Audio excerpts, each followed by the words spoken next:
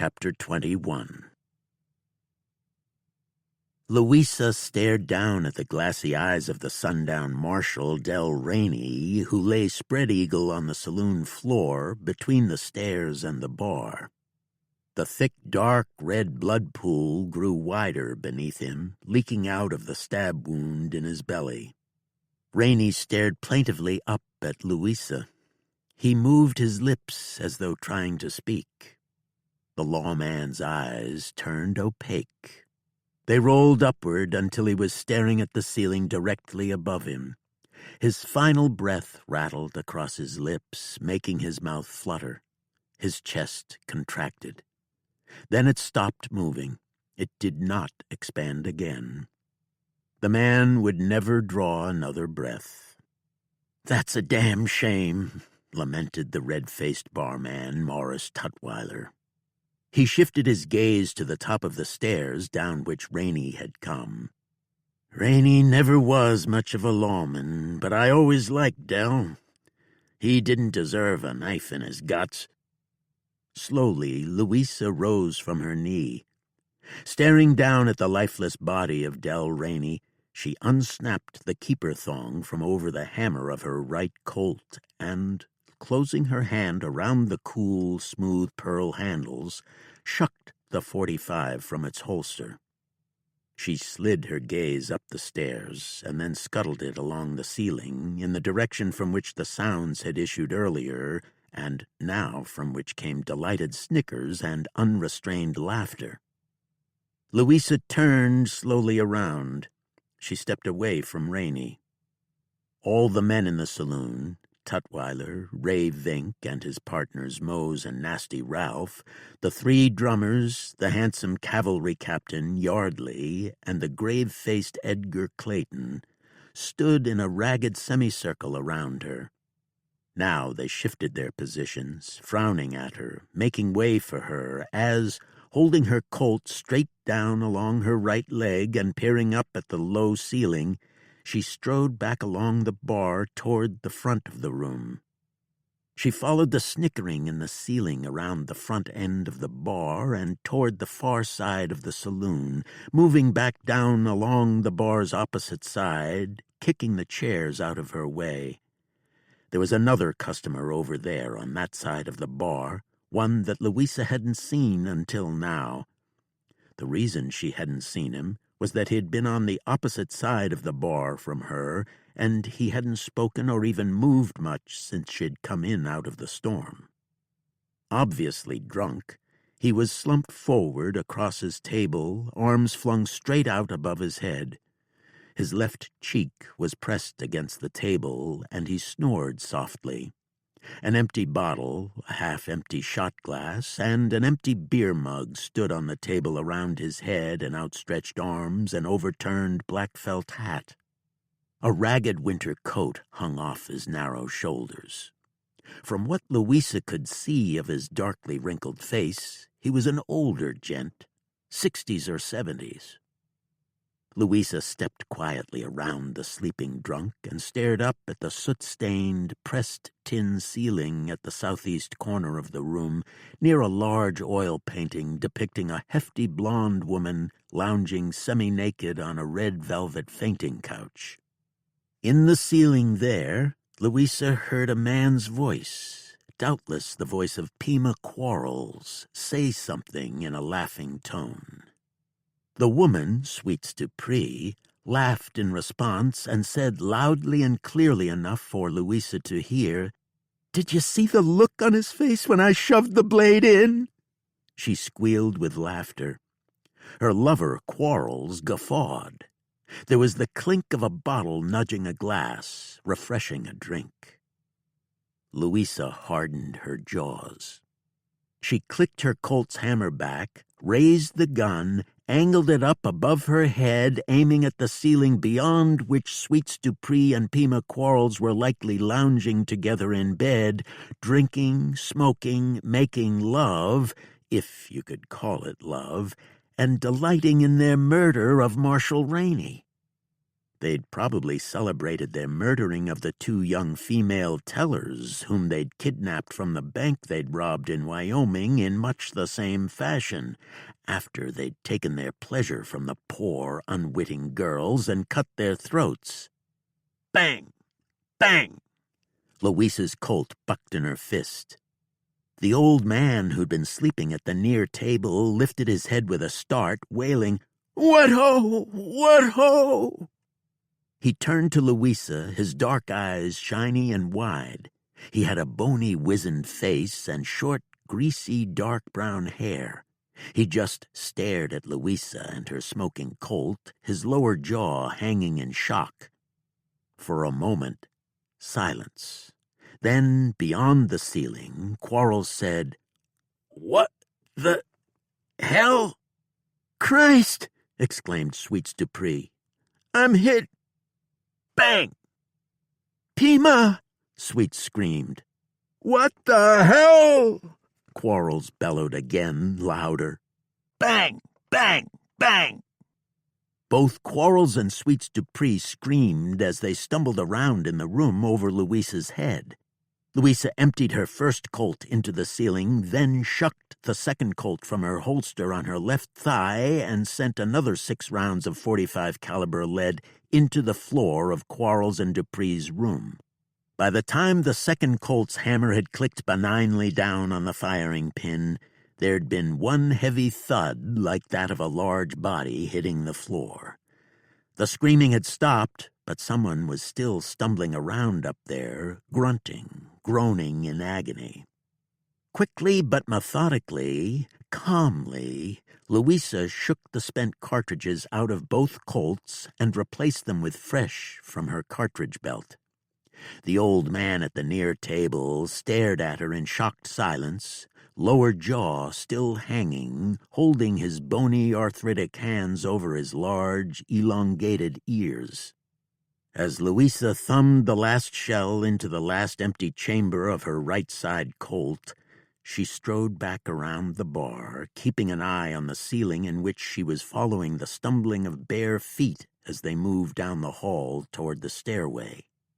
The men were still over there, staring at the Vengeance Queen in mute silence and wide-eyed incredulity. They moved quickly out of her way as she strode back down the bar toward the stairs at the top of which Sweets Dupree emerged from the second-floor hall. Half naked and bloody, wearing only a pair of men's long handles, the outlaw woman dropped clumsily down the stairs, leaning hard against the rail. She had a revolver in her right hand. Wailing shrilly, her hair wild, she stopped about halfway down the stairs and raised the Smith & Wesson.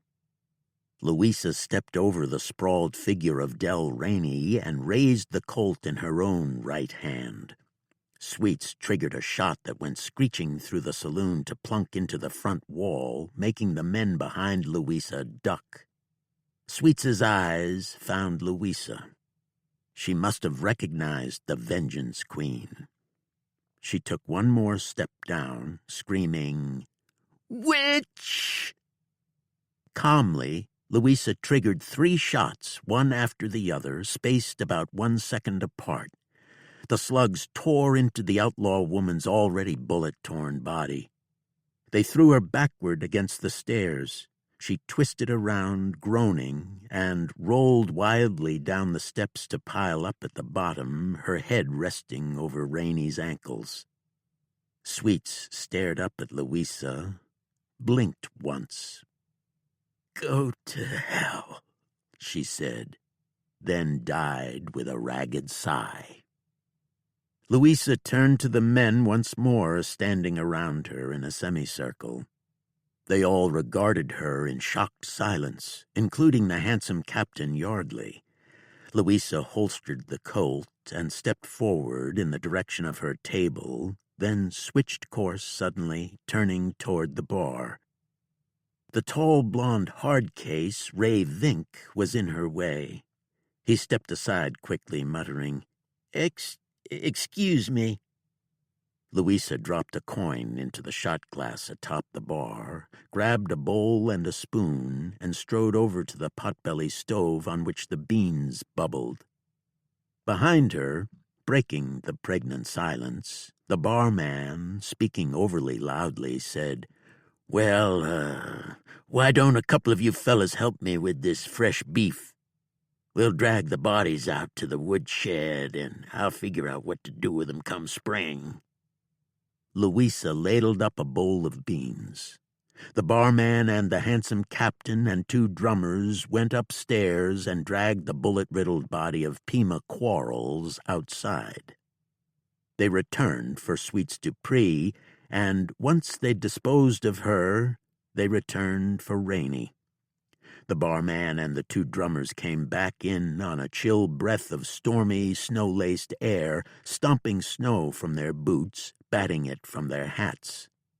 Tutwiler, breathless from exertion, walked back around behind the bar and strode back out a minute later. He set a mug of fresh tea on the table where Louisa, one pistol on the table to her right, was finishing her beans. Louisa reached into her pocket for a coin, and the bartender raised his hands, palms out. "No, no, no," he said, smiling down at her, and then running his hands nervously down his stained green apron. "This round's on the house. Truth be known, it's kinda old. Not too many folks drink tea around here. My wife did. She's English, don't you know? She liked it good and strong, with milk. She never cleaned the teapot. Said cleaning the teapot's a badness, according to English ways. Norma Jane, she's been gone nigh on 5 years now, so I reckon that's how old that tea is. If it tastes old, I'll throw it out and see if Mrs. It's fine." "Oh, okay. Good." Louisa looked up at him. The look was intended to excuse him, but he apparently didn't read it correctly. The barman said, leaning forward to rest a hand on a chair back. I reckon I didn't know who you were. You know, not until I seen you shoot."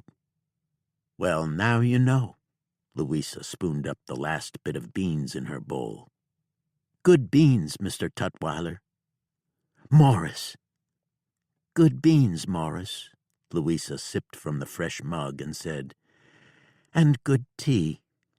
"Oh, thank you, Miss Bonaventure."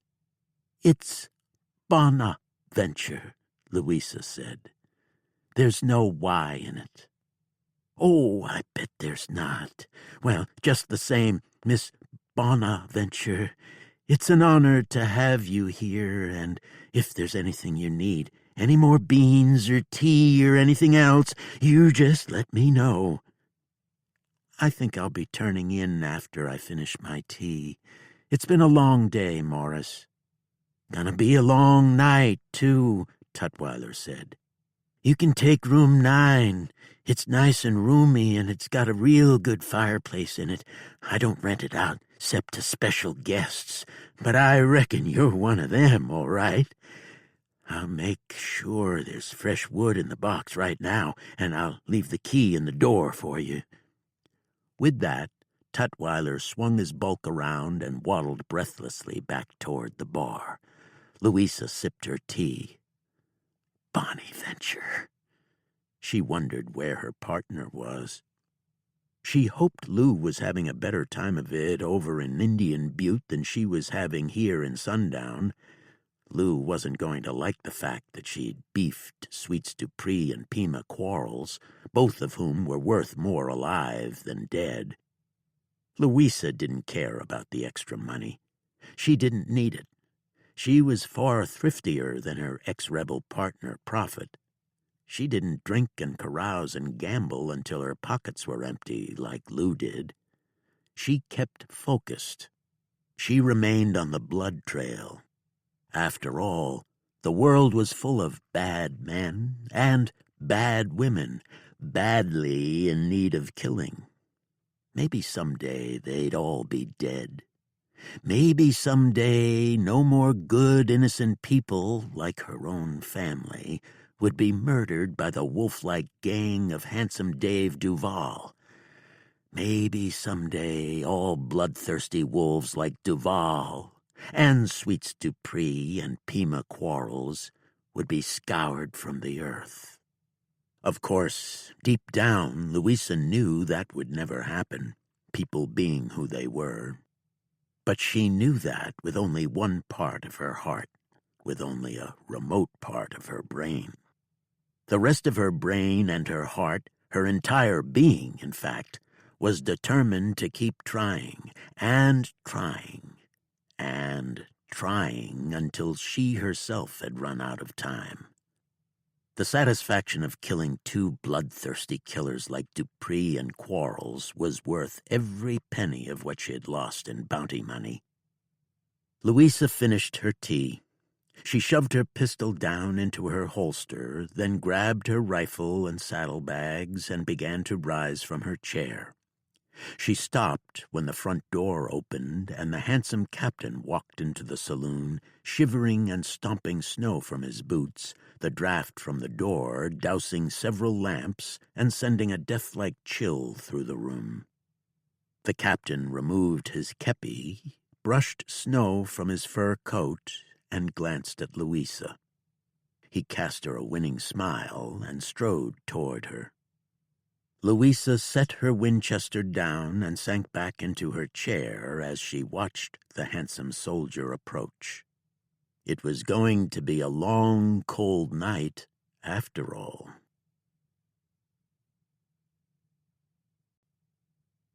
Chapter 22. Captain Yardley stood over Louisa's table. He gazed down at her with an ironic smile. "Mind if I sit down?" Louisa shrugged a shoulder. It was never wise to look too eager. Yardley was handsome, dashing even. But even handsome, dashing soldiers might be black-hearted devils. You just never knew. "It's a free country, Captain." Yardley tossed his hat, wet from the snow, onto a chair, shrugged out of his thick bear coat, and hung it over the back of another chair, this one directly across the table from Louisa. He sat down in the chair, scooted it inward, and leaned forward, wringing his hands together. He stared down at his hands, that sheepish half-smile lingering on his dragoon-mustached mouth. Louisa noticed that what appeared to be dry blood streaked his left thumbnail, a gift from one of the bodies he helped haul outside, no doubt. He must have noticed the blood himself just then, because he covered that thumb with the other one. "What is it?" Louisa asked. "What has your tongue tied, Captain?" Yardley looked across the table at her. "I must say, I feel a little silly having rushed to the honor of one who so notoriously didn't need it." "Don't feel that way. I was flattered." He arched a brow at her. "Really?" "Really. It's been a long time since a man has come to my rescue." "Oh? What about your partner, Prophet? Yes, Prophet." Louisa smiled. "He might have a different story, but I believe I've had to save his honor more times than he's had to save mine." Yardley's cheeks dimpled and his cobalt eyes flashed as he smiled more broadly. "I don't doubt that a bit." He cleared his throat. "Tell me, Miss Bonaventure, you and Mr. Prophet, We're partners." just partners?" "Officially, we're partners. For as long as we can stay together on the same trail without shooting each other. Unofficially," Louisa sighed and glanced around the room before letting her gaze stray back to the soldier. "Well, let's just say the nights can get very long and lonely out there on the hunting trail." Yardley seemed pleased by the answer. I see. He nodded slowly. They do tend to get rather long and lonely here in Dakota as well, especially over the winter. Are you stationed at Totten? Yes, a crude, lonely place.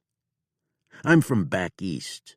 I'm furloughing out, heading home for the holidays. Congratulations. And you? Headed for Bismarck. Lou is coming in on the train tomorrow. He went after 2 killers, and I went after 2 killers. Well, you'll find them out in the woodshed. Mr. Tutwiler will be glad to have to bury only Rainey in the spring. Yardley winced. Terrible thing what they did to the marshal. Seemed a decent man. Decent people are killed all the time, Captain. Surely you know that. That's why I do what I do. Yardley studied her, staring deep into her eyes from across the table, his dark brows beetled critically. You are rather efficient at it, aren't you? And merciless. Louisa glanced at the dozen bullet holes in the ceiling toward the back of the far wall. You mean that? Yes, Yardley chuckled. I mean that. Again, Louisa shrugged. Getting shot through the floor while they lay in bed, making love after butchering a man who was only trying to do his job, was an appropriate way for them to go. They showed Rainey no mercy. Why should I have shown them any? A hanging in a public square in Bismarck would have been too good for them. She paused, ran a finger around the rim of her tea mug. They deserved being shot like rats in a privy. Yardley was studying her again, lips drawn wide beneath his mustache. My God, you are beautiful. As beautiful as all the scribblers have written about you. And just as... He seemed to struggle for the right word. Just as cold-blooded as they write about me. The captain chuckled. Yes, just as cold-blooded as they say. They smiled into each other's eyes. Can I buy you a drink, Miss Bonaventure? Keeping her eyes on his, Louisa shook her head. Never touch anything stronger than tea. I have once or twice. Don't like to lose my edge, and trust me, you wouldn't like what I become after a few sips of the tarantula juice, as Lou calls it. Yardley said, canting his head to one side, tapping his fingers along his jaw. Intriguing. Louisa laughed, then leaned intimately forward toward the dashing young soldier. Tell me, Captain, would you like to share my bed this evening? Yardley's lower jaw dropped. He sank back in his chair. For a moment, he just stared at her, not knowing what to say. Finally, he laughed. You don't like to beat around the bush, do you, Miss Bonaventure? You never know when you've beaten the last one, Captain. I find you attractive. You find me, well, intriguing, cold-blooded. So, I say we head up to my room and get down to business. Mr. Tutwiler has likely filled my woodbox and laid a nice fire in the hearth. Yardley continued to stare at her as though suspecting she might only be teasing him. Finally, convinced her proposition was genuine, he said, Miss Bonaventure, I would like nothing more than to go upstairs with you and, get down to business, as you say. Well, then, Louisa slid her chair back. Wait! Laughing, Yardley reached across the table to close his hand over hers. He glanced around at the other men in the room, including Tutwiler behind the bar, and said, Shouldn't we be discreet? Perhaps you should go up to the room first. Then, after a fair amount of time, I'll... That's silly, not to mention cowardly. Again, Yardley's jaw dropped. What? Why on earth would you care what anyone in this room thinks of you? Well, it wasn't so much myself I was thinking about. Okay, now, Captain, Louisa said, giving him a remonstrating sidelong stare, your chivalry is beginning to wear a little thin. If you want to share my bed, you'd best show a little more. She stopped as boots thundered suddenly on the stoop outside the saloon, muffled by the snow, but still loud. The front door opened quickly, but not before Louisa had shucked her right-hand Colt from its holster and whipped it toward the old man, just then entering on a windy blast of snow-laced air, and clicked the hammer back. The old man looked at the pretty blonde, aiming the peacemaker at him, narrowing one hazel eye as she aimed down the barrel. He frowned, blinked. He wasn't holding a weapon in either wool-mittened hand, so Louisa depressed the Colt's hammer and lowered the weapon. Yardley glanced at her dubiously, his mouth corners lifting in a wry, knowing smile. The old man closed the door, glanced once more cautiously at Louisa, then turned to the bar behind which Tutwiler was standing, saying, Well, well, Lester Johnson, what are you doing out in this weather? I figured you'd be snuggled up with your cats, a long book, and that bottle I sold you earlier. Where's the marshal? The old man asked, leaning forward, hands on his knees. He was trying to catch his breath. Dead, Louisa said. Johnson looked at her. He had a broad face, nearly as dark as an Indian's, and a full, snow-white beard. He was short, lean as a flax stem, and bow-legged. A large, liver-colored wart sprouted from one of his shaggy white brows. Who are you, Annie Oakley? Close.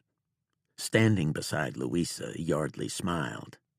Still crouched forward, breathing hard, Lester swallowed and looked at Tutwiler again. What happened to Rainey? 2 tough nuts did him in, upstairs. He's out in the woodshed where he'll likely remain till spring. What's the matter, Lester? You look like a ghost of one of your dead wives came back. Worse than that. Johnson straightened, widened his eyes beneath his shaggy white brows. Someone took a hatchet to the banker, Emery. That's what I came to fetch Rainey for. The banker? Louisa glanced around the room looking for Tony, but then she remembered that the girl had gone upstairs and hadn't come down again, not even after all the fireworks. Yeah, the banker, Johnson said, glancing at Louisa again, curiously. He strode forward in his bull-legged fashion, heading toward the bar, removing a mitten and brushing an arthritic hand across his nose. That's what I came to fetch Rainey for. Emery's dead? Tutwiler asked in disbelief. You sure, Lester? Or has this cold weather just got you hitting the bottle extra hard? Johnson turned to rest an elbow atop the bar. He shook his head in shock and consternation. Seen him myself. I was fetching firewood outside my shack, over close to where Mr. and Mrs. Emery got their new house, and I heard the woman scream. She screamed several times, really scared-like, crazy-like. I throw on my cold weather gear, and I walk over there, and I see her sitting down outside the back door beside Mr. Emery himself. Emery's got a hatchet in his back, right up close to the back of his head, laid his spine wide open, and it was still in there, looking like a pump handle when I come up on him and that poor woman. She was just crying and kicking and screaming and really carrying on. I didn't think I was ever going to get her settled down and inside out of the cold. Johnson turned to the barman, his eyes bright, stricken. "Give me a whiskey, will you, Morris? Make it a big one." As Tutwiler grabbed a bottle from beneath the bar, Louisa walked over to stand facing Johnson. "Do you have any idea who might have killed Emery, Mr. Johnson?" "Hell no. But then I don't know him that well. He ain't been here long, and I'm just an old hermit living alone in my shack, reading and tending my cats and such. And that's just how I like it." "The woman's still over there?" Johnson nodded as he watched Tutwiler fill a water glass. "Of course she's still over there. I was just gonna fetch Rainey and leave it up to him. I ain't the law. I was just gonna have me a couple of drinks to calm my nerves." He lifted his glass in salute to Louisa. "And that's just what I'm gonna do, too." Louisa glanced at the other men in the room. None looked eager to face the cold. Most of them turned away from Louisa's vaguely accusing gaze. With a disgusted chuff, she strode back over to her table and shrugged into her coat. "What are you gonna do?" Yardley asked her. "I'm gonna see to the banker's wife." Louisa cast old Johnson an incriminating glance. Her own life could very well be in danger. "It's started," said Edgar Clayton. He sat at his table, staring over his shoulder toward the front of the saloon, his eyes dark, round, and ominous. Buttoning her coat, Louisa frowned at him. "What's started?" Clayton turned his head slowly to face her. "The killer of the banker Emery is Ramsey Willis. He's started killing here in Sundown." "Ramsey Willis?" said Lester Johnson. "I haven't seen Ramsey Willis in town since it turned cold. Don't he still work for you?" He paused, scowling deeply at Clayton. "In fact, what are you doing in town, Clayton? It's storming outside." Clayton returned his dark gaze to the front of the room, sliding his eyes quickly along the windows and door, as though expecting the nightmare specter of Ramsey Willis to gain entrance at any moment. "I'm hunting Ramsey Willis. Gonna shoot him down like the loco wolf he is." "Hunting him?" the bartender and Lester Johnson said at the same time. "Why?" "He's gone mad." Clayton turned to give both Tutwiler and Johnson a grave, direct look. "It's the winter fever. It's got him. He's mad with it. He killed Rose. He killed the 3 old woodcutters at the camp on the cannonball." He swung his head back around to face the front of the room. "Now he's come to town to keep right on killing." "What's the winter fever?" Louisa asked. "Old wives' tale," Yardley told her. "It's said that some men go mad at the start of the winter up here. They can't stand the thought of the next 5-6 months of cold, of being socked inside a small prairie cabin with nothing around, not even any trees to look at, so they go mad and start killing folks." He smiled wisely and shook his head. "The notion itself is madness." "It happens," Johnson told the captain. "I was here when this place was still only a hider's camp. It happened a time or two. Men stayed on here through the winter 'cause maybe they didn't have nowhere to go, or maybe they'd married up with a squaw from around here. In November, with all those hard, cold, lonely months staring them in the face, they'd go mad and start killing. It's like a demon took hold." Tutwiler nodded slowly. "I've seen it too. I was trapping once up on the Mouse River just across the border in Canada. We had us a small camp and—" He let his voice trail off as he stared at the saloon's front door. He gave a barely perceptible shudder. Yeah, yeah, I've seen it. Louisa felt a chill crawl up her spine. She looked from Johnson to Edgar Clayton, staring darkly at the door, beyond which the wind moaned like a lonely witch. "Nonsense," said the captain. "It only happens to those men who already have cold-blooded killers living inside them. Then, when the itch to kill gets so strong they can't control it any longer, and some men, and even some women, are born with it, unfortunately, they go mad, pick up the weapon of their choice, and blame the weather for causing them to leave one hell of a blood trail." "There ain't no sense to it," said Clayton with stubborn defiance. "It's all nonsense. Oh, a few men, possibly even some women," Yardley added for Louisa's benefit, "have gone mad this time of year and started killing people. But that doesn't mean that's what's going on here. Now, because of the legend that has grown from a very small but all too fertile seed, men on the prairie have come to fear it the way children fear the Grim Reaper. Well, I seen my dear Rose lying dead on my cabin floor with my own eyes," said Clayton. "Rose?" Tutwiler exclaimed in shock. "Rose is dead?" Clayton nodded slowly. "He killed her. Ramsey Willis did. I was off hunting a wildcat that was pestering my cows down along Porcupine Creek. Ramsey stayed home with Rose because he wasn't feeling right. Took to his bed several days ago. Couldn't sleep. Paced the floor at night.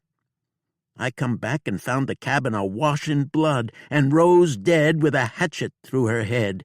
Ramsey was gone. Saddled a horse and headed this way, to Sundown. But not before stopping at the Cannonball to kill them old woodcutters." Tears glazed Clayton's eyes, dribbled down his cheeks. A sob welled up from his throat, and it sounded like the utterance of some poor, bereaved, unearthly soul. "Now he's here, in town," Clayton said, clearing his throat. "And he's started with the banker." He paused, then added in a low, menacing trill, "He'll work his way over here, sooner or later, and continue the carnage." Clayton rose from his chair and grabbed the rifle lying across the table before him, near his half-empty bottle. "If I don't hunt him down and kill the son of the devil first, which I surely aim to do." He stomped across the saloon and went out into the cold. Louisa grabbed her own rifle and pulled on her gloves and mittens. Yardley stepped up to her. "What are you going to do, Louisa?" She scowled up at him. "What do you think I'm going to do? I'm going to check on the banker's poor widow, and I'm going to see to finding the killer who widowed her." Louisa knotted her muffler beneath her chin and followed Clayton out into the cold, howling night.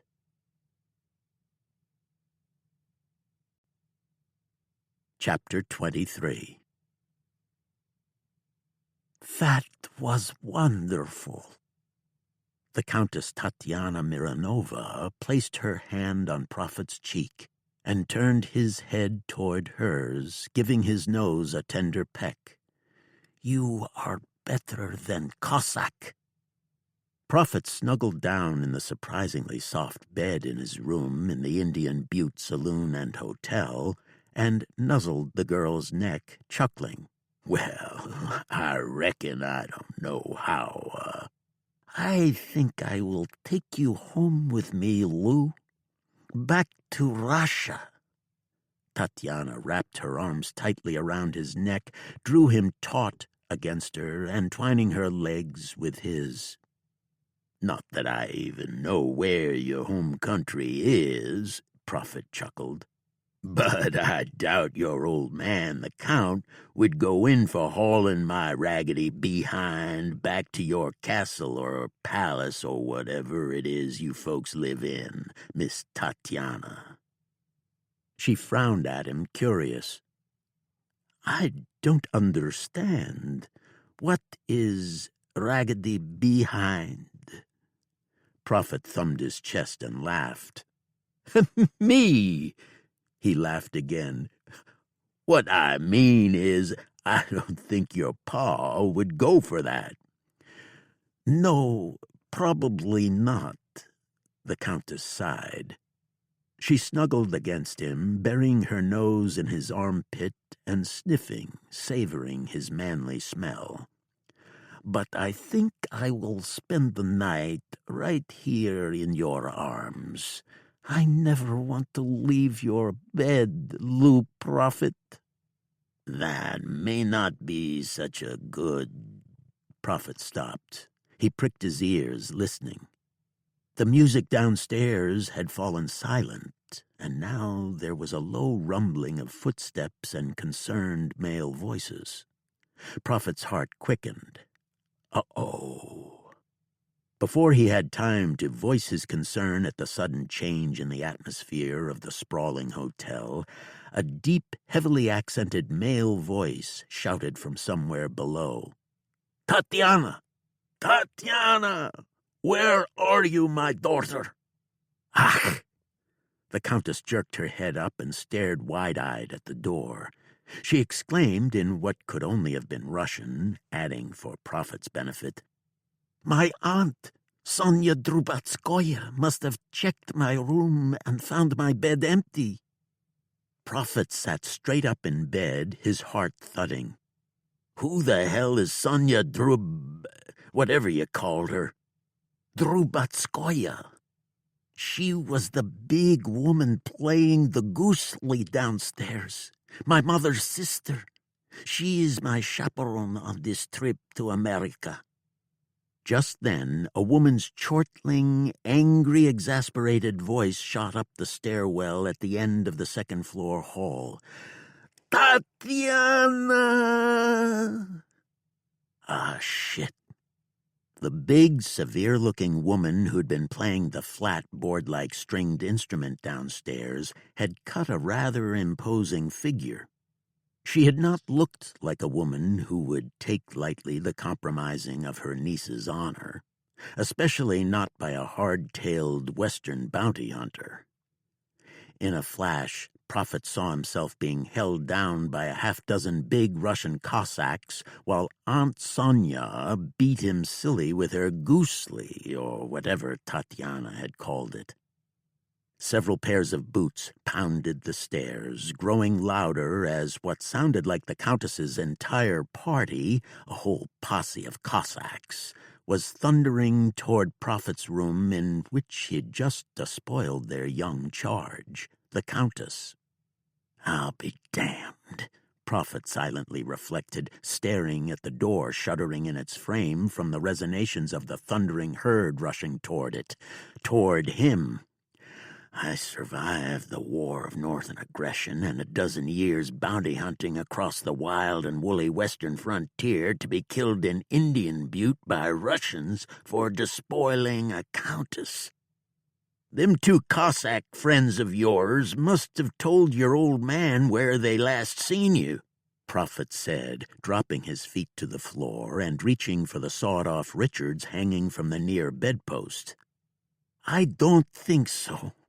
Tatiana was on her knees on the bed, sitting back on her heels, staring anxiously at the door. "They would have been too embarrassed to tell my father what happened. They are likely cowering like dogs in their rooms."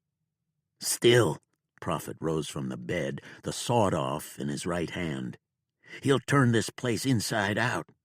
He'll find you sooner or later. I might have to shoot my way out of here.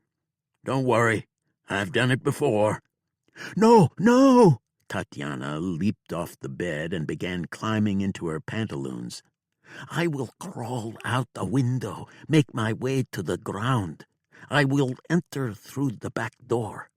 I will tell Papa that I stepped out for some fresh air and got turned around. Don't worry, Lou. If I told Papa I flew away to have a few quiet moments on the moon, he would believe me." She chuckled throatily as she grabbed her gown and the rest of her undergarments and shoes and padded toward the room's single window. "You can't go out there, Tatiana." Prophet glanced from the door to the girl, then back again, the voices and the footsteps growing louder in the hall. He could feel the reverberations through the floorboards beneath his bare feet. "You know how cold it is out there. You'll freeze your pretty little... not to mention your feet." "Cold? Ha! You have never been to Russia in the winter, Lou." "No, I haven't, and if this cold is to scoff at, I reckon I never will, neither." The footsteps fell silent outside Prophet's room. A fist thundered on the bounty hunter's door. "Prophet! Lou Prophet! Are you in there, you scallywag?" It wasn't a voice Prophet had heard before. The Countess drew a sharp breath through gritted teeth and cast her bright, anxious gaze at the door. To Prophet, she said, just loudly enough for the bounty hunter to hear, "That's the senator. Maybe you were right, Lou. Papa must have gotten Ivan and Dmitri to tell him where they last saw me. Either that or that damnable Rodney had his suspicions." The pounding came on the door again, 3 loud thuds, making the door leap in its frame. "Prophet!" Wearing only her white cotton pantaloons, holding her shoes and gown in a large ball before her, the Countess ran back to Prophet, rose up onto the tips of her toes, and kissed his cheek. "All will be well, Lou. Don't you worry. I am as strong as a bear and lithe as a monkey." She kissed him again, giggled, apparently delighting in the excitement, then ran back to the window, which she'd already opened. Wind-blown snow slithered through the gap. 3 more hard whacks on the door. "Mr. Prophet, open this door or I will have it broken down." "Don't break down my door, Senator," the barman begged from farther off down the hall. "Doors don't grow on trees around here. Hell, hardly any trees grow around here." The Countess, perched on the sloping roof outside Prophet's window, grinned through the window at him. She blew him a kiss, then quietly closed the pane. "Prophet!" came the voice of the senator's Nancy boy son, Rodney. "We know you're in there, Prophet. The barman told us. If you have the Countess in there, you'd better not have harmed a hair on her head." The Russians were anxiously conferring in their own tongue around the senator and Rodney Fairweather. "Let her go, Prophet," bellowed the senator. "Her father is right here, and if you've harmed that girl, I am going to leave you to the Count's men to do with as they see fit. It will not go well for you." "Oh, for Christ's sakes." Prophet pulled on his long handles and socks. As the senator and Rodney and the Russians continued milling around outside his room, pounding on his door and threatening him, he buckled his Colt and cartridge belt around his waist and set his hat on his head.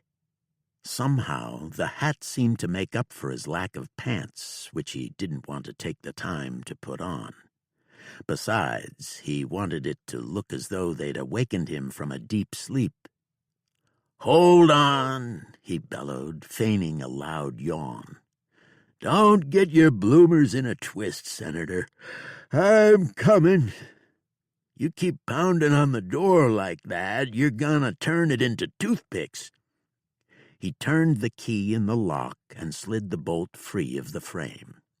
He opened the door just as the senator threw his fist at it once more, and the man stumbled forward into the room, bullying into Prophet.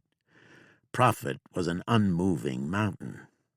The senator, a foot shorter, bounced off him and stepped back into the hall, scowling up at the brawny bounty hunter clad in only long handles, gun belt, socks, and hat. Fairweather's son flanked him on his right, drawing his father back by one arm. The stocky, bearded old Count stood to his left, glaring up at Prophet through a monocle. Rodney's assistant Leo and a half-dozen big bearded Russians in their crisp red uniformed tunics and deerskin trousers stood behind the Count, the Senator, and Rodney, looking like wild grizzlies fixing to bust out of an inadequate zoo cage. "Let her go, you animal!" yelled the Senator. "You heard my father," Rodney intoned, holding a small, silver-plated, pearl-gripped over-and-under derringer in his beringed right fist, aimed at Prophet's heart. "Let her go right now!" He bolted forward, poking his head into the room. "If you've hurt that girl, so help me." Hold on," Prophet said, holding up his hands, palm out. "Will someone please tell me what in the hell is going on here? You woke me out of a dead sleep, and I got a big day tomorrow." Count Miranova stepped forward, monocle dangling by a thread from his left lapel, and cut loose with a tirade of gibberish, the likes of which Prophet hadn't heard since traveling through a mining town populated by Prussians in the San Juan Mountains of southern Colorado. This particular spiel was directed at him, along with a good deal of spit. Prophet held up his hands again and shook his head. He cut the old Russian off. "Friend, I don't understand a word you're saying, so you might as well save your gas." Again Rodney poked his head into Prophet's room, sniffing like a dog. "What's that I smell?" He sniffed again. Why, that's the Countess's smell, you mangy southern dog. I'd recognize her fragrance anywhere." The dandy stepped back and aimed the derringer up at Prophet's head, hardening his jaws and brightening his eyes. "What have you done with her, you Confederate scallywag?" "Did someone say my name?" It was the voice of the Countess herself, rising from somewhere behind the knot of mostly large, uniformed, bearded men gathered before Prophet's open door. All heads turned as though on a swivel. The old Count exclaimed in his own language and pushed through the small crowd of big Cossacks, hurrying over to where the Countess was just then padding along the hall, wearing her gown, arms crossed on her splendid bodice, shivering. Prophet was relieved to see that she had put on her shoes. Russian or no Russian, even the Countess's toes would turn to stone after only a few minutes exposed to the frigid winds of Dakota territory. "Countess!" Rodney yelled, and rushed over to stand with the pretty young woman and the Count, who had just then taken his long-lost daughter into his arms, hugging her tightly and speaking in his guttural tongue that was all gibberish to the bounty hunter's ears. The Senator and all the others rushed over to hover around the Countess also. After conversing with her father in their own harsh, nonsensical language, she turned to the Senator and his dandified son to explain in broken English and in a pinched, frightened little girl's voice, "I stepped out to get some air. I was so hot from dancing, and I must have gotten turned around." Tatiana's gaze drifted fleetingly toward Prophet, who could have sworn a devilish little grin tugged at her mouth corners and flashed in her eyes. Continuing, she said, "As I stepped out, there was a great gust of snow, and suddenly I found myself by the barn. The snow was so thick that I couldn't find my way back until, well, I don't know how I managed it. I guess the snow cleared and I saw the lights in the windows and—" "Oh, thank heavens, Countess!" exclaimed the Senator, placing a relieved hand on the girl's arm. "However you managed to make it back, we're all so glad you did. The snow can get quite thick up here at times." The Count turned his wizened head to yell down the hall. Presently the stout woman whom Prophet had seen downstairs bounded out of a room at the hall's far end. The Count yelled again in Russian, and Aunt Sonia, the Countess's rain-barrel-shaped chaperone, returned to her room before bounding back out a few seconds later, this time with a thick quilt in her arms. She'd obviously been crying. Her fat cheeks were red and swollen. She'd thought the Countess had been gobbled up by the big bounty hunter and spat to the wolves. Cooing and clucking and pattering in Russian, breathless, the big woman rushed over to where the Countess stood shivering with her father, the senator, and Rodney.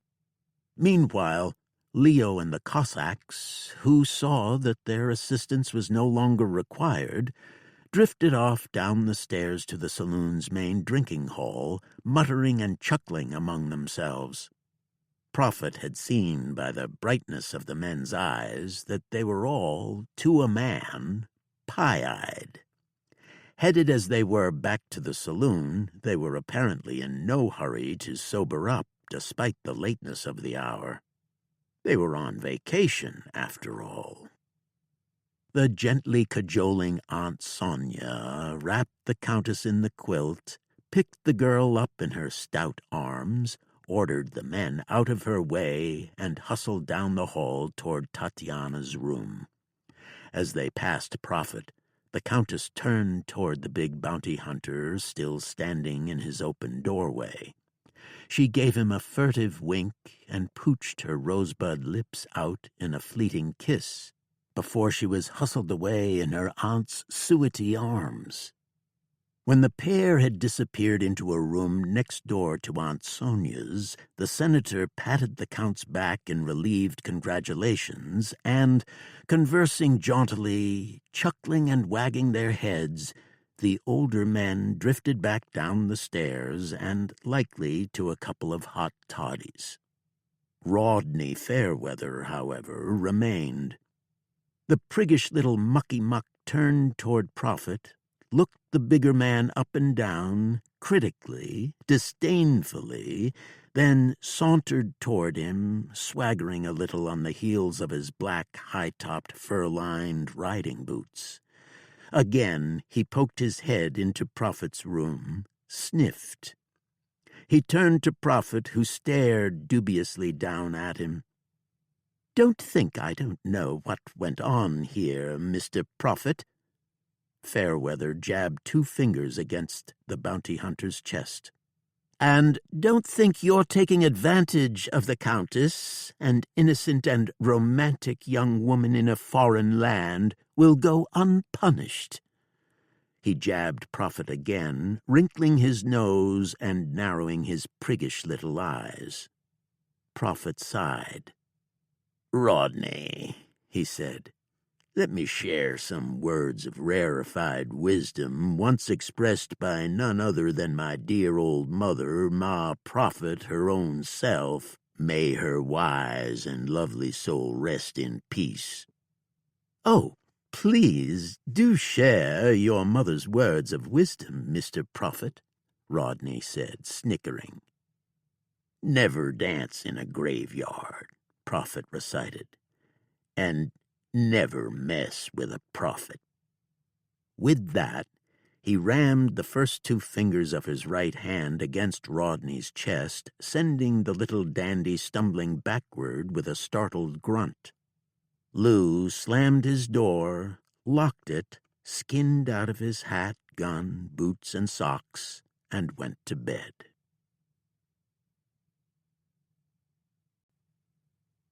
Chapter 24. Louisa followed the tracks of Edgar Clayton down off the saloon's front porch and into the street.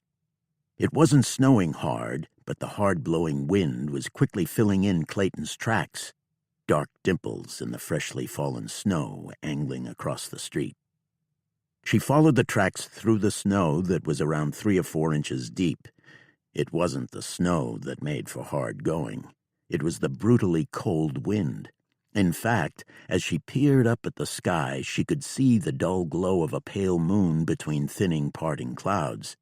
The snow would likely cease soon, but Louisa had grown up in the Midwest, albeit farther south in Nebraska, and from that she knew that savagely cold temperatures often followed a storm.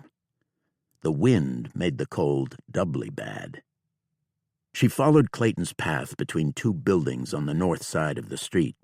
The man's tracks led out behind the buildings and then angled again to the right, toward where a lone two-story house with a peaked roof sat near a small barn and stable, vaguely outlined against the dark, stormy sky brushed with pale moonlight. As Louisa headed toward the house, a man's ragged breaths sounded behind her, as did the crunching of running footsteps. Louisa wheeled, taking her rifle in both hands, and quickly racked around into the action. The man heading toward her, an inky silhouette against the paleness of the snow lit by the feeble moon, stopped suddenly and raised his gloved hands. "Captain Yardley!" Louisa lowered the rifle, turned, and continued striding toward the house. Yardley ran up beside her and kept pace with her. She could hear him breathing beneath the wind. She could hear her own ragged breaths as well.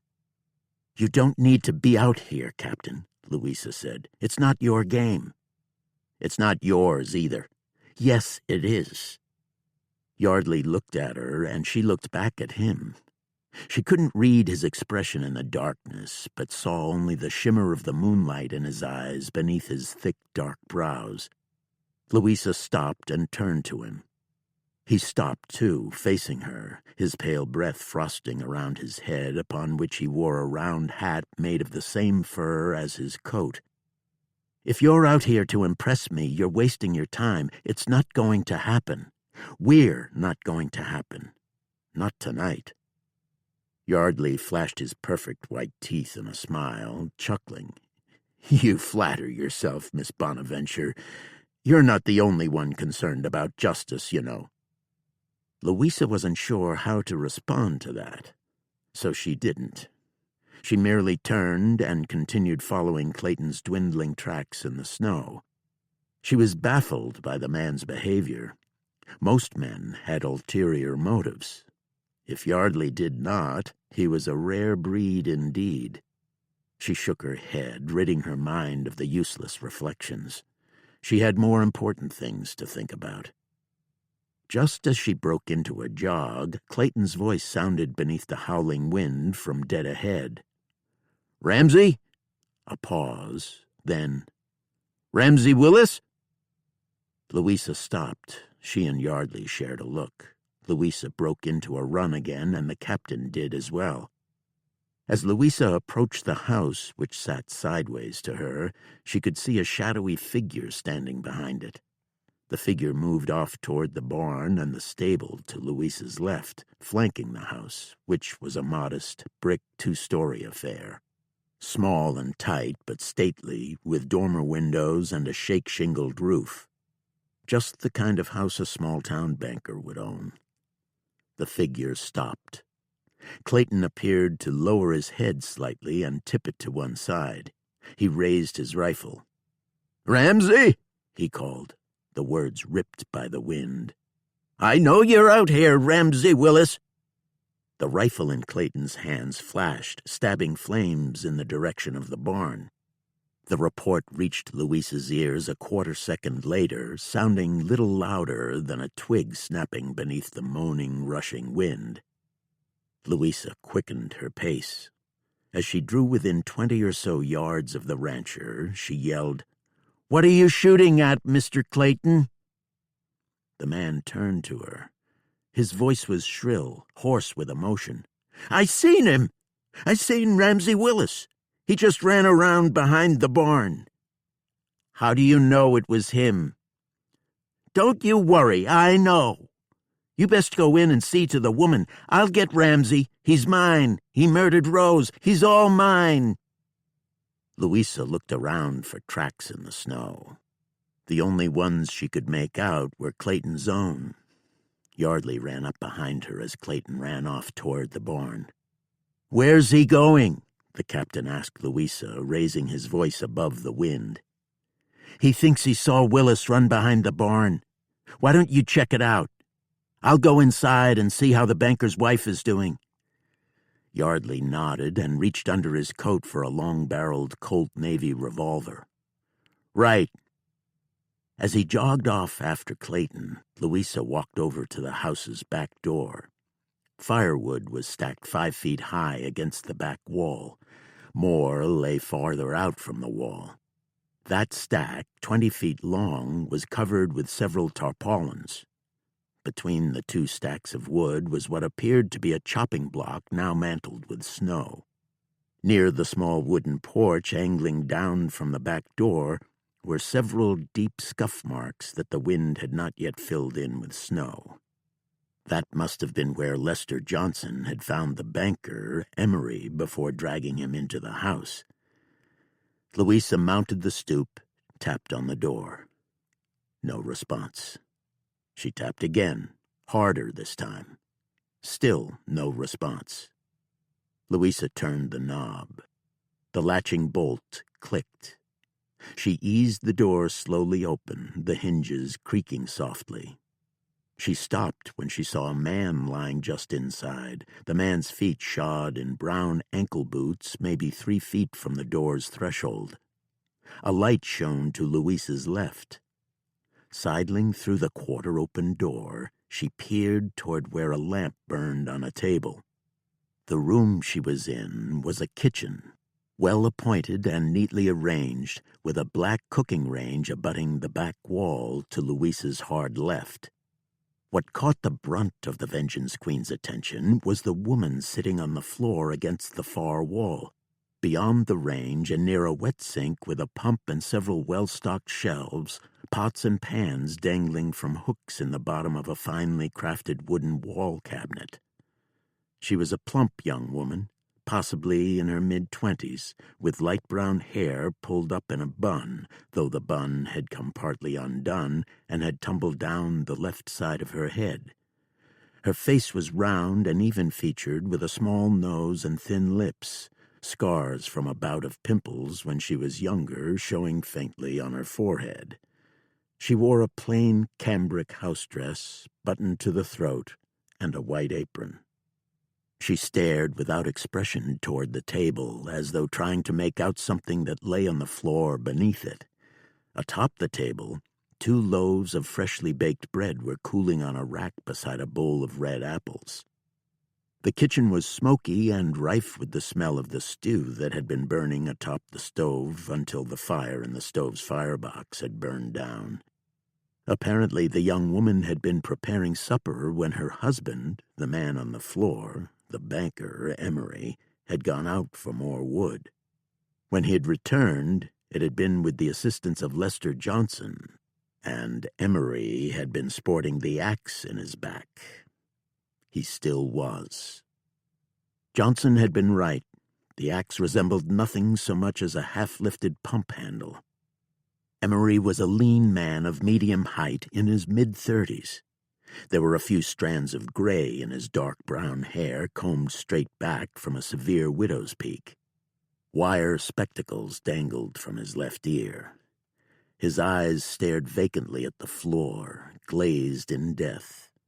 He wore broadcloth trousers, a white shirt, and a fawn vest from which a pocket watch drooped to the floor, dangling by a gold chain.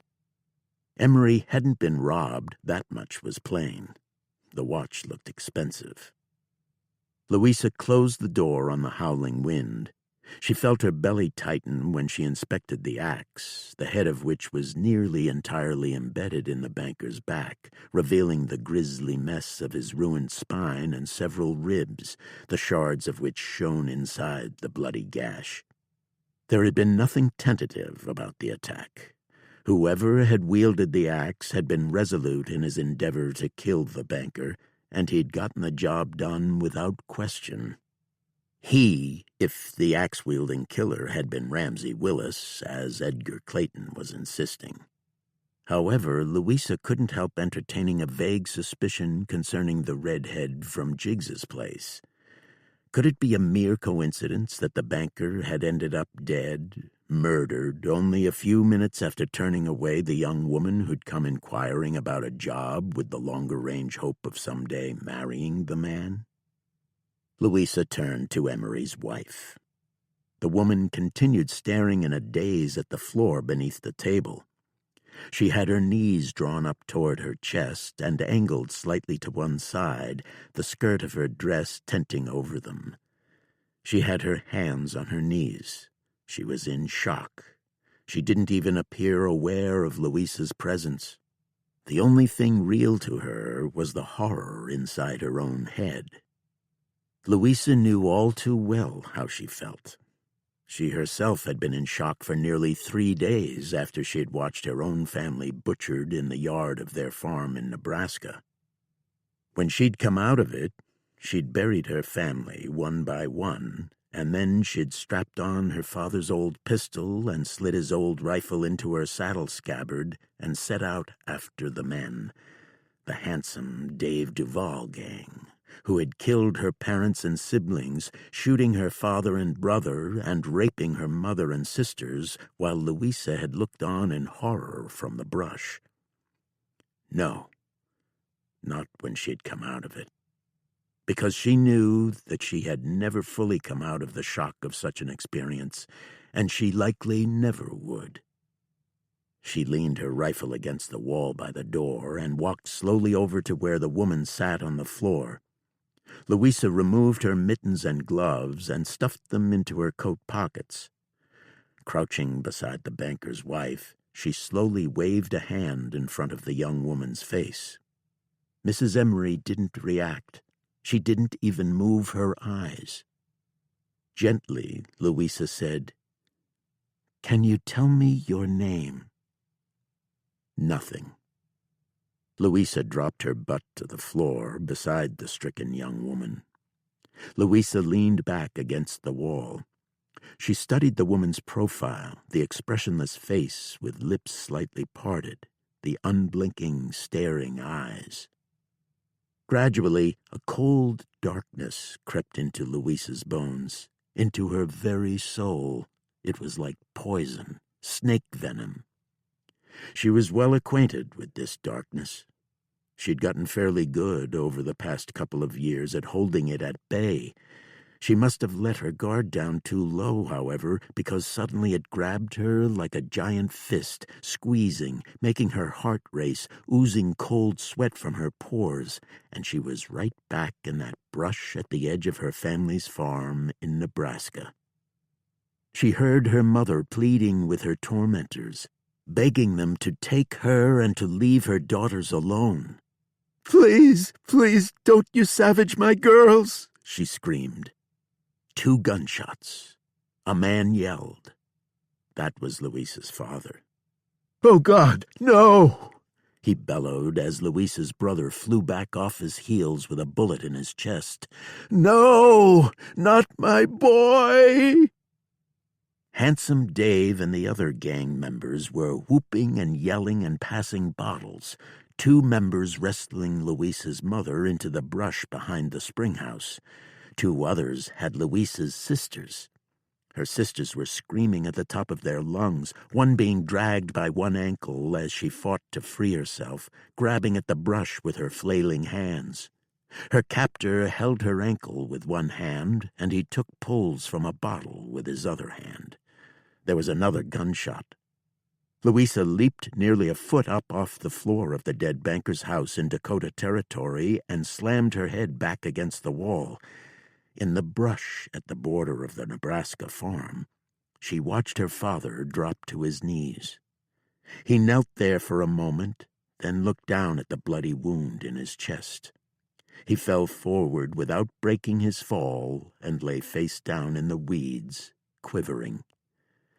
Meanwhile, Louisa's mother screamed, "Not my baby girls!" She screamed and screamed. Louisa rolled onto her belly, lay flat against the floor, writhing with the screaming in her head and the daggers of grief and terror in her heart, grinding the heels of her hands against her temples as though to knead away the sights and the sounds that were more real than the cold wooden floor she lay upon. A hand closed over her shoulder. A man said, "Louisa?" She thought she recognized the voice. Louisa rolled over. She placed both her hands on the man's arm, squeezing, half sitting up and yelling hopefully, "Lou!" It was Captain Yardley staring down at her with concern, on one knee beside her. Lou's absence was nearly as palpable as that of Louisa's family. Suddenly she wanted to scream the bounty hunter's name, to call to him across the cold miles between them, for it was only he who could comfort her, settle her down when the black claws of terror engulfed her. But he wasn't here. It was the handsome, cobalt-eyed Captain Yardley. She felt tears slither into her eyes, felt her lips tremble with longing. Her disappointment must have been plain on her face. Yardley gave a regretful smile, his brows forming a V above his nose. "Sorry, just me." His eyes probed hers. "Are you all right, Louisa?" Quickly, she brushed her hands across her cheeks, rubbing away the tears that had started to dribble down from her over-filled eyes. She sniffed, nodded, her face warming with chagrin. "Did you find Clayton?" Yardley shook his head. "Dark back there. I lost his tracks. I think he headed for some woods north of town, but I couldn't be sure. I thought I'd come back and check on you." He glanced at the banker's wife to Louisa's left, and Mrs. Emery. "She's been sitting like that since I came in," Louisa said. "Poor woman. Does she have family around here?" Again Yardley shook his head. "I wouldn't know. I only pass through here from time to time." Still flushed with embarrassment over her unseemly emotional display, Louisa rose with a grunt. What horrified her almost as much as the memories of her family's murder was Yardley having witnessed her breakdown. If only she could go into the captain's brain and clear his memory of the past few minutes. Only Lou had ever seen her like that. Only the big ex-rebel knew how to comfort her. If only he were here. If only they could get along, stay together. She suppressed the trembling in her hands and knees and looked down at the banker's wife. "We'd best get her over to the saloon. We can't leave her here, not with a killer on the loose. Can you carry her?" "Sure." Yardley glanced at Emery. "What about him?" "Leave him here," Louisa said, walking over to the door and picking up her rifle. "Let the town deal with him once the storm breaks." Quickly, feeling the walls of the banker's house closing in on her, Louisa glanced once more at the dead Emery still lying with the axe embedded in his back, then swung around and went out.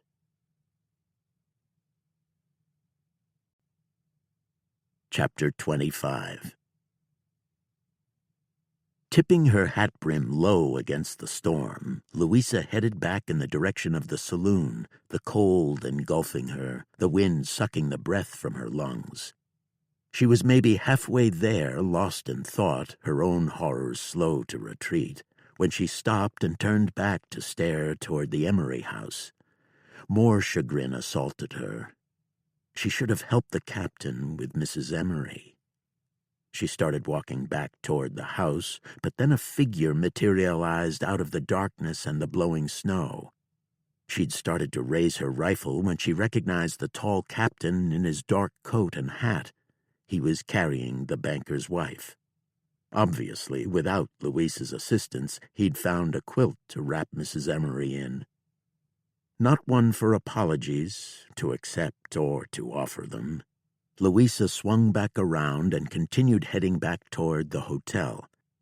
Yardley was just behind her as she mounted the stoop and pushed through the heavy winter door, causing all faces in the room to snap toward her, apprehensive looks in the men's eyes. in the eyes of one woman as well. Tony was working behind the bar. Louisa held the door open while Yardley passed through it, then she closed it and said, "Take her over to the fire. We'll get her warm before we take her upstairs." The barman Tutwiler sat at a table near the bar, a bottle and a steaming coffee mug before him. "Is there a doctor in Sundown?" Louisa asked. The blond hardcase Vink was playing cards with his rough-looking pards, Mose, and Nasty Ralph at a table near the barman. Vink chuckled wryly and threw down a card. "A doctor?" Tutwiler said. "Sure, we got a doctor." He tossed his head to indicate the little wizened oldster asleep at the table on the opposite side of the bar, near where Louisa had shot Quarles and Dupree through the ceiling. "For all the good he does." The doctor was snoring softly, his head buried in his arms. Louisa inwardly cursed and went over to where an old, faded brocade armchair sat against the far wall under a cracked leather harness, a ragged duster, and a moldering gun belt housing a rusty pistol, paraphernalia that customers had likely left on the premises long ago. There was even a badly faded dodger for a traveling Shakespearean theatrical troupe from Memphis. Louisa brushed it all onto the floor, then dragged the chair over to her own table, positioning it between the table and the crackling, sighing wood stove, the orange flames inside showing through the slight gaps around the brass-handled door. Yardley eased the addled woman into the chair. Mrs. Emery sat with an expression very similar to the one she had had in the house, staring into space as though she were trying to remember something that stubbornly evaded her. It was as though her mind, unable to comprehend the horror she had witnessed, the axe embedded in her husband's back, had simply shut down. Louisa understood only too well the condition. She removed her mittens and gloves and shrugged out of her coat, then made her way to the bar. All eyes in the room slid between her and the banker's wife. "What happened to her?" Vink asked as Louisa strode past his table. He was staring at Mrs. Emery. "Shut up." Nasty Ralph and Mose shared a smirk and chuckled. Vink curled his nose at the Vengeance Queen. "I was just asking," he said. Louisa walked up to the bar where Tony stood unpacking bottles from a box and stacking them on back bar shelves. When she turned to Louisa, Louisa said, "You found a job."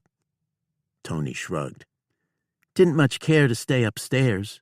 Not after all the shooting and hollering." She gave Louisa a vaguely ironic look. "So I came down and asked Mr. Tutwiler to put me to work." She glanced at Tutwiler, who sat sipping his coffee and smoking a loosely rolled quirly, looking as apprehensive as all the other men in the room. The consternation was understandable, given that a killer was apparently running loose in Sundown. "He figures it's going to be a long night and needed a hand," Tony continued. "If I work out, he might keep me on." Again she hiked a shoulder. "No promises.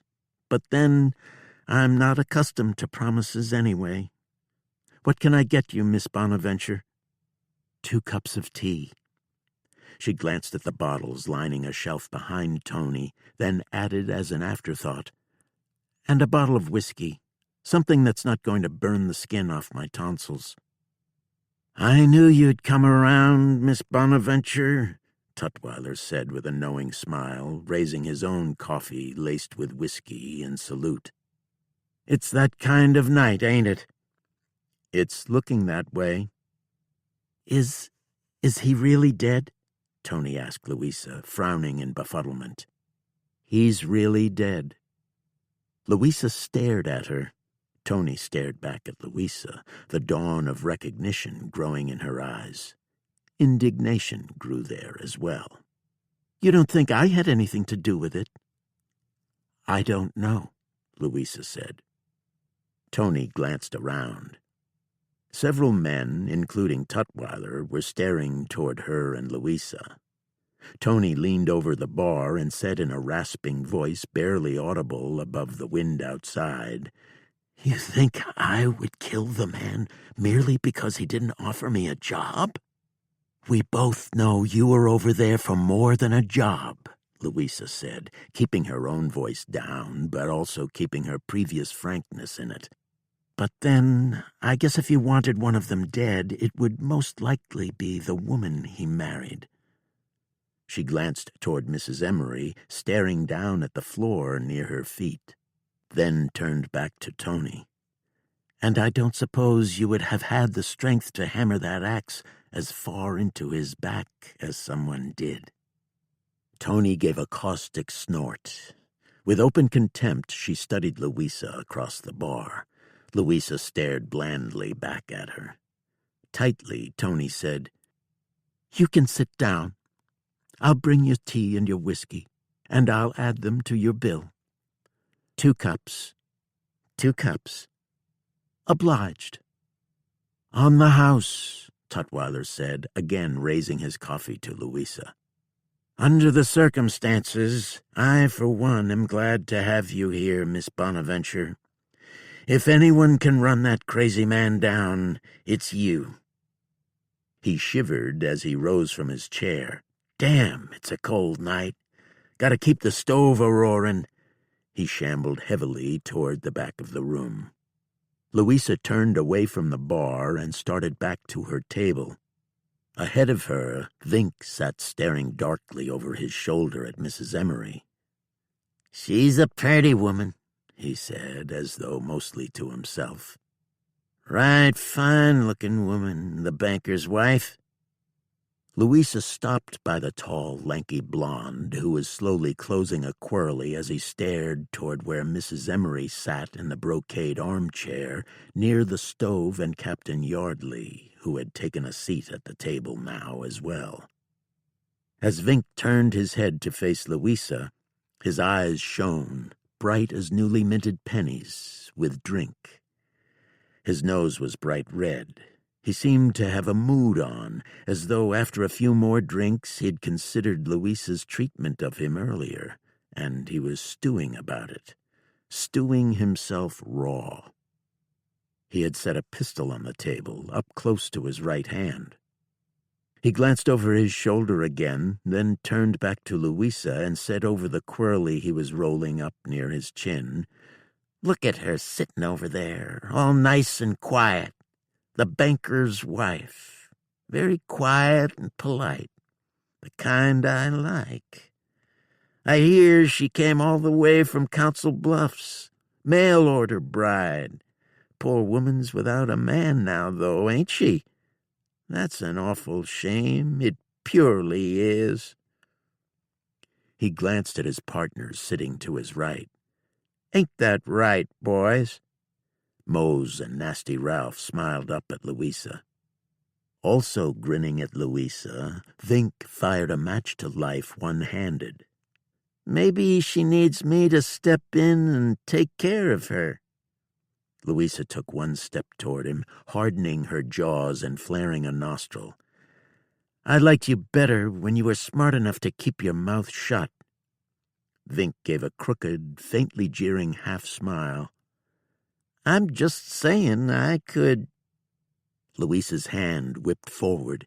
It cracked against the blonde's left cheek so sharply and loudly that one of the 3 drummers leaped in his own chair with a start. "Jesus!" he exclaimed.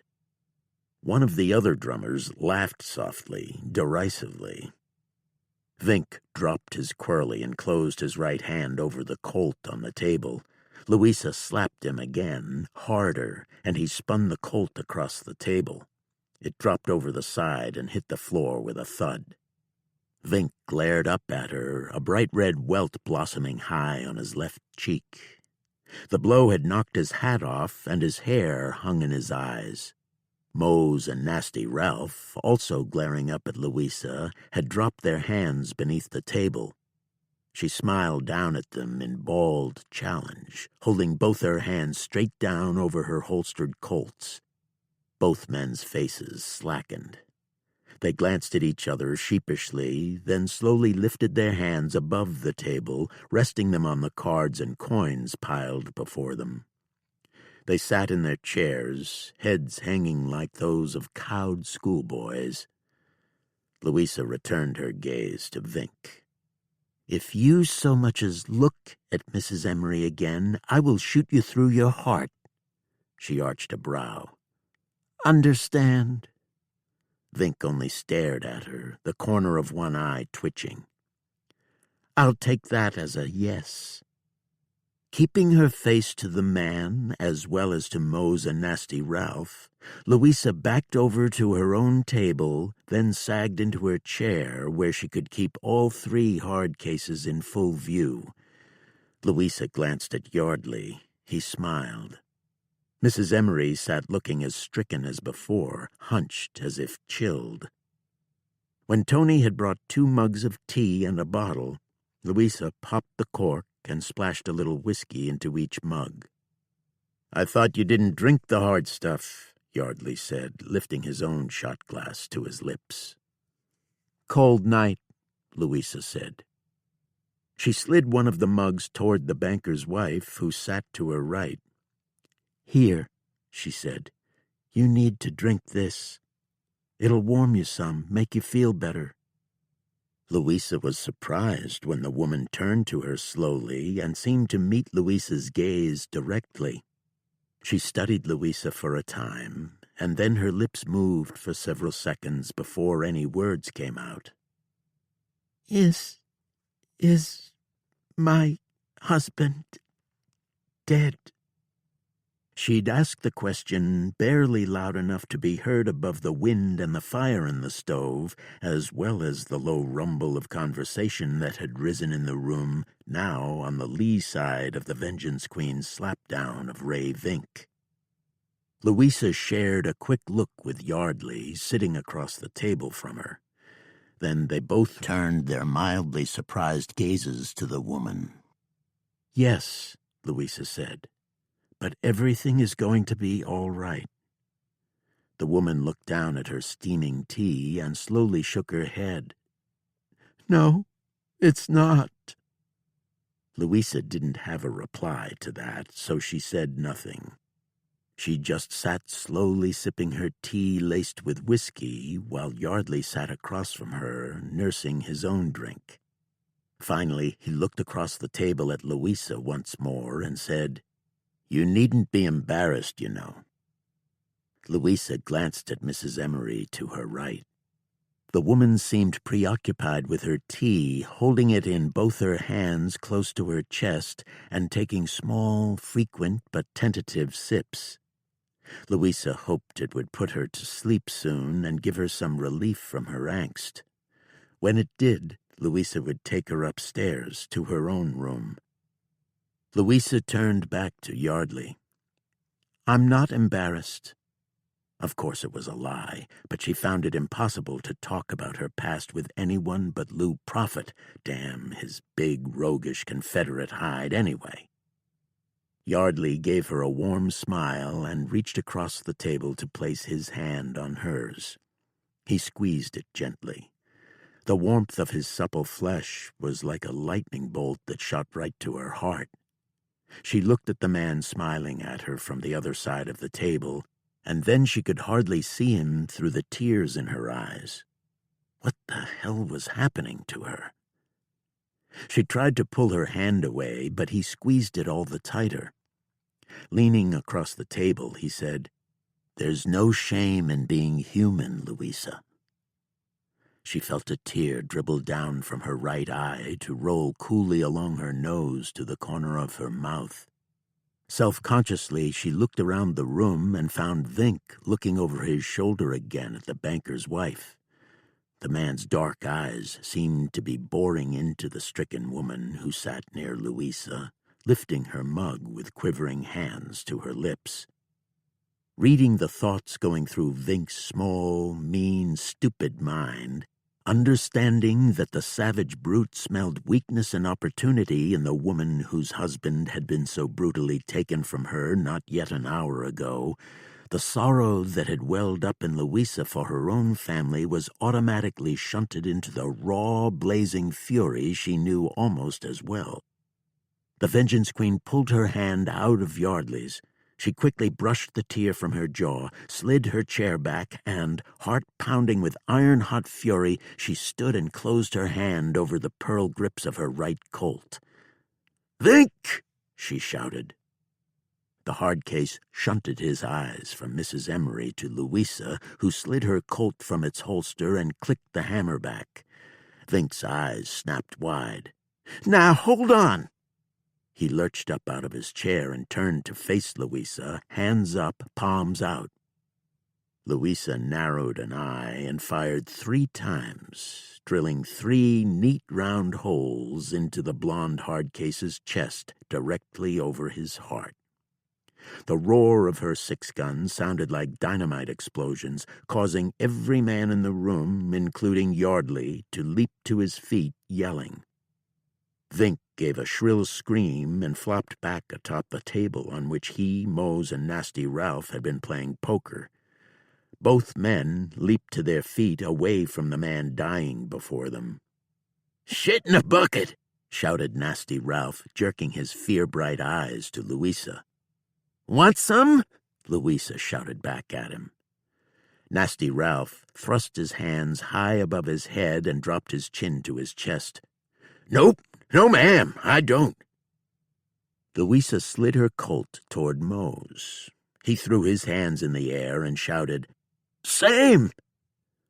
Keeping her Colt raised, Louisa looked around the room through the thick cloud of her own pungent powder smoke. The 3 drummers looked as though they'd each swallowed a snake. Tony stood behind the bar, a ragged towel draped over her shoulder, arms crossed on her chest. She stared at the dead hard case with ironically arched brows, sucking her lower lip. Turning to Louisa, she said, "She does clean the rats out of a place." Closer by, Yardley stared at Louisa with a vague apprehension, as if he half feared she was going to keep her pistols dancing, emptying both her 6 guns into the men around the room. Mrs. Emery sat to Louisa's right, staring up at the gun-handy blonde in glassy-eyed disbelief, stretching her lips slightly back from her teeth, holding her tea mug up close against her chest. Slowly, Louisa lowered her smoking pistol. Silence hung like a pall over the room. A log dropped through the stove's grate with a thump. Outside, the wind moaned. The walls creaked against it. Boots thumped on the front stoop, clumsy, scuffing sounds. The door opened. Louisa raised her Colt again, swung it toward where Edgar Clayton stumbled into the saloon, grunting and groaning. He dropped to his knees, panting, leaving the door standing wide behind him, the wind blowing a mare's tail of snow over him. "Clayton!" Yardley ran over to where the rancher knelt, holding one hand to his head. In his other, gloved hand, he held his rifle. Yardley closed the door on the wind and snow and dropped to a knee beside the rancher. "What the hell happened, Clayton?" the captain asked the man. Clayton dropped his rifle and raised his head, a gash in his temple dribbling blood around his eye and into his bearded cheek. Breathing hard and stretching his lips back from his teeth in a grimace, Clayton raised his head and bellowed, "Ramsey Willis!" Louisa hurried over to him, dropped to a knee. "Where, Clayton? Where's Willis?" Just then, more heavy footsteps sounded from the rear of the room. Louisa turned quickly, bringing her Colt around and cocking it. She eased the tension in her trigger finger. Another familiar figure had just entered the room, moving up along the stairway from the room's rear. Morris Tutwiler shambled toward the bar. The draft through the open rear door behind the stairs was wreaking havoc with the lamps. The barman was breathing even harder than Clayton. With each ragged breath, he puffed out his quivering lips. His face was mottled red, and his eyes were bright with misery. As he neared the large bloodstain marking where Del Rainey had lain dead only a little over an hour before, Tutwiler stopped. He lifted his chin, throwing his bald head back and loosing a grisly-like bellowing wail that echoed around the cave-like room. He hooked an arm behind himself as though to scratch his back. The arm dropped to his side. He raised his other arm, pointing an accusatory finger toward Louisa, as though blaming the Vengeance Queen for the recent catastrophes. He tried to speak, but the words gave way to another agonized wail. The arm dropped, and then the big barman himself fell straight forward to hit the floor with a heavy thud, landing on his face. "Good Lord!" cried one of the drummers, leaping back from his table and closing a hand over his mouth in horror. Tony looked down at Tutwiler and screamed. Then Louisa, standing with Yardley at the other end of the room, saw it too. Angling like a pump handle up from Tutwiler's back, a hatchet handle jutted out from the steel head embedded in the big man's spine.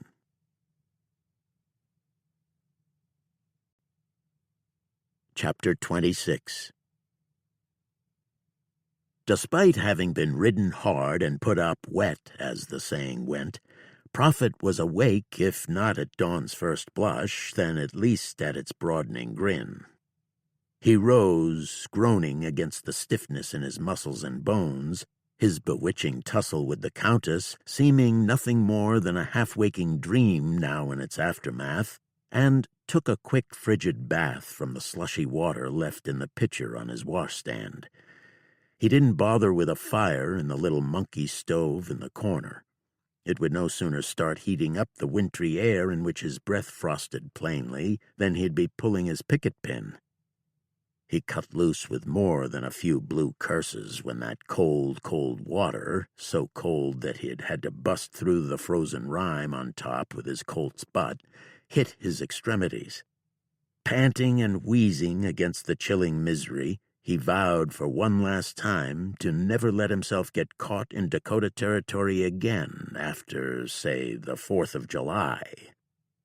If he were fool enough to ever again let money, even money as good as that which the Hatchley bunch had on their ugly heads, lead him north of, say, the North Platte River. He dressed in his several layers of cold-weather attire, tied his Stetson to his head with his moth-eaten, mouse-chewed green muffler, and gathered his gear.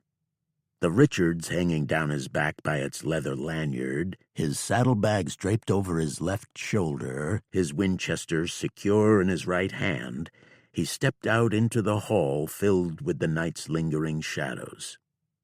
As he stepped lightly toward the stairs, he could hear men from the Countess's party stretching and groaning behind closed doors, murmuring in their odd, barbaric-sounding tongue. He flashed on the image of the Countess herself, still curled in slumber beneath her loving quilts.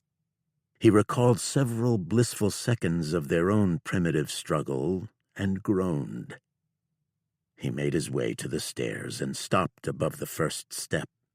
He'd heard a door latch click behind him.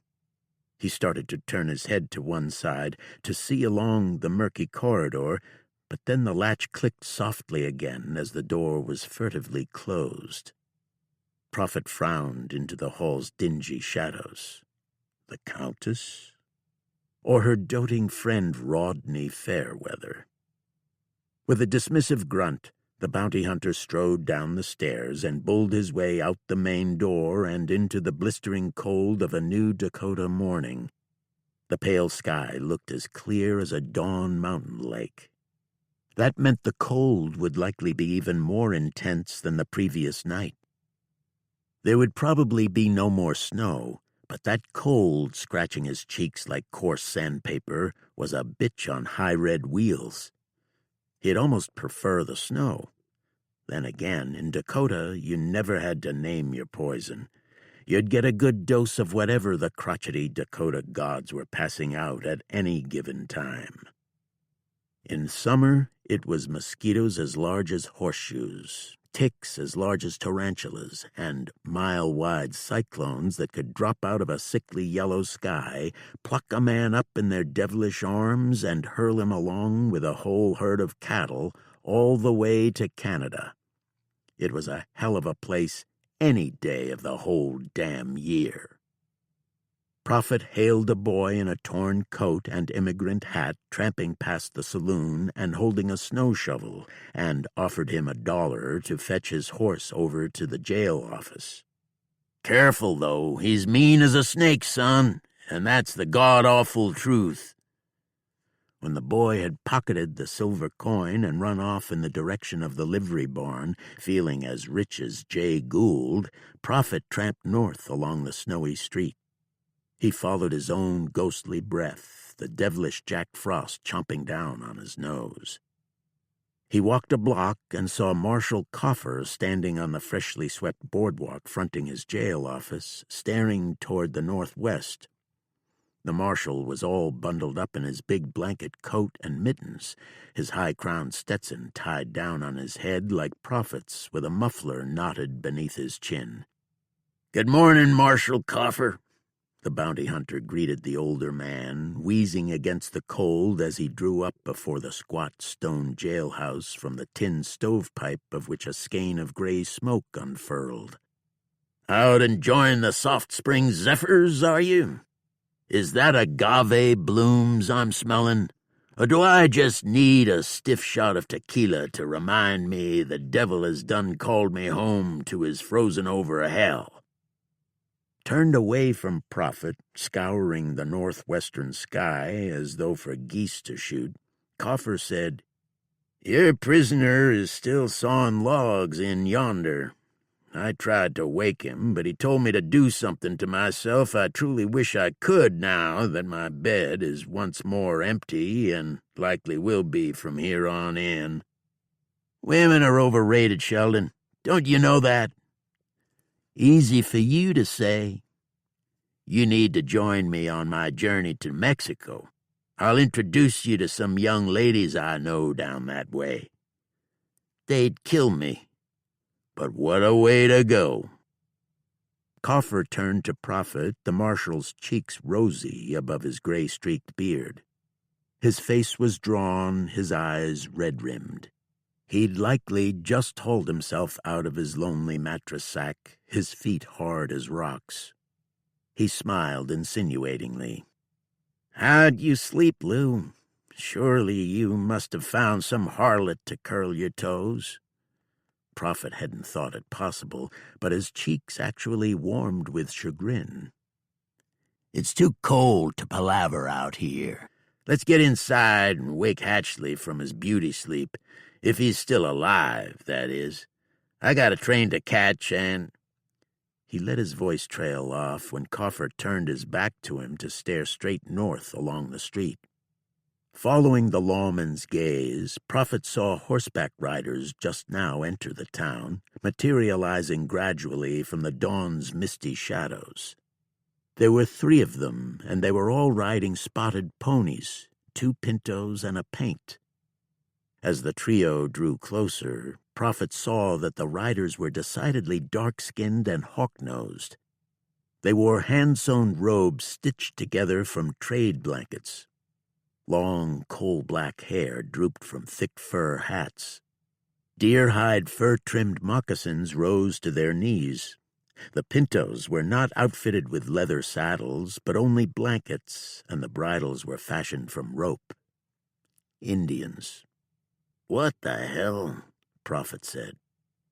Coffer glanced at him, saw him lower his Winchester from his right shoulder. "Easy, Lou. They're Sioux. Cutheads. Held by the half-pound at one time, but they've had their horns filed." Prophet looked at the raised Winchester in his hand, then returned it to his shoulder. "Old habits die hard," he said with chagrin. "That first man there, the old one," Coffer said, returning his gaze to the 3 Indians now approaching on their slow-walking mounts, the lead rider, craggy-faced and with gray liberally streaking the hair flowing out from under his rabbit fur hat. He was once a chief before his people were hazed onto the reserve at Fort Totten. Now he's just a pathetic old beggar like the rest of them." Coffer's face broadened with a toothy smile as the old man angled toward him, his pinto's hooves thudding in the fresh snow. "Good morning, Leaps High. What brings you out in such cold?" The old man, his face like a dried-up raisin, his nose like a sharp-tipped, crooked stick poking out from beneath the brim of his fur hat, cracked a wry grin of his own, showing a single front tooth, a badly chipped one at that. "Just 'cause it's cold don't mean the people don't eat." He glanced at the dead bobcat lying slack across his horse's rump behind him. "Trap that one there. Gonna take him over to Ripley, see what he'll give me for him. Need coffee, molasses for sweet, good winter hide." He patted the bobcat behind him. "Make warm hat."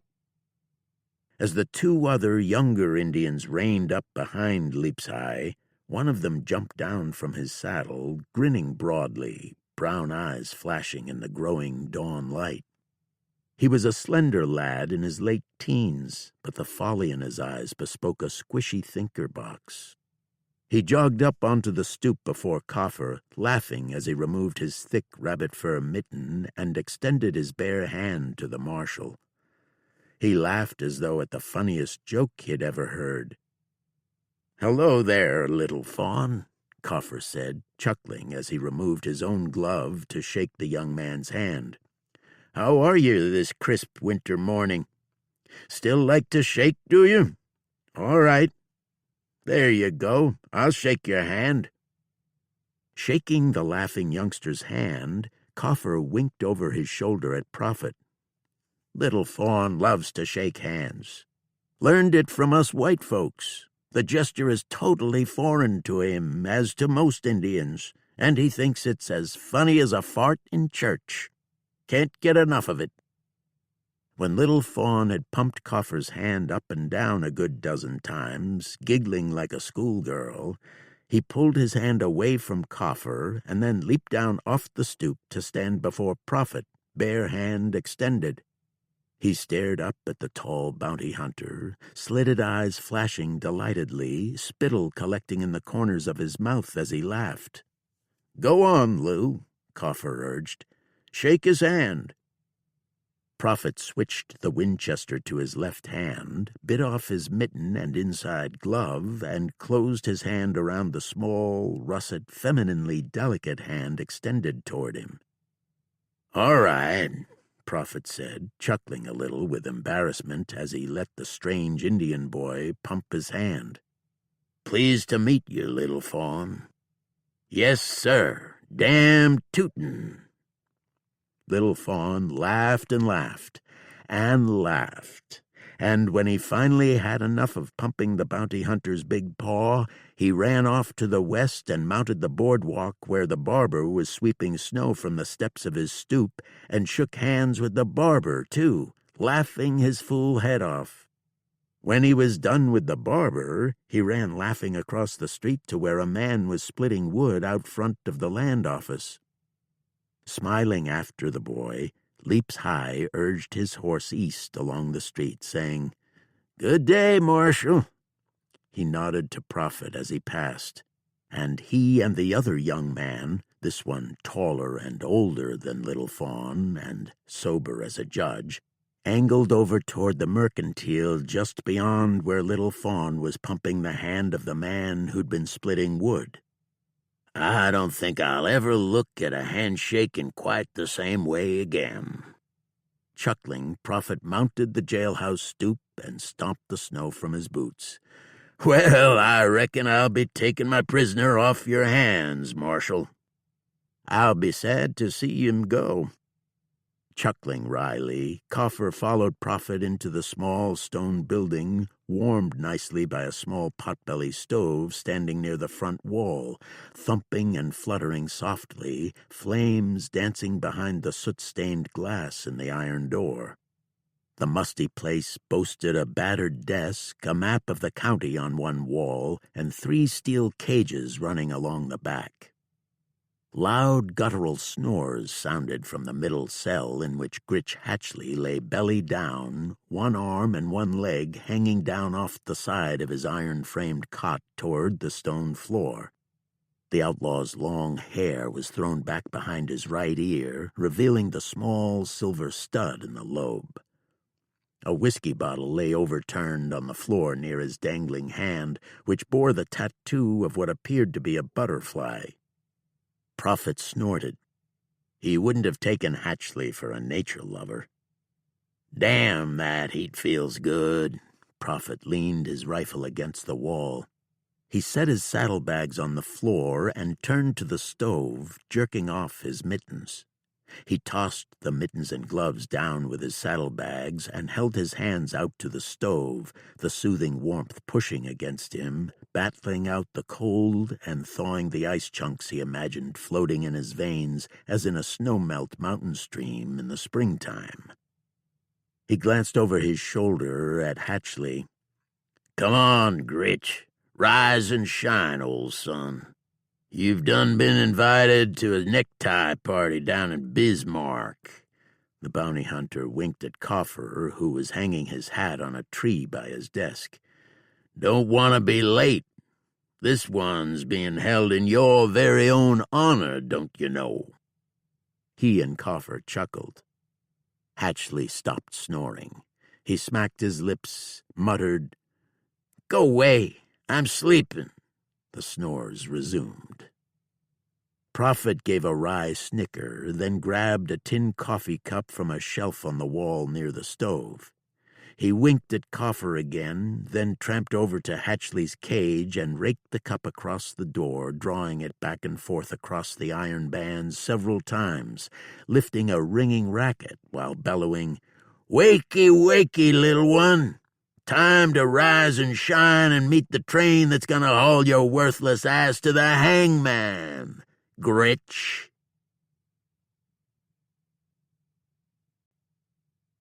Chapter 27.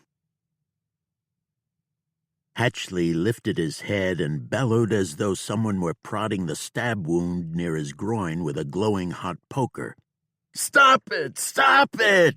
Stop that infernal racket, Prophet, you crazy rebel son of Satan!" Prophet lowered the cup to his side. "Just trying to get your attention, Gritch. Haul your bloomers." Hatchley turned his head to glare over his shoulder, dark eyes glistening with fury. "Go to hell. I'm going to stay right here and sleep till I feel well enough to travel. And that, you dog-diddling rebel devil, is that."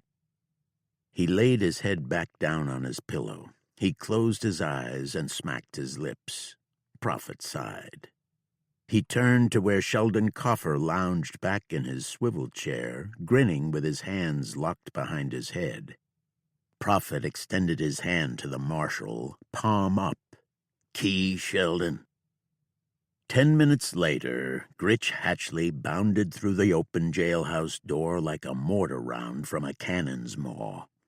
His hands cuffed before him, he stumbled across the stoop and down the steps and into the street, where he dropped and rolled, yelling like a gut-shot renegade Comanche. He turned his head toward Prophet, his right eye red and swollen from its recent introduction to the butt end of Prophet's Colt. As the bounty hunter stepped through the door behind him, Hatchley assaulted Lou with a fresh string of curses ribbled enough to make the ears of even a 10-cent doxy turn as red as liquid steel. The boy who stood near the base of the stoop, holding the reins of Mean and Ugly, lowered his shocked eyes to the ground and blushed. He lifted his gaze to Prophet and said, "Did your mother really? "Don't listen to him, boy," Prophet said, dropping down the steps to where Hatchley remained cursing in the street. He shoved his rifle into his saddle scabbard. "This one's bad as they come. Thank you mighty kindly for fetching my broom-tailed hay-burner for me. I hope he didn't nip you none." He hoisted the howling outlaw to his feet. "If he did, I'm purely sorry. That hoss is the animal version of this man, I'm afraid. As mean as a striped snake crossed with a scorpion." The boy turned to Mean and Ugly, and, backing away cautiously while caressing his right shoulder with his mittened hand, said, "He's still got some green in him, don't he?" He swung around and ran eastward along the street, probably heading off to the snow-shoveling job he'd been heading toward when Prophet had waylaid him. Mean watched the boy, owlishly twitching his ears. Prophet shoved Hatchley against the saddled cayuse. "Mount up, or I'll give you another big wet kiss with my .45. Hatchley leaned against the saddle, sobbing. "You're a devil, Prophet." "So I've been told. I think you opened up my wound again. I'm bleeding, damn it. I can't climb up onto this hoss, you crazy fool." Prophet rapped the barrel of his Colt against the back of the outlaw's head. It was a glancing blow. Still, Hatchley howled. "Oh, now you've really hurt me. Get up there." Yowling and sobbing, the outlaw hooked his cuffed hands around the saddle horn. He tried several times to poke his left boot into the stirrup, hopping on his right foot. Finally, he stuck his boot into the stirrup and pulled his thick bulk into the leather, the horse giving an angry whinny as the weight of the foreign rider settled on his back. He turned his ugly head to get a look at Hatchley, showing his large ivory teeth like an angry cur. "Easy now, Mean," Prophet said, holding the horse's reins taut in his left fist. "Can't you see this poor soul is injured?" He chuckled. "Here you go, Prof," Coffer said, and tossed the bounty hunter's saddlebags from the stoop. Prophet caught the bags with his free hand and slung them up over Mean's rump behind Hatchley, who was crouched over the horn, grunting and cursing. "See you later, Sheldon," Prophet said, waving at Coffer as he pointed Mean and Ugly eastward in the direction of the train station. "Not if I see you first," Coffer chuckled as he strode back into his warm office and closed the door. "Yeah, I get that a lot," Prophet said, laughing as he tramped down the street, Mean and Ugly clomping along behind him, Gritch Hatchley moaning as he hunkered over the saddle horn. "Stop your caterwauling, Gritch," Prophet admonished the outlaw. "Such carryings on ain't seemly in a man of your stature." "Diddle yourself." Prophet wagged his head. "Such language." As he approached the hotel looming on his left, the front door opened, and none other than the Countess Tatiana Mironova stepped out onto the broad front porch, speaking quietly in Russian to someone remaining inside the hotel behind her. She moved out onto the porch, drawing the door closed, and turned to the street. Prophet's heart warmed at seeing the beautiful young lady again, cloaked in a heavy black fur coat with matching fur hat on her lovely black-eyed head. He also felt his cheeks flush a little with embarrassment over their carnal doings of only a few hours earlier. As her eyes found him leading his horse with the grunting outlaw on its back, Prophet pinched his hat brim to her. "A hearty good morning to you, Countess." She stepped up to the porch rail, her rich lips shaping a delighted smile. "A hearty good morning to you as well, Mr. Prophet." She glanced furtively behind her, chuckling throatily, then turned to him once more and said, "How did you sleep?" Prophet gave a choking laugh as he continued tramping along the snowy street, feeling more warm blood congeal in his cheeks. "Not well at all, not well at all." "No," the Countess said, smiling broadly. "Me neither." Prophet glanced at the fine wagon with its caved-in roof still sitting in front of the hotel, tongue drooping into the snow. "Oh, Once again, I sure am sorry about your wheels there." "That's all right." The Countess chuckled throatily, glancing furtively behind her once more before leaning toward Prophet and smiling alluringly. "You made up for it." She winked at him. Prophet was about to bid her a nice trip home to Russia, but then the door behind her opened, and her father, the Count, and the Senator, and several beefy, bearded, fur-clad Cossacks clomped out onto the porch behind her. Tatiana turned to them, and Prophet scowled and swung away, heading over to the livery barn, where he spent the next 15 minutes saddling the 5 dead outlaws' horses and then tying the dead outlaws over their horses' saddled backs. Bidding the somewhat sheepish-acting Pop Schofield adieu, Prophet and Hatchley were once more on their way to the train station, Prophet leading both Mean and Ugly and the lead horse of the 5-horse pack team.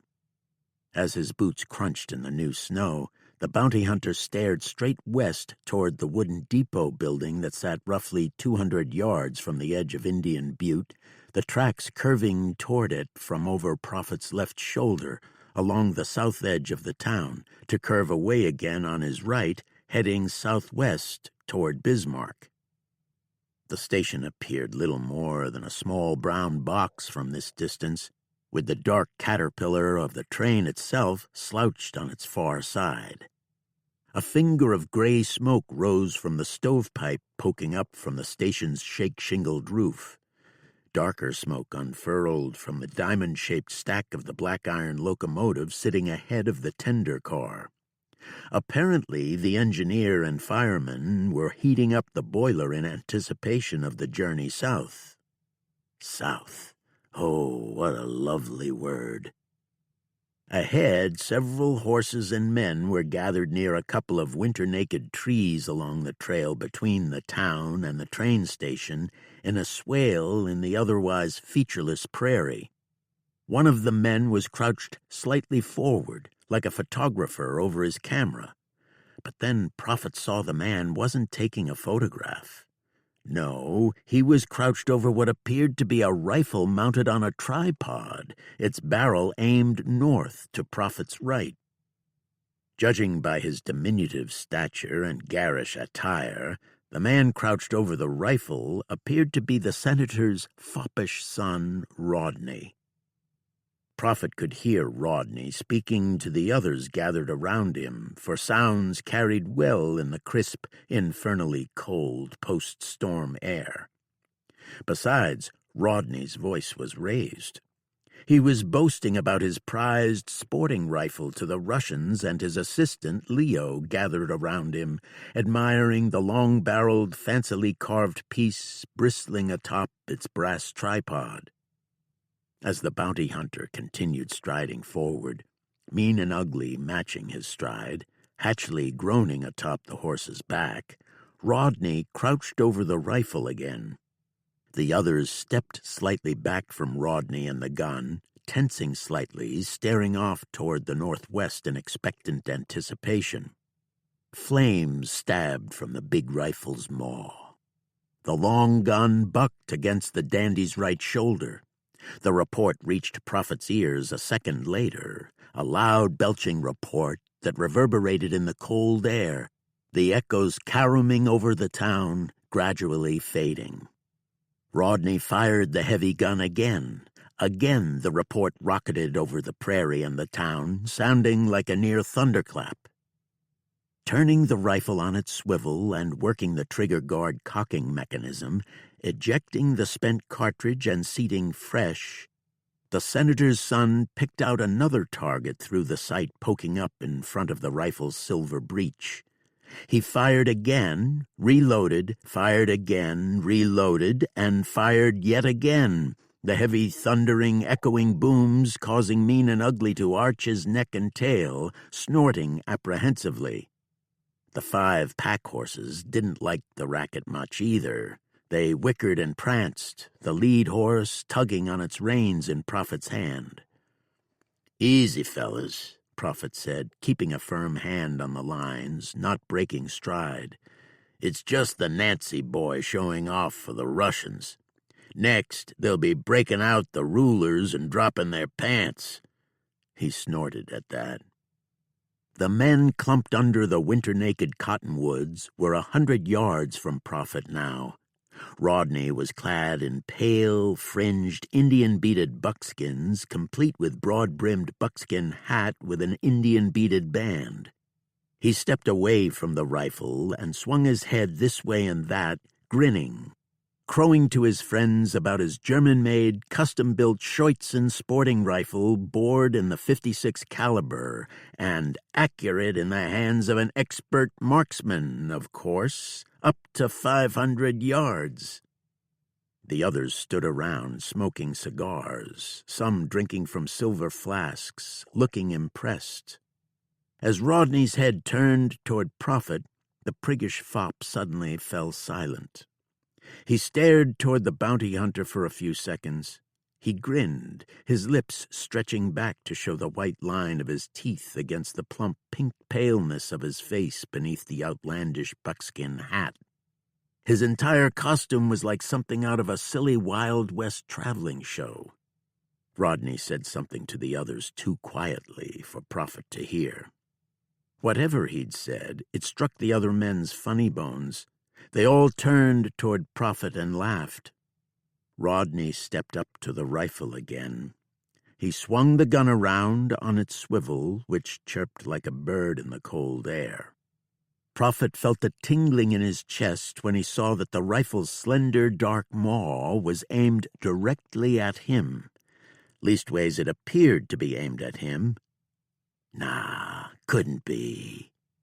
Still, the hair on the back of the bounty hunter's neck pricked. He frowned, staring at the rifle and the ridiculously attired dandy crouched over it from behind. Flames lanced toward Prophet. There was a screeching whine. The whine grew quickly louder until Prophet felt a sudden burn across the outside of his left cheek, then heard the thud of the bullet plowing into the ground behind him. Mean and the lead pack horse jerked back on their reins and lifted shrill whinnies. Prophet stopped, crouching. He brushed his left mitten across his cheek and looked at it. There was a thin streak of red on it. Maybe 70 yards away from Prophet now, straight ahead of him along the trail, Rodney and the other men threw their heads back, laughing. Unbridled fury burned through Prophet as he glared across the cold distance at the foppish bastard surrounded by the burly Russians and his ass-kissing assistant Leo. The smarmy assistant threw his head back again with laughter and then lifted a silver flask to his lips with his black-gloved hand. Rodney spoke to the others, chuckling, and crouched over the rifle again, directing the maw toward Prophet. The red-faced, fiery-eyed bounty hunter lurched forward and flung his right arm out, pointing furiously. "Don't you dare!" Again, bright orange flames lapped from the Scheutzen's maw. The rifle bellowed. The slug chewed into the ground 2 feet in front of Prophet, sort of between him and Mean and Ugly. "Oh, hell!" Hatchley screamed. Mean had already been prancing around, tugging at the reins so hard that Prophet was having a hard time maintaining a hold on them. Same with the lead pack horse. Now, as the German rifle's echoes rocketed skyward, Mean gave a ferocious tug, jerking the reins free of Prophet's mittened hand. The lead pack horse jerked its own reins free at the same time. With raucous whinnies, all 6 mounts wheeled and galloped away to the north, some kicking out their rear hooves in anger, the pack horses tied tail to tail. "Mean!" Prophet barked. To no avail. Loosing another shrill whinny, Mean bucked again, nearly unseating its cursing rider. "What the hell?" Hatchley bellowed, the chain between the cuffs drawn taut around the horn. He crouched low over the mount's billowing mane, looking back desperately at the bounty hunter. "Prophet!" As Mean buck-kicked violently, lifting another shrill whinny, Hatchley's boots came free of the stirrups. His cuffed hands rose up and over the horn, and the man himself gave a screaming wail as Mean bucked again, throwing Hatchley forward against the horse's left wither. Hatchley flopped there for a moment, crouched forward, but after two more of Mean and Ugly's lurching, pitching strides, the outlaw rolled down over the left stirrup. He hit the ground on his side, then bounced and rolled in the snowy sagebrush, yowling and bellowing. Prophet slid his glance from Hatchley and the fleeing Mean and Ugly toward the men clumped beneath the cottonwoods. Again, Rodney grinned and crouched over the tripod-mounted rifle. "Watch this," Prophet heard him say, causing a stone to drop in the bounty hunter's belly.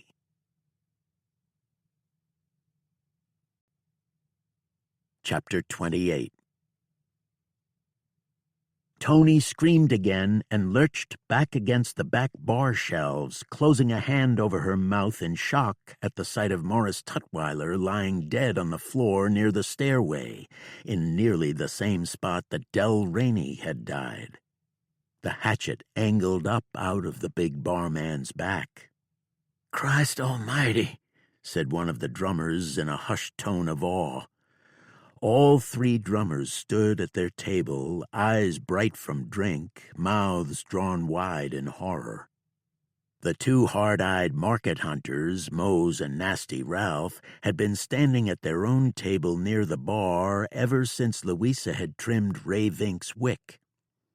That had happened just before the injured Edgar Clayton had stumbled into the saloon. Right after Clayton had stumbled in the front door, bleeding from his temple, Tutwiler had ambled in from behind the stairs, wearing that hatchet in his back. "Christ almighty," Captain Yardley said, standing over Clayton, who knelt on the floor holding a hand over his bloody right temple. "What in the name of God is going on here?" Slowly, Louisa stepped away from Yardley and Clayton. She walked down the length of the shadowy saloon, down past the bar, and stood over the bloody, lumpy figure of Morris Tutwiler. "I don't think it has anything to do with God." One of the drummers, the shortest of the three, and wearing a thick brown handlebar mustache peppered with gray, quickly crossed himself. "You can say that again." Another drummer, a tall, thin man in a gaudy orange-checked suit, slurred his words as he said, What the hell's going on?" His voice trembled slightly. Who's out there killing folks?" He turned toward where the back door stood open behind the stairs, letting in a near-steady draft of cold wind laced with snow. "Who killed the barman?" Louisa stepped over Tutwiler. Drawing her right Colt, she walked around behind the stairs and stood in the open doorway, peering into the snowy darkness. She could see nothing but the snow and the indefinite edges of several piles of split wood and the privy standing about 50 feet straight out from the saloon. The snow was scuffed near the door, where Tutwiler had stumbled away from the wood when the axe had been plunged into his back, but the storm was quickly filling in the marks. Louisa felt a wave of frustration mixed with fury rise inside her. She squeezed the Colt tighter in her right hand. She didn't like being hunted. She was the hunter. Having the tables turned enraged her. But she felt that for some reason on this stormy night, she was being hunted, sure enough. She didn't know why. Maybe that's what made it all the more frustrating. Maybe her hunter didn't know why he was hunting her. He was just hunting. His mind turned to mush for one reason or another, and he was out for blood. Louisa walked outside and stopped just beyond the woodpiles clad in downy snow. The wind whipped against her, pelting her with snow falling from the murky sky. She endured the cold ripping into her and suppressed her need to shiver. Her heart thudding angrily, she yelled, "Are you out here, Willis?" Nothing but the wind's moans. "Willis!" Louisa called. "Are you out here?" She paused, holding her Colt in one hand, sliding her wind-blown hair from her eyes with her other hand, the anger churning hotter and hotter just behind her heart. "Come to me, Willis. If you want to kill me, face me. Come to me, Willis. I'm right here. Face those you want to kill, you coward!"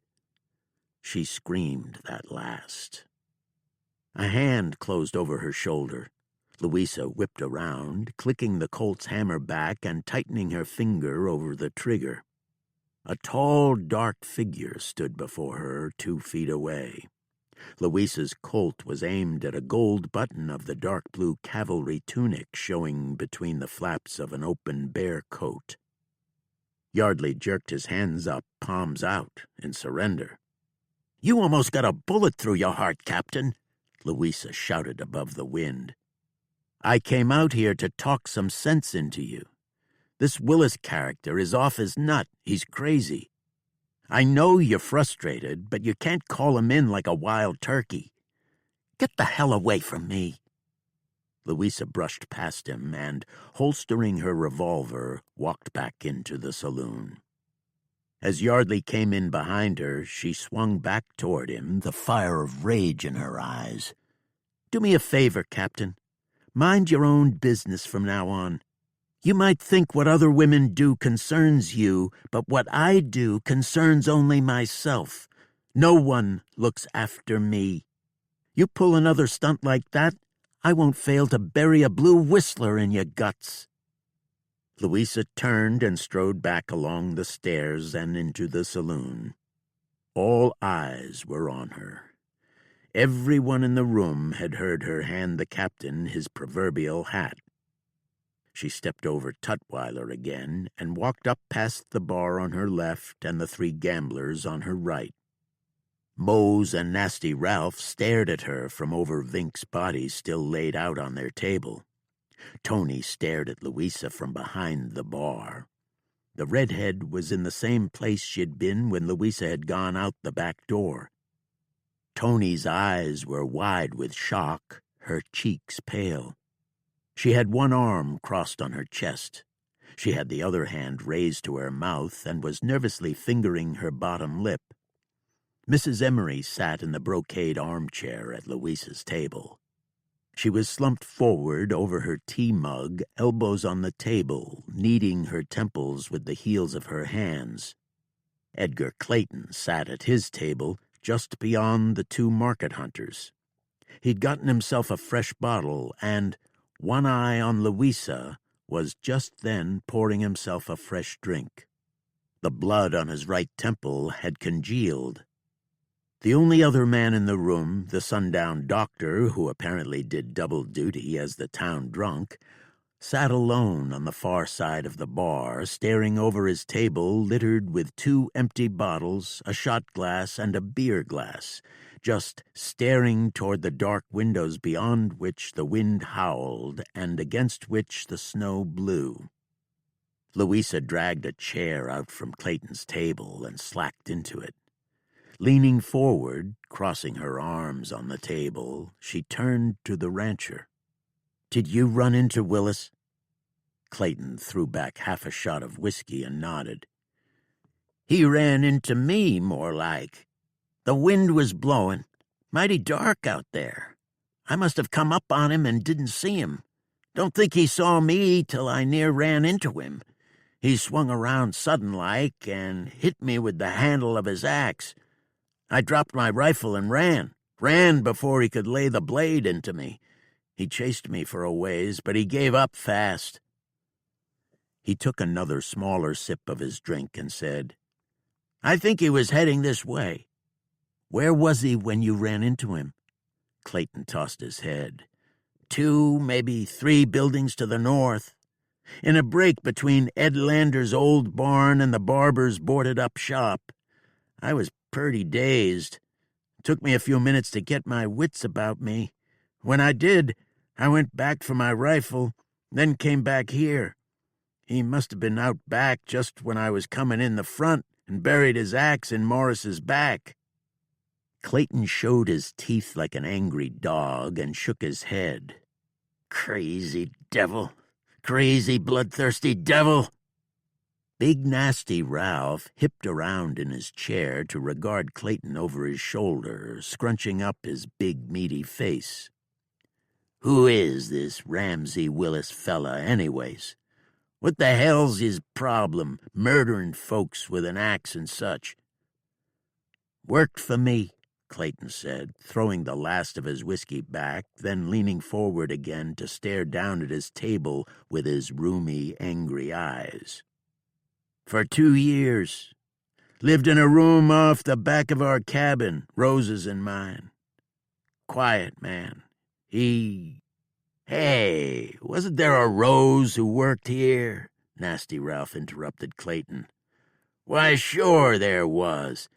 Damn, she was one nice little—" Looking around the room, the market hunter saw all eyes on him, including those of Louisa and Clayton himself, whose gaze was the darkest, most castigating of all.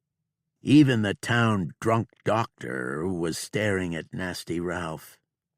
"Jesus, Ralph," Mose whispered. Nasty Ralph brushed a sheepish fist across his nose and lowered his gaze to Vink, staring sightlessly up from the table. "Kept to himself, Ramsey Willis did," Clayton continued, his voice pitched with strained patience, keeping his gaze on the back of Nasty Ralph's head. "Rarely came to town. Stayed in his room when he wasn't working. He got restless every winter. Couldn't take the short days. Endless gray days. All the cold, the snow. Took to drinking too much. I seen it coming on in him this fall, that restlessness. Thinking about another winter coming on. Brewed his own beer, Ramsey did. Drank all of it himself, never shared. Now," Clayton looked at Nasty Ralph and gritted his teeth. "Now he's got the winter fever. He's a killer. He'll try to kill all of us, and that's a fact. That's how it works. The winter fever. You gotta work it out. Think the only way is to kill, till someone kills you. That's the only way to stop a man afflicted like that. Kill him. Just like a goddamn rabid dog," said the drummer in the orange suit, sitting stiff-backed in his chair and staring wide-eyed toward Clayton. The rancher refilled his glass from his bottle and raised it in salute to the drummer. No one said anything for a time. The lanterns shunted thick purple shadows wildly about the room. One fluttered out and smoked, and Tony grabbed a box of lucifers off a shelf and walked over to relight it. She moved quickly, desperately, as though worried all the lanterns would go out and leave the entire room in darkness. Leave them all exposed to the killer, Ramsey Willis. "Well," Mose rose from his chair near Nasty Ralph, staring down at the dead man on the table before him. "I, for one, am damn tired of staring at Vink's ugly face. Let's get him out to the woodshed." "Forget the woodshed," Nasty Ralph said, scraping his own chair back. "You seen what happened to Tutwiler when he went out there. Let's drag him out to the front stoop and call it good." "Sure, call the wolves in," Tony said as she touched a flame to the lamp's wick. "That's all we need." "Carry him out to the woodshed." Captain Yardley stood over a half-filled shot glass at the bar. "Two of you should be all right. Just keep your eyes skinned." Nasty Ralph scowled across the room at him. "Who the hell are you, anyway, soldier boy? You think just 'cause you're wearing that uniform you got the right to issue orders? Rainey's dead, so no one's in charge, not even you, soldier boy." Yardley didn't appear to be in any mood to endure any more tongue lashings. Louisa had injured his male pride. He cursed under his breath, tossed the rest of his shot back, then strode swiftly over to the table where Mose and Nasty Ralph stood over the body of their dead pard. Yardley stopped not 2 feet away from Mose and glared down at the shorter man, stony-eyed. "Take your friend out to the woodshed," he said tightly. Tony just then got the lamp lit, and the growing glow caressed the captain's left cheek and was reflected in his left cobalt-blue eye. Nasty Ralph glared back at him, his broad forehead creasing and turning red beneath his matted cap of coarse, wavy, straw-colored hair.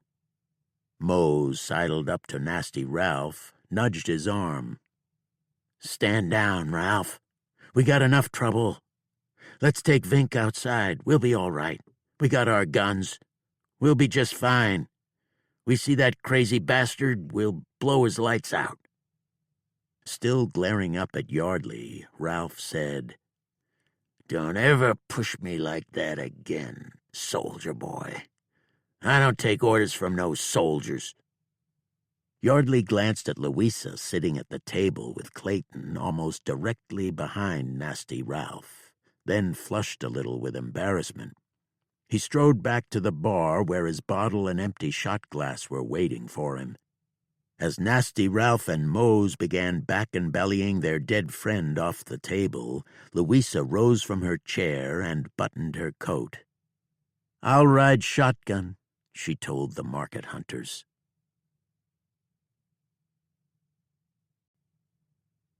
Chapter 29. Louisa pulled on her gloves and shoved her mittens into the pockets of her wool coat. She wrapped her muffler around her ears, shoved the tails down inside her coat, and set her Stetson on her head. She picked up her rifle and, as Mose and Nasty Ralph hefted Vink up by his arms and ankles, strode back along the bar. Louisa did not glance at Yardley standing at the bar with his shot glass and bottle, one high-topped black cavalry boot perched on the brass rail running along the bar's base. Out of the corner of her eye, she saw him glance at her in the back bar mirror as he once again lifted his glass to his mustached mouth. Louisa stepped over Tutwiler, then walked around the stairs to the back door. She threw the bolt, nudged the door open.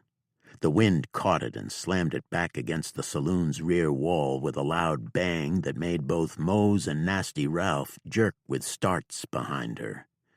"Jesus," Mose said, anxiously shaking his head. Holding her Winchester straight out from her right hip, Louisa stepped outside. She looked around and, deeming the area relatively safe, though she couldn't see much farther than about 15 feet out before her, glanced at the 2 men standing in the doorway behind her and nodded. Mose and Nasty Ralph carried Vink out the door. They followed Louisa, leading with her rifle aimed before her, around the privy and out to the woodshed. She set her rifle down and lit a match. Cupping it carefully in the palm of her hand, she used the wan glow to inspect the shed, which was a small pole structure with a sloping roof, open on one side. It was filled with cut logs. Atop one 5-foot-high woodpile lay Rainey on his belly, ankles crossed. On another pile sprawled Pima Quarles and Sweets Dupree, both with their arms and legs spread, heads tipped to one side, eyes wide and staring. The wind snuffed the match, but not before Louisa saw that no hatchet-wielding killer was lurking in the woodshed. She nodded to the market hunters and stepped aside to let Mose and Nasty Ralph pass with Vink, whom they swung back and forth a few times between them. On 4, they sailed him up onto the pile beside Del Rainey. Vink rolled off the pile, dislodging several logs before he hit the ground with a slapping thud. "Jesus H. Christ," Mose complained. They picked Vink up again and sent him sailing up onto the woodpile beside Rainey. The tall blonde stayed that time, though he dislodged one more log, which fell onto Mose's right foot, evoking a curse. "Now, Tutwiler," Louisa said, jerking her chin in the direction of the saloon. "Oh, Christ," Nasty Ralph intoned.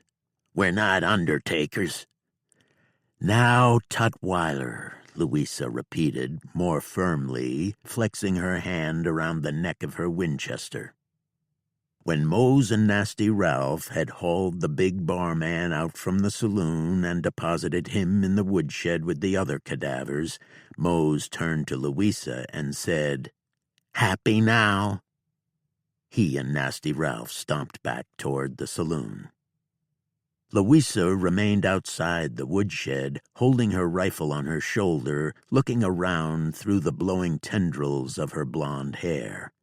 She did not follow the men back to the hotel. Instead, she stared at a footprint in the snow near the front of the woodshed at the base of a crooked cottonwood pole supporting the roof. The print wasn't hers, and it was neither Nasty Ralph's nor Mose's. She knew because she'd spied the print before they'd entered the woodshed. The wind was slow to fill it in because of its placement there on the lee side of the building.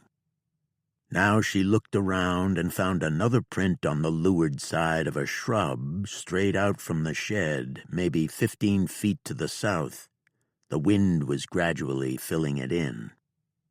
Louisa walked slowly eastward, holding her rifle with both hands across her chest, her jaws taut against the cold wind battering her. Whoever had made those footprints had made them less than a half hour ago, and he was heading south, away from the saloon at the rear of which Tutwiler had been impaled with the hatchet. Who else could those prints belong to but the killer, Ramsey Willis? Louisa's heart quickened as she walked slowly east in the snowy darkness, her gaze darting this way and that, frequently returning to the ground before her that was mostly dead brown grass and buckbrush partly covered with snow. Bushes cropped up to both sides of her as she moved slowly beyond the ragged outskirts of Sundown. She crossed the new railroad tracks mounted on their recently graded, cinder-paved bed nearly swept clear by the blowing snow and continued heading east. She almost stopped and turned back, the icy hands of the wind grinding her bones to jelly, but then she found another recent print and knew she was heading in the right direction and that she was likely close on the heels of Ramsey Willis. Louisa's heartbeat quickened again, her blood flowing warmly despite the chill engulfing her like a giant witch's hand. A dark broken wall of trees moved up on both sides of her, winter naked and creaking and moaning as the wind ripped at them. They were cottonwoods, she believed, maybe some ash and box elder. A small copse out here on the open prairie at the very edge of Sundown. As she moved into them, setting one high-topped fur boot down at a time, following a meandering break through the woods, she spied another footprint. It sat askance some low shrubbery matted with fresh snow. He was here, just ahead of her, probably. He was on the run from the saloon. Did he know Louisa was behind him, stalking him? Louisa swallowed. She breathed slowly, taking one cold breath at a time, wincing when a gust of wind sucked it back out of her lungs and sent a chill wave spasming through her.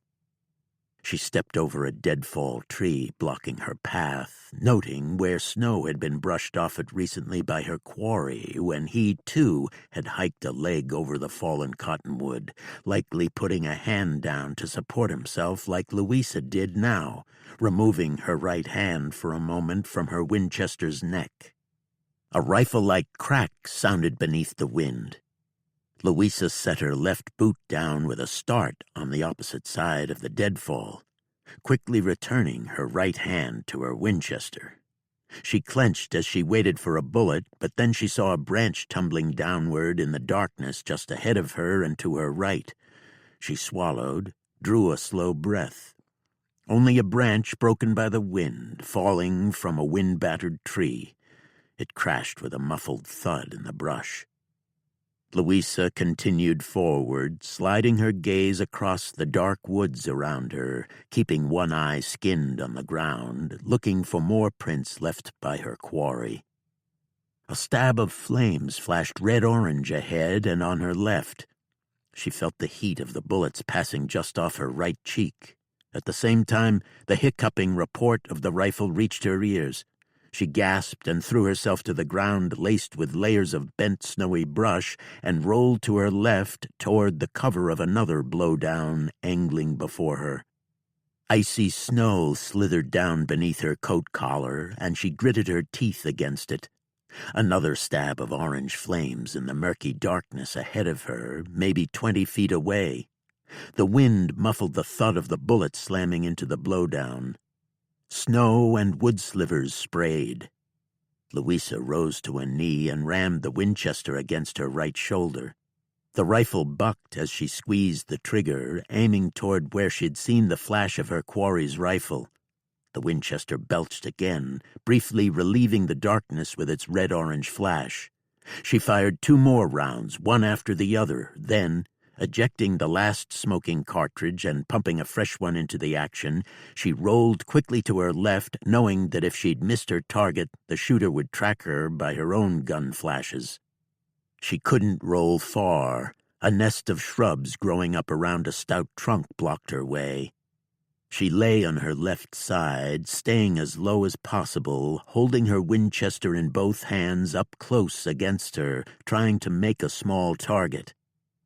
Breathing hard from both exertion and anxiousness, wincing against the cold of the snow pressing against her and the million little sharp points of brush prodding her, she waited, staring in the shooter's direction.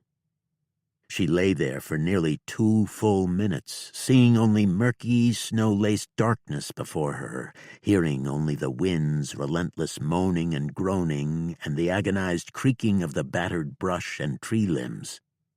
She'd remained in such a position before for several hours, waiting for the coming dawn to help her with the task of revealing her quarry.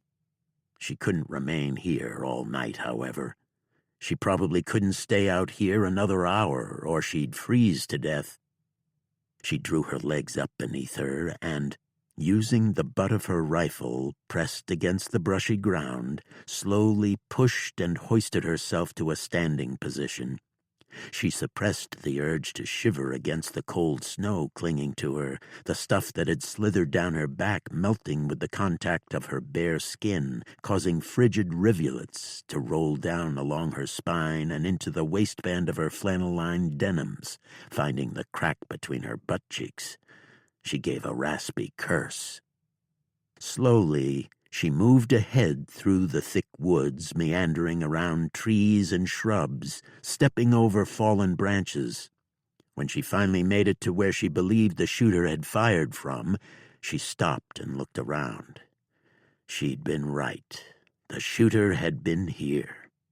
She could see his dark markings in the snow, by the light of a dull blue ambiance radiating out of the snow itself.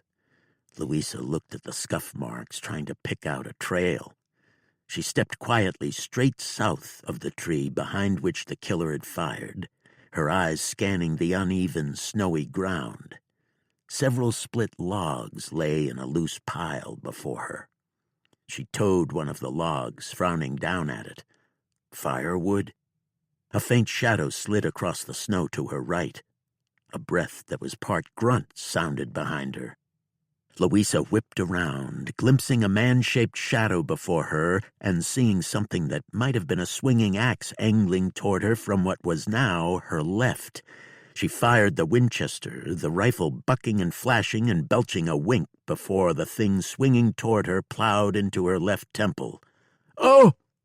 Louisa dropped the Winchester, twisted around and fell, her landing padded by the heavy brush and the snow. Her ears rang, Stars burst behind her retinas. "God damn it!" she heard herself cry, a rare oath for her. She hadn't been raised to talk like that, but her language had gotten considerably saltier since she'd started riding with a certain blue-tongued ex-Confederate.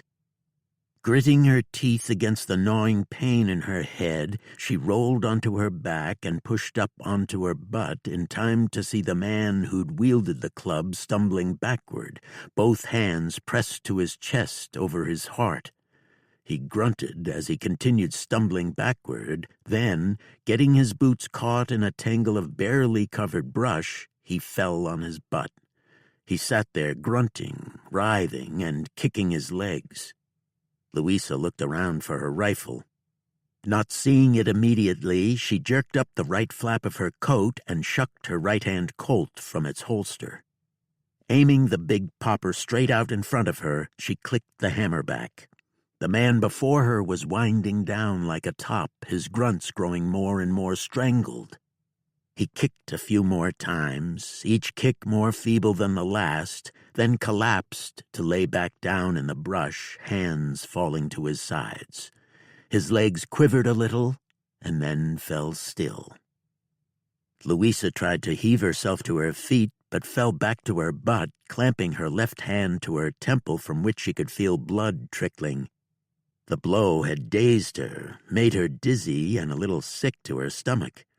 She drew a breath, pushed up onto her knees, and cupped snow to her face, bracing herself. She drew a sharp breath through her teeth. The icy snow cleared the cobwebs. At least it kept her from passing out. Feeling stronger but still a little dizzy, she heaved herself to her feet and, still clutching the Colt in her right hand, moved unsteadily toward the man on the ground roughly 15 feet away. Blood from the gash on her temple slid down her cheek, becoming sluggish as it froze. She dropped to a knee beside the man she'd shot and, keeping an eye on his hands, placed her left hand on his shoulder, shaking him. His head bobbed. His eyes appeared closed. Louisa saw the dark shine of blood on the front of his homemade fur coat. A heart shot, most likely. He was dead. Louisa pulled the man's wool hat with ear flaps from his head to get a better look at him.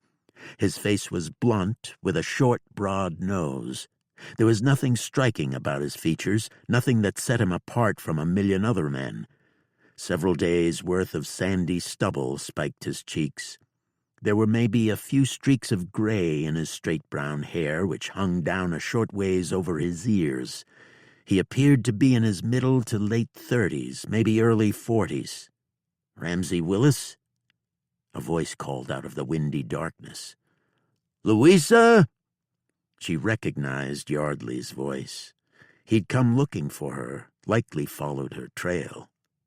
She would have been annoyed if she hadn't suddenly, grudgingly, found herself needing help. She rose and turned to face in the direction of Sundown. "Here!"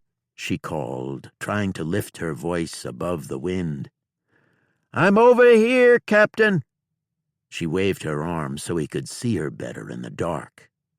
An orange light flashed straight out before her from maybe 30 yards away. She heard the bullet whoosh through the air to her right. It was followed by a revolver's crackling report. 2 more flashes. One bullet thumped into a tree just ahead of the exasperated Vengeance Queen. She threw herself to the ground once more and, snarling more curses taken from Prophet's repertoire, lifted her Colt to return fire.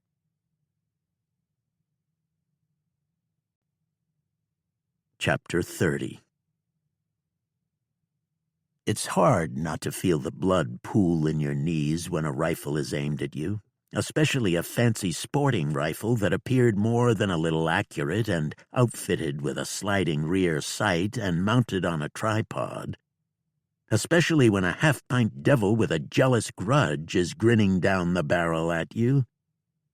The barrel of Rodney Fairweather's Scheutzen poking out of the small clump of men gathered under the cottonwoods along the trail to the Indian Butte train station, 60 yards from where Prophet stood crouched, heart-thudding, appeared to be aimed directly at the big bounty hunter's ticker, sure enough. Lou stared back along the Scheutzens' barrel at the fop aiming through the little vertical rectangular sight standing up just behind the breech. Rodney was showing a sly little grin as he adjusted the rifle slightly on the tripod, apparently placing the bead at the barrel's end where he wanted it. Prophet curled his upper lip in an enraged snarl touched with more than a little bare-assed trepidation. "Devil's gonna shoot me and leave me here along the trail like a sack of potatoes spilled off a cart." With an angry, bellowing wail, he hurled himself off the left side of the trail just as the Scheutzen thundered, the little viper tongue of flames lapping toward Prophet. As the big bounty hunter hit the snowy grass, he heard the hiss of the bullet stitching the air, if not where he'd been standing a moment before, then within a cat's whiskers, no doubt, before it hammered into the ground with a hair-raising ping. Prophet rolled onto his belly and fired a look of keen hatred at the dandy laughing with the big bearded Russians and his natty assistant Leo gathered around the rifle under the cottonwoods. Leo was rocked back on the heels of his fur boots, pointing at Prophet, laughing and tipping his flask to his mouth once more. "You son of a buck, Fairweather!" Prophet yelled, his jaws set so hard he thought they'd crack. "I'll get you for that, mark my words." Fairweather held up a prissy-gloved finger to the others, then crouched over his rifle once more. "God damn it!" Prophet shouted. He rose to his heels and then ran crouching toward the only cover out here, a rock humping up out of the ground 10 yards to his left. Just before he reached the rock, Fairweather's bullet hammered the face of it with a snarling bang, followed closely by the rifle's echoing report. Prophet hit the ground and rolled up behind the rock, hearing the men laughing beneath the cottonwoods. Prophet glanced to the west. Mean and Ugly was a small brown speck maybe 100 yards away under the low gray sky, calmly grazing now in the wake of the horses having fled Fairweather's first assault. Nearer Prophet, maybe 30 yards from the trail, Gritch Hatchley lay in the snowy brown grass, grunting and cursing. "If only I'd grabbed my Winchester," Lou fumed to himself, glancing toward Mean and Ugly again and seeing the butt of his rifle poking up from the saddle scabbard. He looked back at Fairweather and Leo and the Russians. "I'd blow that little Nazi right out of his tailor-made outfit, and I'd finish with those goddamn Russians." But he didn't have his rifle. He had only his .45 and his bowie knife. Each would be of equal value from this distance, so when another bullet came screeching toward him, Prophet could only pull his head back down behind the rock and grit his teeth and curse as the heavy caliber round slammed into it, making the rock shudder against the bounty hunter's shoulders.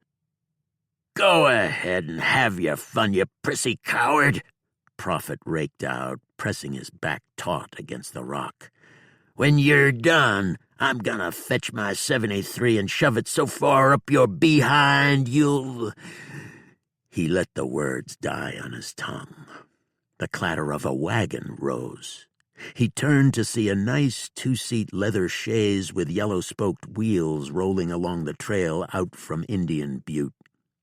Ahead and moving toward him on his left, the chaise was pulled by a handsome dun, and the man sitting in the front seat holding the reins was Pop Schofield.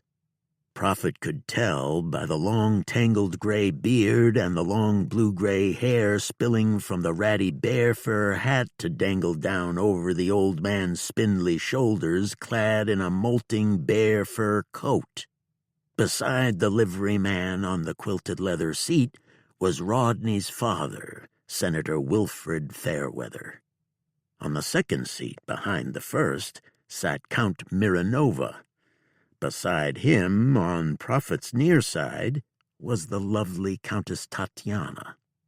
The men were decked out in dark fur coats and tall fur hats, but the Countess wore a thick rabbit fur coat with a high collar made of fox fur, the fox's head complete with open eyes and black-tipped snout dangling down across her left shoulder. On her lovely, dark-eyed, fair-skinned head was a hat also of long, breeze-rippled rabbit fur. Her hands were stuffed into a rabbit fur warming muff. Prophet turned his head to edge a look around his covering rock. Rodney was no longer aiming the Scheutzen at him. The sporting rifle had been taken down off its tripod. Rodney, Leo, and the Russians were walking leisurely along the trail, heading for the train depot, talking and laughing and casting glances back over their shoulders toward Prophet. One of the big Russians was holding the rifle in a fur scabbard over his shoulder, while another big Russian was carrying the tripod. Prophet turned back to the chaise, rolling toward him. Within 30 yards now, and closing. All eyes, including those of the Countess, had found the bounty hunter hunkering down here behind the boulder like a schoolboy playing hide-and-seek. Prophet's cheeks burned with embarrassment. He winced, cursed to himself, spat to one side, and heaved himself to his feet, brushing snow from his denim breeches and from the arms of his buckskin mackinaw. Schofield smiled and shook his head, puffing a corncob pipe wedged in one side of his mouth. "I don't believe I've ever seen a man who attracts more lead than you do, Prophet." He chuckled and shook his head once more as the chaise slowly rolled past along the trail. "No, I purely don't." The senator turned and leaned over the seat to say something in a jeering tone to the Count. Both men laughed loudly. As the buggy continued rolling on down the trail, now between Prophet and the cottonwoods from which he had been so reprehensibly assaulted, not to mention humiliated, the Countess turned her head to keep her eyes on the man she'd cavorted with in the blissful post-dawn hours of the previous evening. She was smiling at him, but the skin above the bridge of her nose bore more than a few skeptical wrinkles. Prophet's ears blazed even hotter behind the muffler knotted around his head. "You'd be cowering like a dog, too, Countess," he grunted out sheepishly, "if you had that big cannon bearing down on your purty pink behind." He spat again as he strode heavy-footed across the trail, heading for where Mean and Ugly stood nonchalantly pulling at the dead grass poking above the snow. "Just wait till I see that fancy snot again. That Dan probably wears pink lace frillies. I'm gonna pistol whip him till there ain't a bit of skin left on his purty face, and then I'm gonna... Prophet! I'm in a bad way here. A real bad way." Lou stopped. Hatchley lay in the snowy brush, on his back but half sitting up, his right hand snaked under him to hold the back of his right leg. "Yeah?" Prophet gave an angry chuff and continued stomping toward his horse. "Join the party, Gritch." Mean and Ugly was second to no one, not even the Vengeance Queen, at reading his rider's mind. The hammer-headed Dun always knew when Prophet was feeling a mite off his feed, and he wasn't at all above exploiting the situation to deepen his rider's misery. He performed such calculated follies merely for fun. A typically mean kind of fun, but fun just the same. Today, on the heels of Rodney Fairweather having hoorah'd Prophet with the sporting rifle, the horse made himself hard to catch, edging away from Lou just when the bounty hunter, having tramped the 120 yards or so through the cold and snow, was about to grab his reins. When Prophet had finally stepped on the reins and gotten them into his fist, the horse took the opportunity to give Lou's right earlobe, poking out from beneath the mouse-chewed muffler, a painful nip. A person who has never had a cold ear nibbled on by a horse should endure such an injury once in his life, because it makes such frivolous injuries as, say, cracking a funny bone against a blacksmith's anvil or stubbing a bare toe on a stone hearth some cold, dark night when you're looking for the thunder bucket, seem as insignificant as a brief tickle by an annoying brother. Suffice it to say, it was a pallid-faced, weary-eyed Lou Prophet who finally led Mean and Ugly, with Gritch Hatchley in the hurricane deck and cuffed to the saddle horn once more, up to the cottonwood hitch rail, running along the side of the wooden depot building nearly a half-hour later. As he tied Mean to the rail, he looked around the front of the depot to see Rodney and his fur-clad cohorts smoking cigars near the vestibule of one of the hunting party's fancy rail cars, talking and laughing. None of the hunting party appeared to have seen Prophet. They'd long since forgotten about the butt of their joke, no doubt. Well, he hadn't forgotten about them. Lou stuffed his right-hand mitten into his coat pocket and shucked his Winchester from his saddle boot. He'd calmed down some since Rodney had used him for target practice. Not much, but enough that he'd managed to talk himself out of marching up and shooting the dandy through his black heart at point-blank range, but only because he didn't want to face the hangman in Bismarck alongside his old friend Hatchley. But as long as Rodney Fairweather was within, say, 100 square miles, Prophet wasn't going anywhere without his Winchester in his hand or on his shoulder. Let the dandy pull that sissy-looking long gun on him again, and Prophet would give him a pill he couldn't digest. Anyone who didn't want to call it self-defense would take the second round out of the barrel and follow Rodney straight to wolf-bait.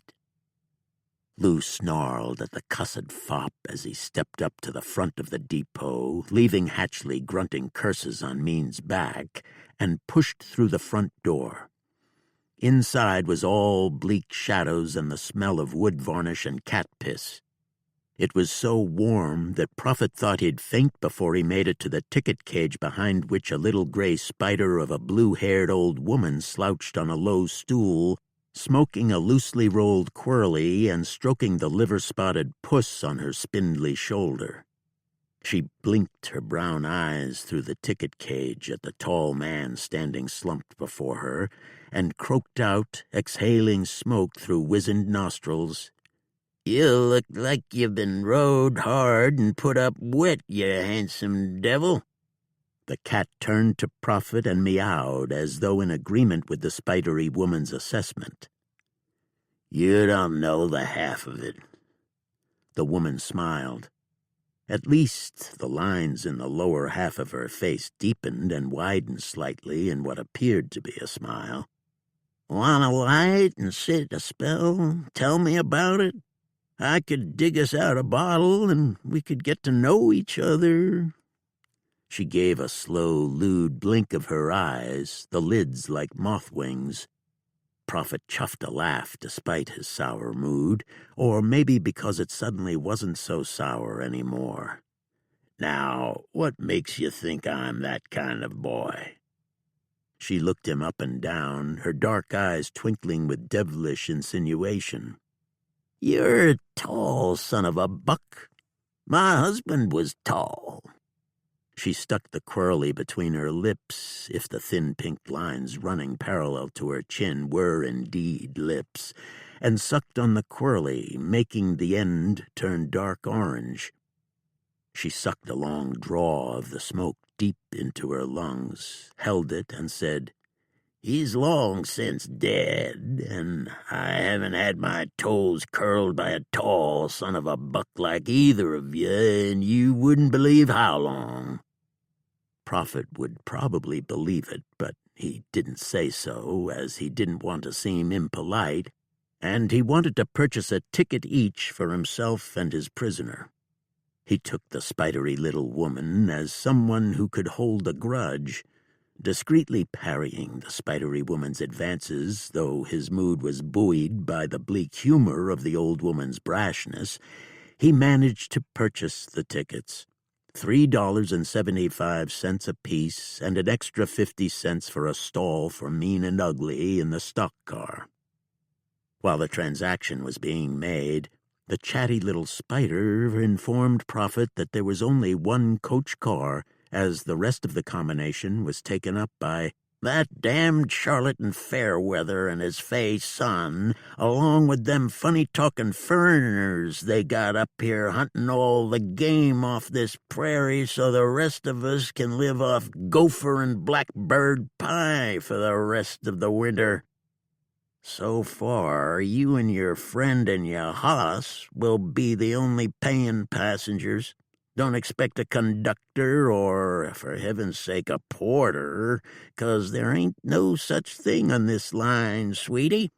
You're lucky to have bench seats and a wood stove. You'll tend the stove and your hoss yourself. For that purpose, there's a stock car between your car and the first of the senator's fancy-dancy coaches. That's on purpose. The stock car is to keep you raggedy-heeled, unwashed heathens back where you belong, in the passenger coach with its hard seats and damn little else. You're not to mingle with the hunting party. They're way above your lowly station here, or so I hear tell. There's a piss pot in the passenger coach near the stove. Empty it yourself. I done punched your ticket, and lessen you've changed your mind about that bottle and a little slap and tickle, I got a new pad in back I just this past fall stuffed with new corn shuckins. You and your friend and your hoss have a nice trip to Bismarck, and come back and visit me soon when you can stay a little longer now, you hear, handsome?" Prophet assured her he would do just that, then, pocketing the tickets and resting the Winchester on his shoulder again, headed for the door. He stopped when, through a front window, he saw 3 horseback riders ride from around the building's left side and onto the platform between the station and the train waiting on the tracks. They were the 3 cut-head Sioux Prophet had seen before. The old man, Leaps High, the handshaker, Little Fawn, and the other sober-faced young brave riding a sleek brown and black pinto. The old man and the sober-faced brave rode ahead of Little Fawn. Just as the 3 Indians started walking their horses across the brick platform between the depot station and the sitting train, the Countess stepped down from the car ahead of the stock car, which fronted the shabby passenger coach, which would have been the last coach in the combination if not for the little red caboose. The stylish, gleaming fittings of the Countess's sleek black coach with red velvet curtains adorning the windows made the passenger car look like a derelict old fishing boat by comparison. Seeing the girl, Little Fawn jumped down off his horse and ran over to the Countess, extending his hand and bowing unctuously, wanting to shake. Prophet pushed through the door and out onto the platform. "It's all right, Countess," he said when he saw the startled, apprehensive look on the black-eyed beauty's face. "He just wants to shake your hand, is all." The Countess looked at Prophet and then, turning to the Indian boy who stood only an inch or 2 taller than she, pulled her right hand out of the rabbit fur muff sewn onto her coat and gave it to Little Fawn, who shook it, laughing again with a combination of embarrassment and delight at the ridiculous custom. His laughter infected the Countess, who, too, broke into laughter just before the boy released her hand and went jogging off down the platform, laughing. He ran toward where Rodney Fairweather and Leo stood together with only one of the Russians now, the others having apparently boarded the stylish cars of the senator's private combination. Prophet chuckled as he strode forward, heading toward the Countess. He paused when he heard a voice raised in anger several cars up the train. He turned to see Rodney Fairweather slap the young Indian boy, Little Fawn, hard across the young Indian's face with the open palm of his right hand. Little Fawn jerked back, startled. Looking at the dandy who'd slapped him in round-eyed, wide-mouthed shock, the young brave stumbled back toward where his horse had followed him along the platform and was also sidling away from the red-faced dandy in apprehension. The other two Indians, Leaps High and the sober-faced brave, had their backs to the young Indian and Fairweather, but they both turned to peer back over their shoulders as the priggish dandy shouted at Little Fawn, "How dare you approach me, you filthy savage? Why would I want to shake your hand, you snickering red devil? Get the hell out of here before I fetch my rifle and shoot you through your savage heart."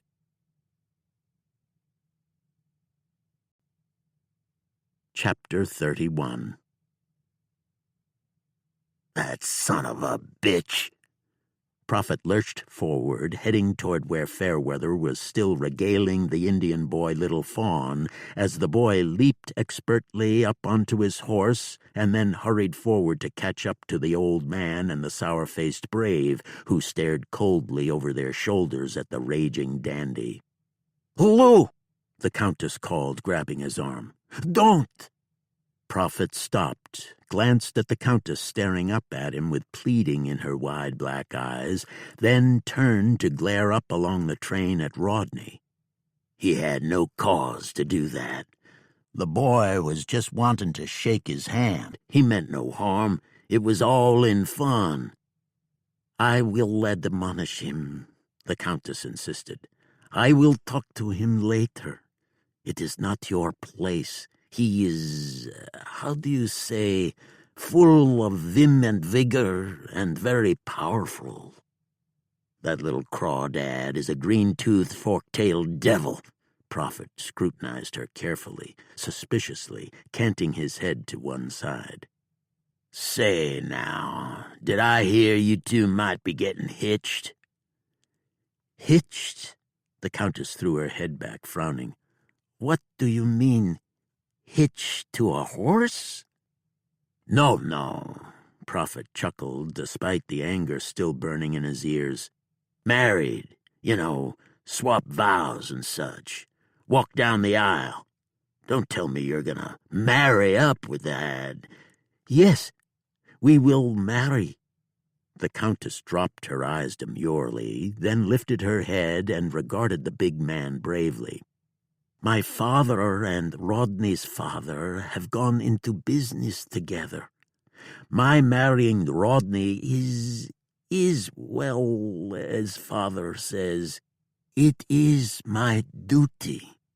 My father's businesses in Russia are, well, failing, if you must know. His brothers and a couple of powerful cousins have turned against him. We were nearly bankrupt before my father and Senator Fairweather went into business together, mostly on the senator's capital. They are building several spur railroad lines across the West. They built this one, in fact." She canted her head toward the train. "They are establishing several mines. We will visit those next, in Colorado, and hunt more grizzly bear." She smiled brightly at the thought. Quickly the smile faded, and she added with a vaguely troubled but resigned air, "I must be loyal to my father's wishes. I am his only daughter. My mother, his wife of 43 years, died last year. His own health is failing. We will move here together once Rodney and I are married. Russia is no longer a hospitable place for us, though I do truly love it so, and will miss it." She added that last with a sigh of deep longing. "Ah, hell," Prophet said, genuinely feeling sorry for the girl's plight. Sometimes it was worse to have so much and lose it than, like Prophet himself, to have ever had very little at all. It grieves me to hear that, Tatiana. The Countess gave him a warm smile. She looked around self-consciously. The only ones on the platform were she, Prophet, and Rodney, Leo, and the lone Russian, who'd gone back to talking and laughing, their backs to Prophet and the girl as they stared off in the direction in which the 3 horseback Indians had disappeared. Tatiana began to raise her hand to his cheek, but, thinking better of the gesture, stopped and let her hand drop back down to her side. Blood rose in her face, and her eyes glinted warmly. "I will remember last night, Lou. I just wanted to tell you that. And to thank you. I only hope Rodney will turn out to be as gentle and satisfying a lover as you." "Oh, I'll remember last night, too, Countess," Prophet chuckled lustily. "You can count on that." He would, too. "Maybe, perhaps, we will one day find each other again, and—" She glanced sheepishly off toward Rodney, who still had his back to her and Prophet, and smiled lustily. "And have another night as sweet as the one we just shared." "I'd like that." "I would invite you up to my car for lunch, Lou, but, you know—" Again she cast a sheepish glance toward Rodney. "Oh, no." Prophet held his left-gloved hand up, palm out. "Don't you worry about that. A fella like me, hell, I belong back there. Born to such a ride, in fact." He canted his head to the old coach car with rusty iron wheels and in bad need of paint. It was a goat cart compared to the senator's string of varnished surreys. "Besides, I got my prisoner to look after." Brows beetling suddenly, the Countess jerked toward Prophet as though nudged from behind. "I would like to kiss you." Prophet backed up, chuckling wryly, glancing toward Rodney and remembering the slugs from the Scheutzen hammering the rock Lou had cowered behind like a chicken-thieving dog. "Oh, no. Don't do that. That'd likely bring down a whole cloud of trouble on us both." He no longer felt all that indignant about Rodney's ill treatment. After all, he'd sampled, and thoroughly enjoyed, the Dandy's Bride in advance of Rodney himself. He couldn't really begrudge the cuckolded fop a little fun with the Scheutzen, though he'd be damned if he'd ever let him do it again.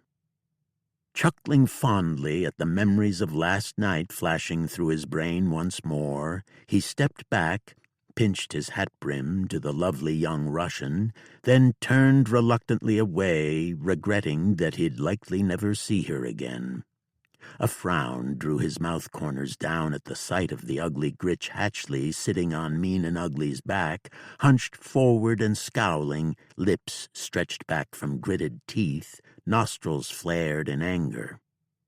What a contrast to Countess Tatiana Mironova. "I hope you didn't rush your little game of slap and tickle over there for me, Prophet. Just 'cause I'm bleeding dry here and freezing my ass off. Whoo-wee, she's purty'n a speckled pup.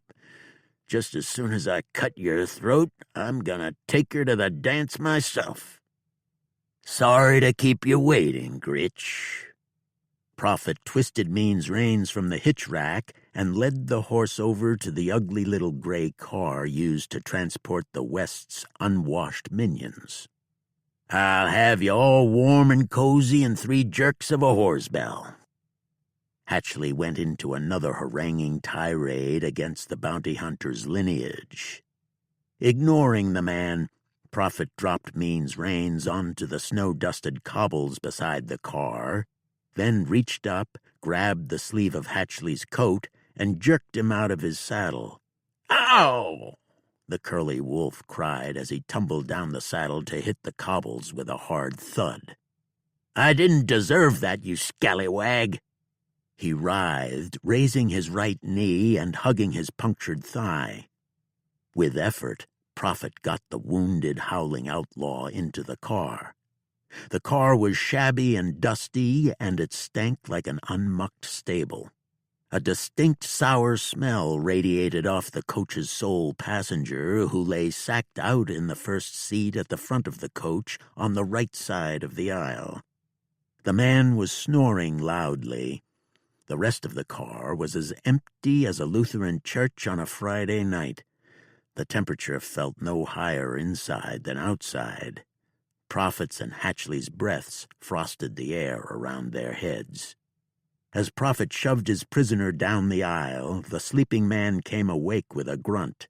He sat straight up on the green velour-covered bench, his single wool blanket tumbling to the floor where a nearly empty whiskey bottle stood near the man's piled gear, which included a saddle and a rifle. The man grabbed 2 pistols from the pockets of his quilted deer-hide coat, extended them straight out toward Prophet and Hatchley, and clicked the hammers back. "Whoa, now," the bounty hunter said. "Easy, partner.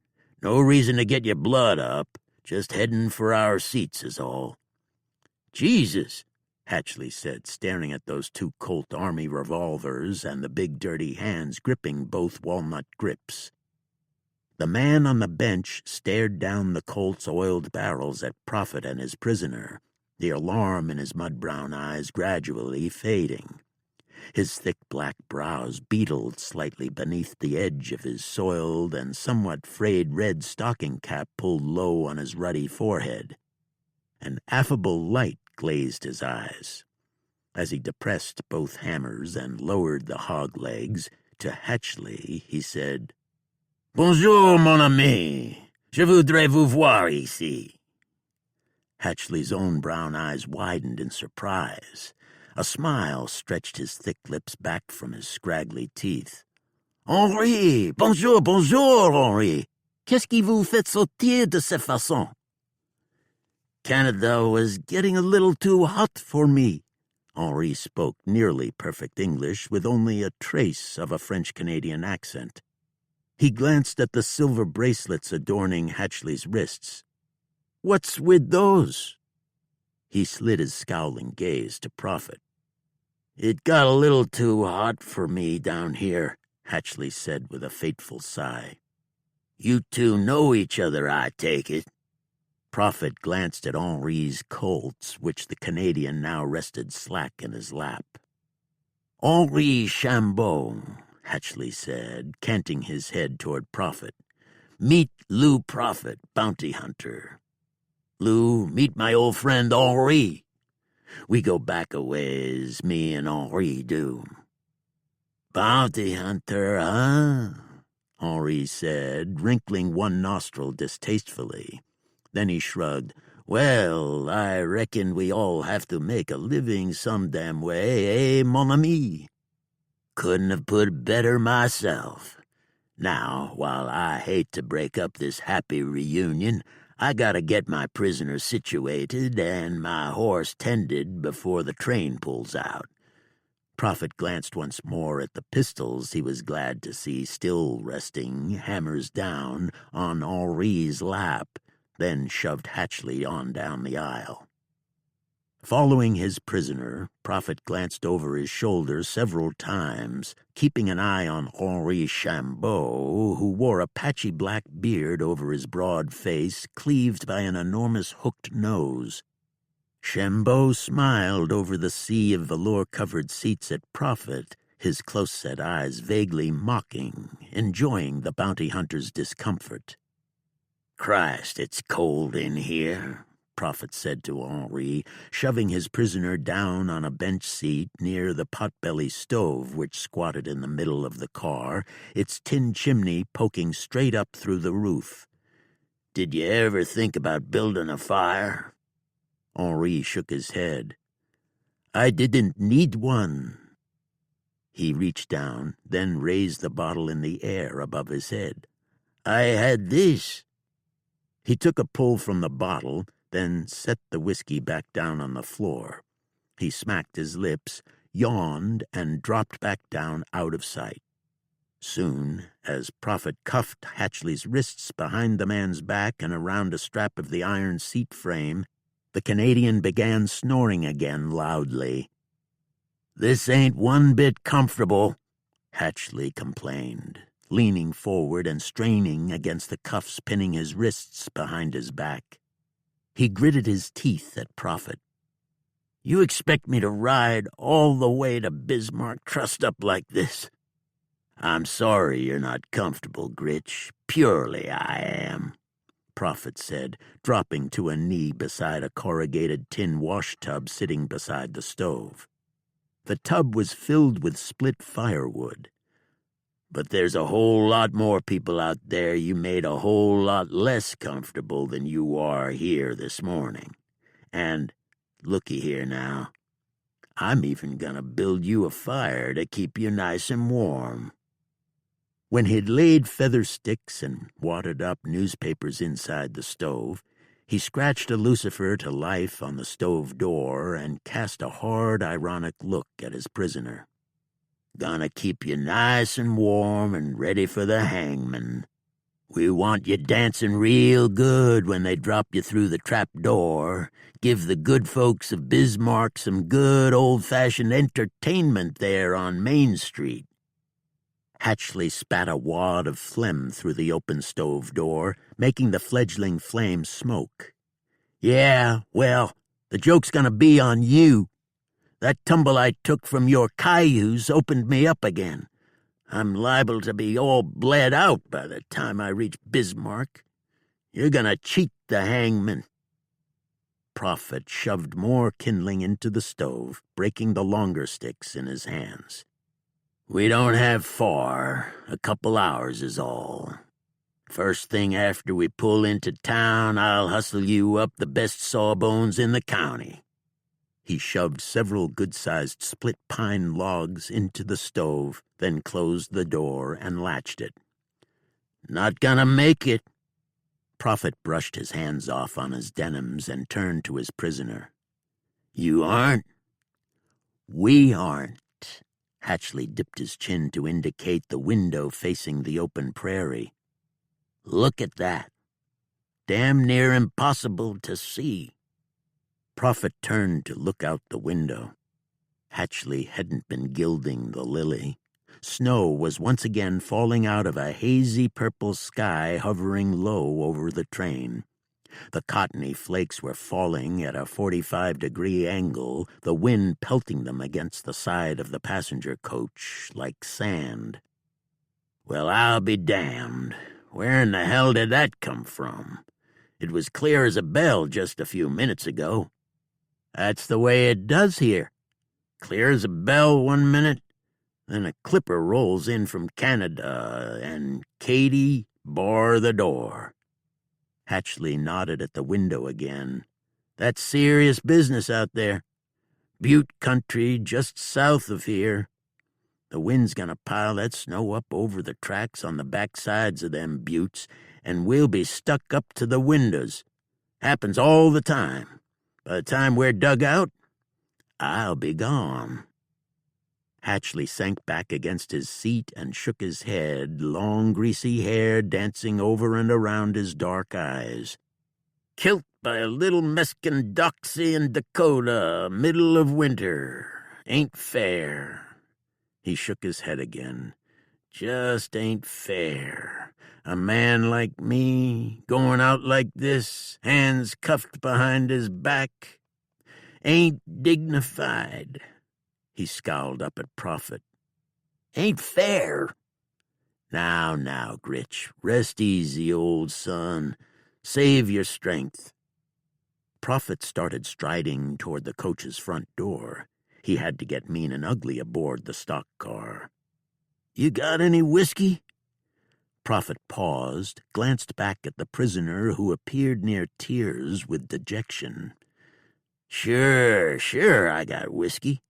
Bought me a whole bottle just last night for today's journey. Give me some. I'm hurting bad here, Lou. No, sir. Prophet shook his head. That's labeled stuff. It ain't no painkiller. Besides, the way you tell it, you'll be dead soon. I don't see no reason to waste good liquor on a dead man. Prophet winked and went out.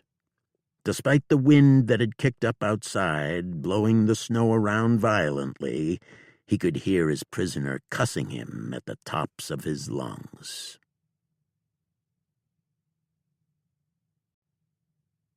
Chapter 32. Louisa thrust her Colt straight out through the wind-jostled, snow-dusted tangle of branches and hurled 3 quick shots back behind her in the direction of Sundown. "Take those, Captain," she bellowed. "I hope you choke on 'em."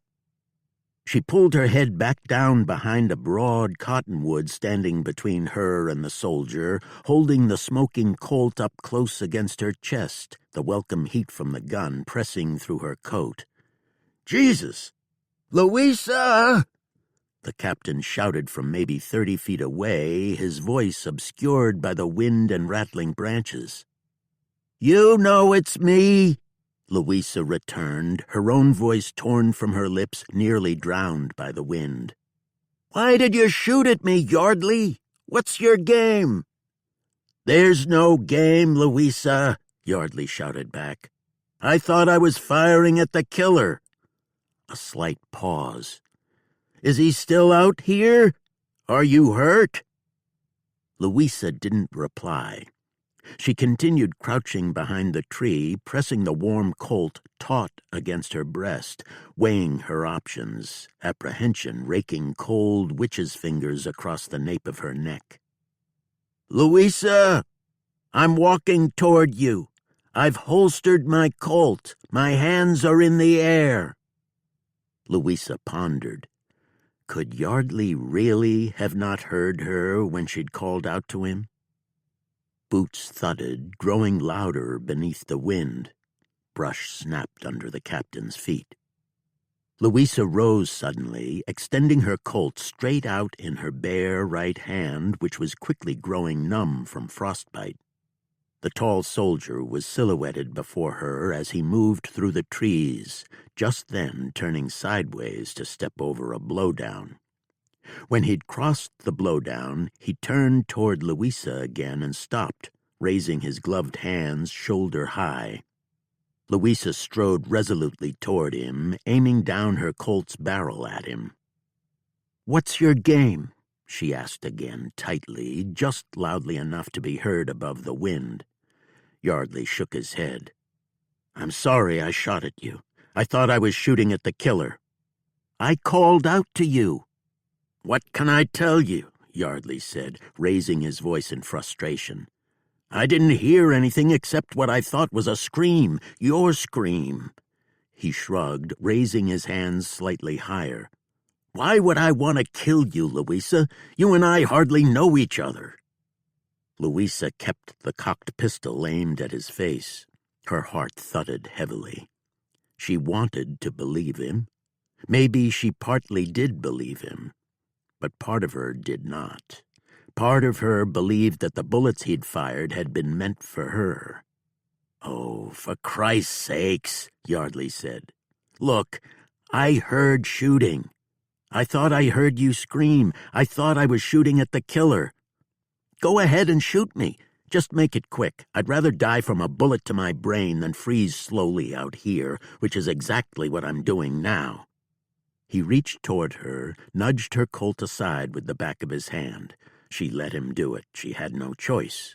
She knew she should shoot him, but not knowing why, she couldn't do it. Not even her, the uncompromising vengeance queen. Oh, hell! Louisa shoved the Colt into her coat pocket. Keeping a cautious eye on the captain standing before her, she quickly shoved her hand back into her glove, wincing against the sharp teeth of the wind chewing at her flesh.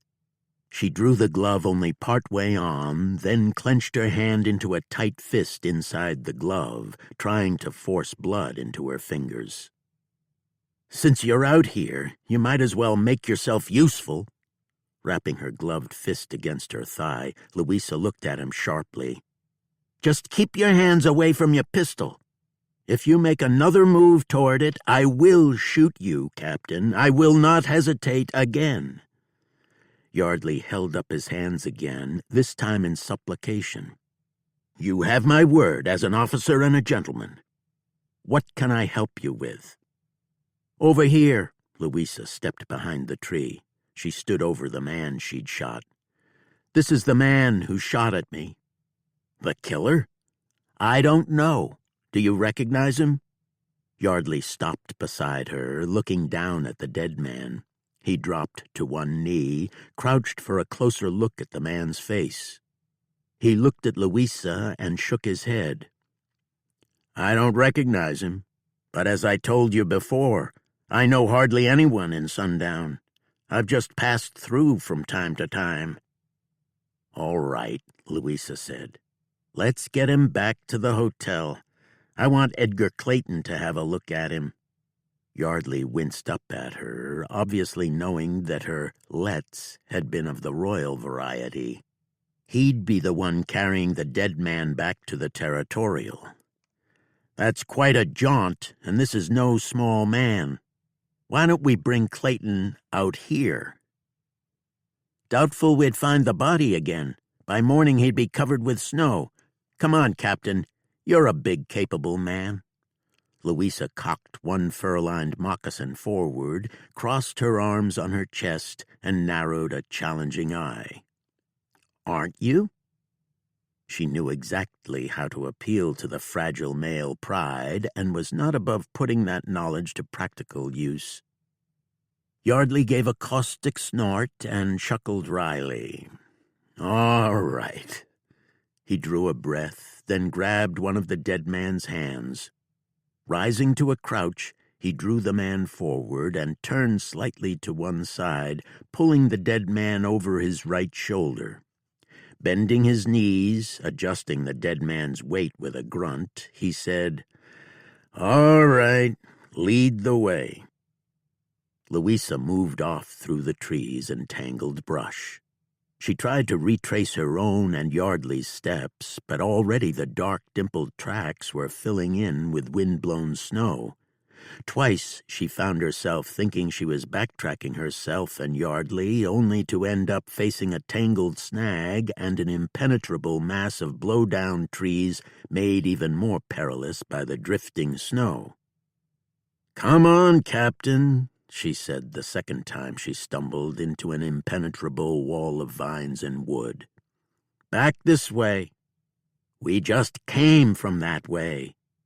"Back this way." Hold on," Yardley complained. "I need to rest."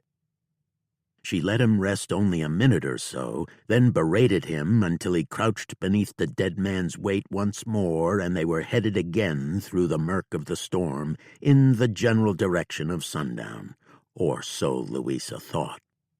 With the wind and the snow and the trees and bramble all looking alike, it was very easy to get disoriented.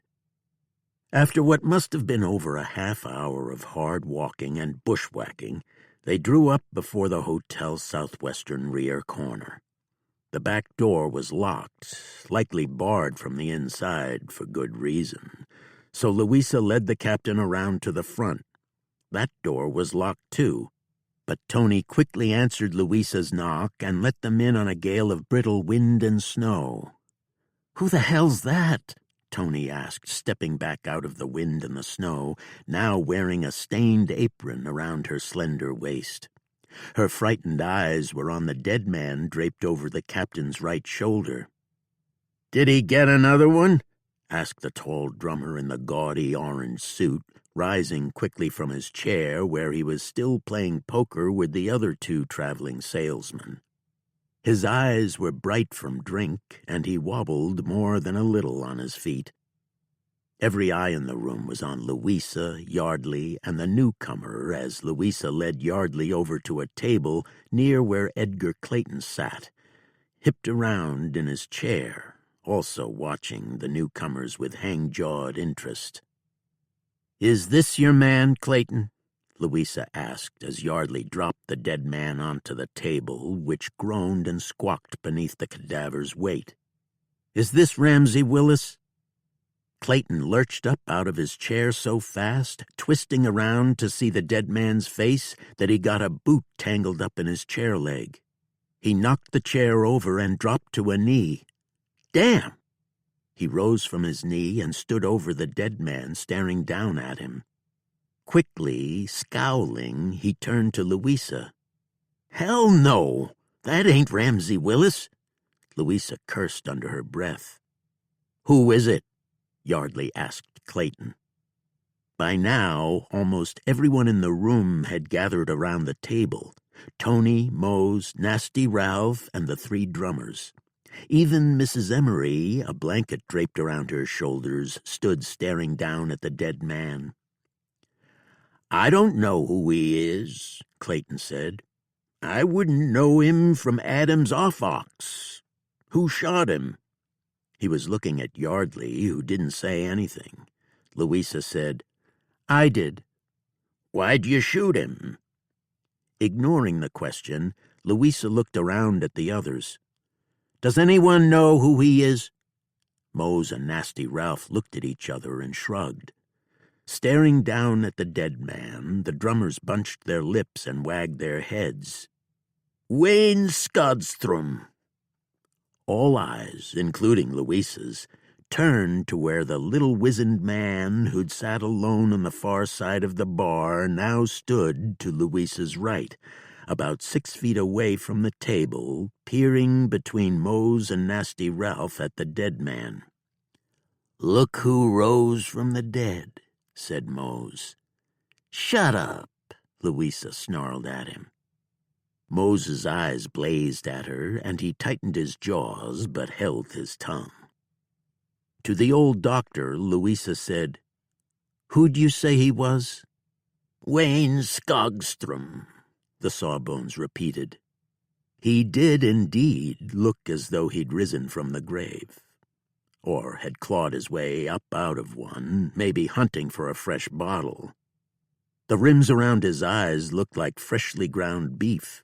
He reeked of sweat and whiskey. "Lived down the hill to the south across the creek, with his old man Zeke, an old buffalo hunter and wolfer.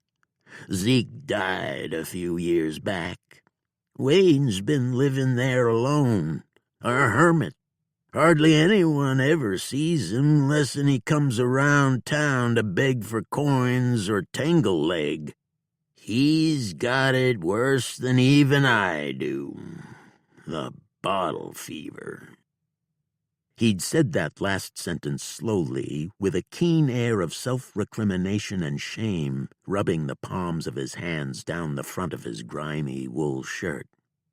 "I've caught him stealing wood from our pile," Mrs. Emery said in a low, strange voice, as though she were half dreaming. "Caught him stealing wash off our line. My husband's trousers, his shirts. Once he stole an apple pie out of my kitchen window when I set it there to cool." "Do you think he could have put that axe—" Louisa stopped, cleared her throat. "Do you think he could have killed your husband, Mrs. Emery? Had you seen Mr. Skogstrom around your house earlier today?" The woman bowed her head and her shoulders quivered. "There now," Captain Yardley said, walking around behind the grieving widow, placing his hands on her shoulders. "Let's get you upstairs, Mrs. Emery. You should be in—" "No," the woman pleaded with Louisa, eyes round with horror. "I don't want to be alone. I want to stay down here with you all." Louisa glanced at Yardley. With her chin, she indicated the brocade chair at which the widow had been sitting. Yardley guided the sobbing woman back over to the chair and helped her down into it. The town drunk doctor continued staring down at Wayne Skogstrom as he said, "He was bad for stealing firewood. He used to come up here from his cabin and steal wood from Tutwiler. Morris caught him more than a few times and threatened him with a thrashing. Wayne, he dropped the wood and run. Kept close to home mostly, trapped a little, cut wood a little when he wasn't drinking. Didn't allow no one on his place. I went down there to visit him after Zeke died. Zeke and me was friends. And he took a shot at me, told me to never come around again or I'd get a bullet for my trouble." The Sawbones lifted his watery gaze from the dead man to Louisa. "He probably shot at you because he thought you was Tutwiler out to catch him stealing his firewood. Or maybe you was getting too close to his cabin. He never let anyone come on his place. No, sir."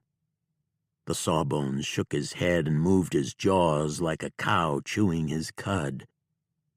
Louisa stared at the little wizened man, but what he was seeing were the several chunks of split wood she'd spied on the snowy ground near Skogstrom's lifeless body. "That there's your axe killer," Nasty Ralph pointed down at the dead man on the table. "Sure enough, the banker caught this sick old coon stealing firewood from him and got an axe in his back for his trouble. Same with Tutwiler." "Nope," Edgar Clayton shook his head certainly. He turned, walked over to the front window left of the door, and stared out at the cold, stormy night. "The killer's still out there. He's Ramsey Willis, and he ain't out to steal firewood or a man's britches off a clothesline. He's got the winter fever. He's turned his wolf loose. He's out to kill every single one of us here tonight if we don't get him first." Clayton turned around slowly and stared darkly at Louisa. "And you know what?" he asked the Vengeance Queen. "No," Louisa said. "What?" "At this point, my money's on him."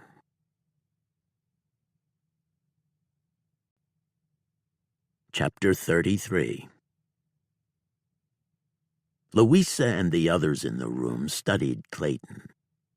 The rancher poured himself a fresh drink, then picked up his making sack and began rolling a smoke.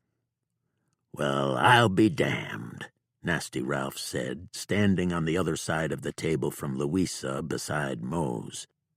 "We still got us a killer on the loose, don't we?" He turned his head to stare at the door against which the moaning wind flung snow like intermittent shovelfuls of sand. Mose looked at Louisa, his eyes bright and rheumy from drink. "And you just popped another pill into another poor hombre who didn't deserve it, no more than Vink did." He closed his hand around one of his holstered 44s. Louisa smiled. "Go ahead, Mose. Try it." Mose stared back at her. All eyes in the room now shuttled between the two. Mose appeared to have stopped breathing. His lips were pursed and white. "Stop!" Tony said. "Stop it!" She came up to stand to Louisa's left, beside the table with the dead man on it, shifting her gaze from Mose to Louisa and back again. "We can't turn on each other. If there's a crazy man out there, an axe-wielding killer, we need to keep our heads. Stand down, Mose." Nasty Ralph snorted a laugh and nudged Mose with his elbow. "Come on now, Mose. She's too purty to kill." Mose curled his upper lip at that. It was the excuse he was needing, wanting, to pull his horns in.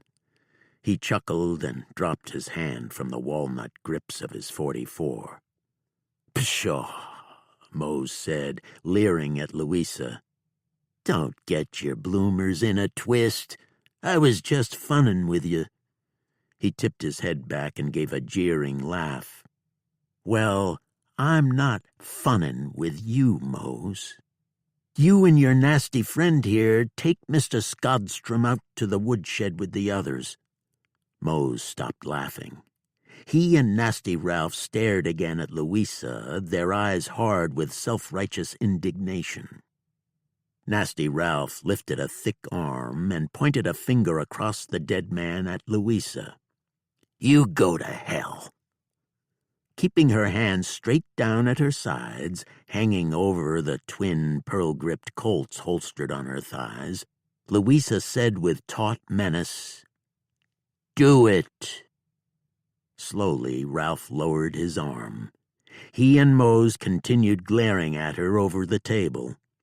Once again, all eyes in the room were on Louisa as well as on both drunk market hunters. Lamplight, shunted by drafts, flickered across the room, sliding back and forth across the hats of the men and Louisa gathered around the table.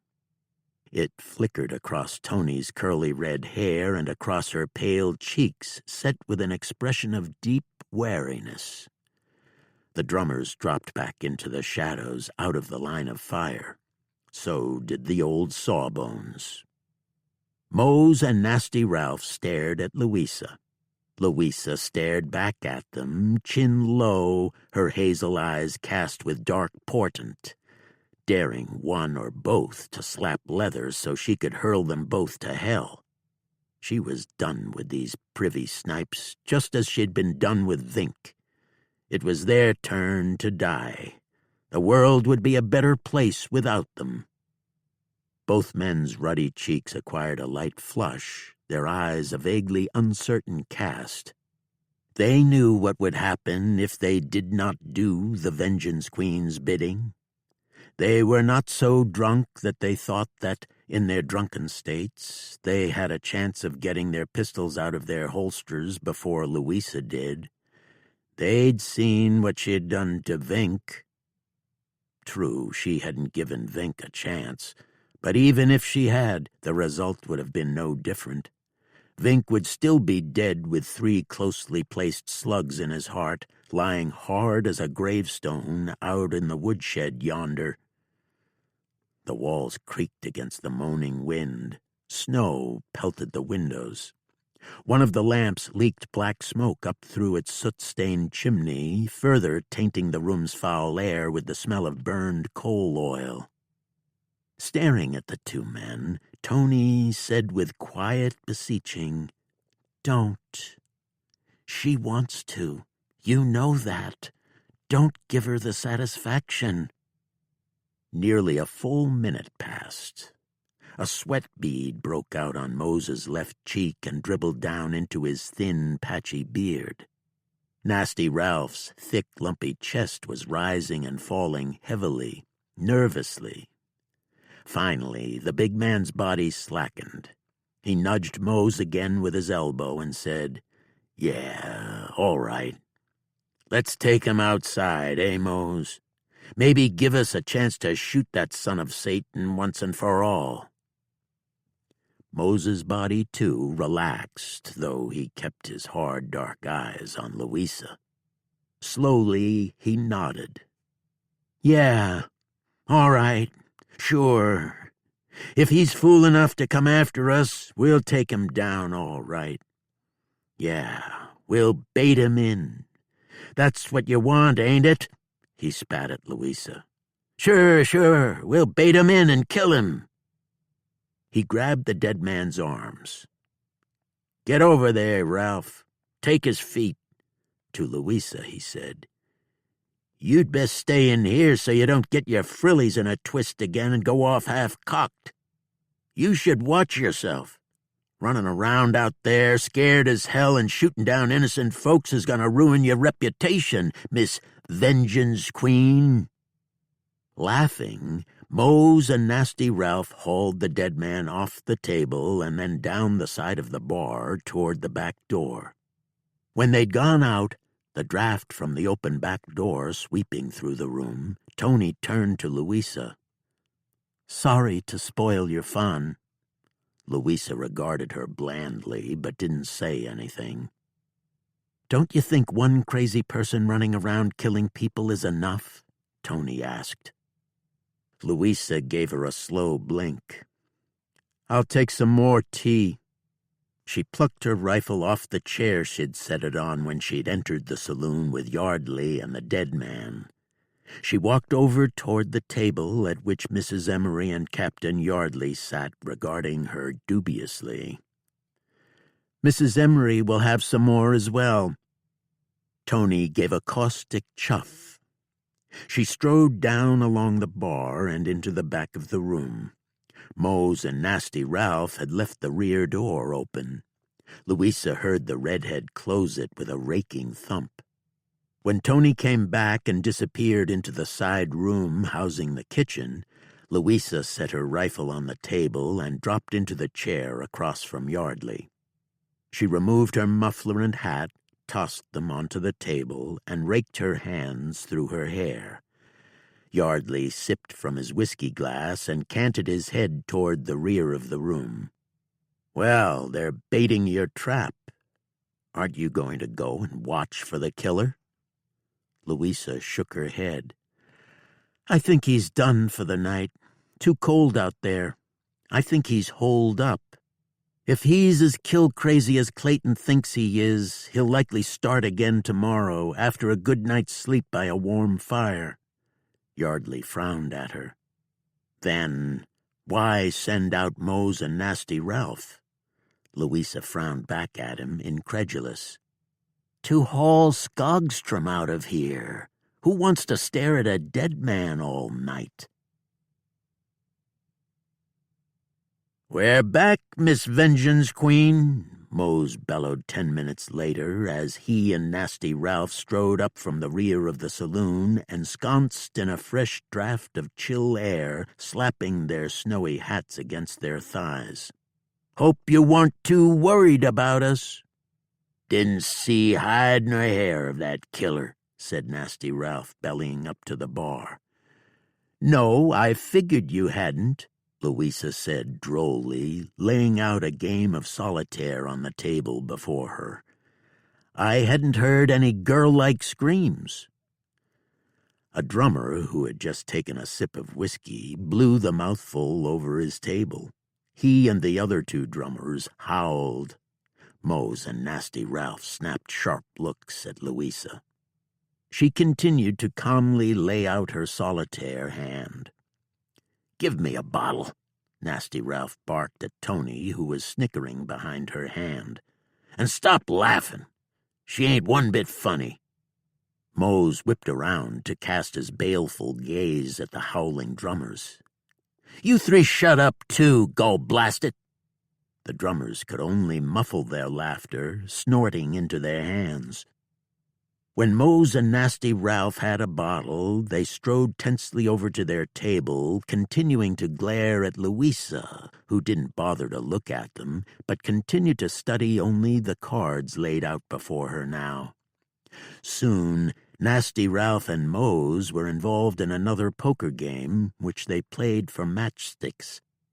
They went through the fresh bottle of whiskey as though it were water and they were crossing a blazing desert. Mose passed out first, simply laying his head down on his arm with a deep groan. He began snoring softly at first, but then loudly. Nasty Ralph was vocally lamenting his partner's mid-game slumber just when he himself had finally gotten a red-hot hand going.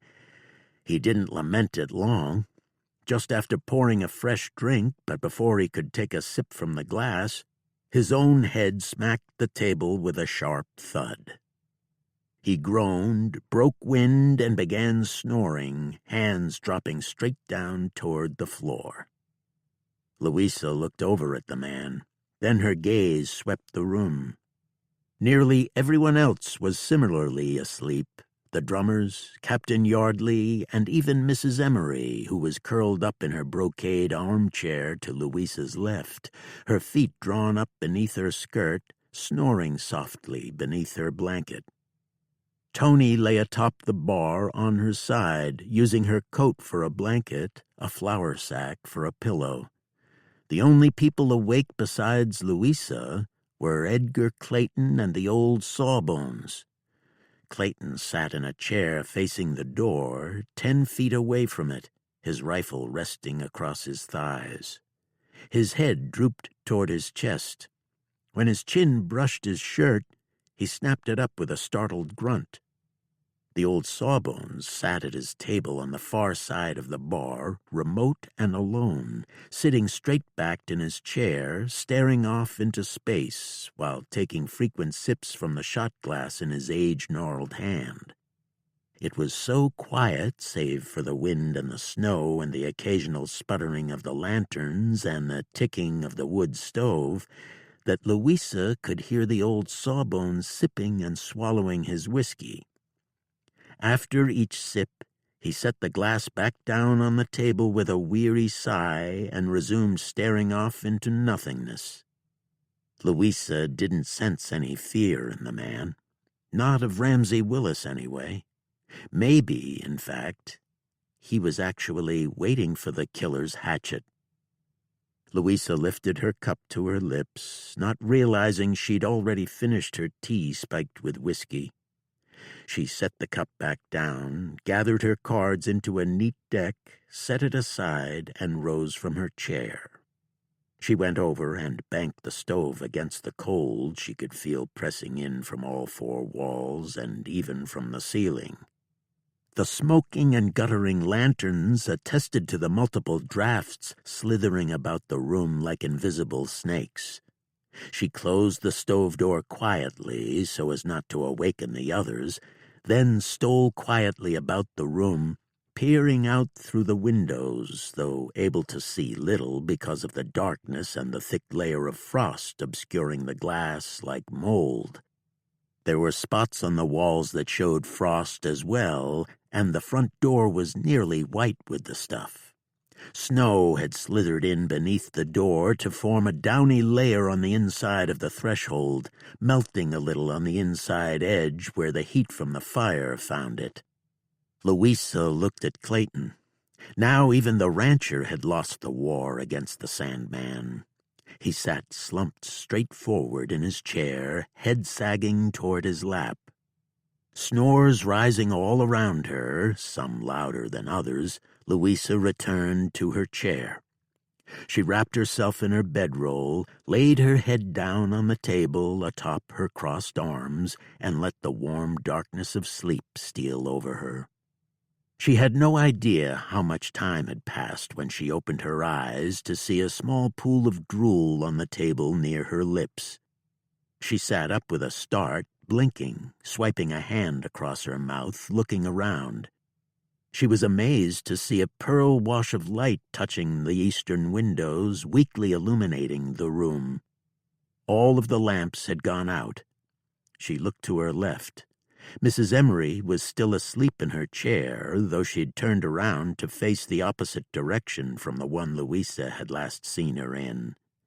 Captain Yardley was gone, his chair sitting at an angle to the table, vacant. He appeared to be nowhere in the room. Louisa looked toward the drummer's table by the bar. All 3 men were still asleep, one curled up on a table near where the other 2 sat in their chairs. Mose and Nasty Ralph slept in the same positions as last night. Tony lay on the bar. She'd rolled onto her back.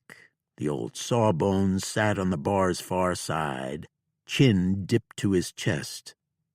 Edgar Clayton snored with his head down on his own table, arms stretched out before him, fingers clutching his Spencer repeating rifle as though even in sleep he was ready to snap up the weapon and shoot down the low-down, dirty, axe-wielding dog that was his hired hand, Ramsay Willis. Louisa shivered. She just realized that she'd been shivering for a long time, dreaming she'd been wandering only half-clothed in a terrible storm seeking shelter. Now she rose from her chair, clutching her blankets tightly about her shoulders, and walked over to the wood stove. By the time she had it roaring once more, several others in the room were rousing from their own stupors, having been awakened by the stove door's opening and the wood being chunked inside. They groaned, grunted, hacked phlegm from their throats.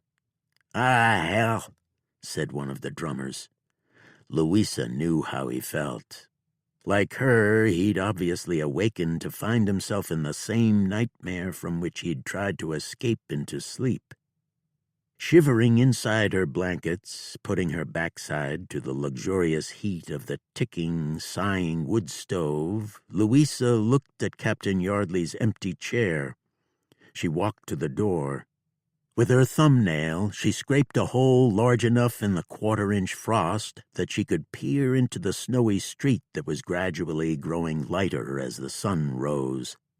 She could see Yardley's footprints dropping down off the boardwalk fronting the saloon and angling off to the left, to the south. "Strange," Louisa muttered to herself, her suspicions aroused. "Where are you off to so early in the morning, Captain?"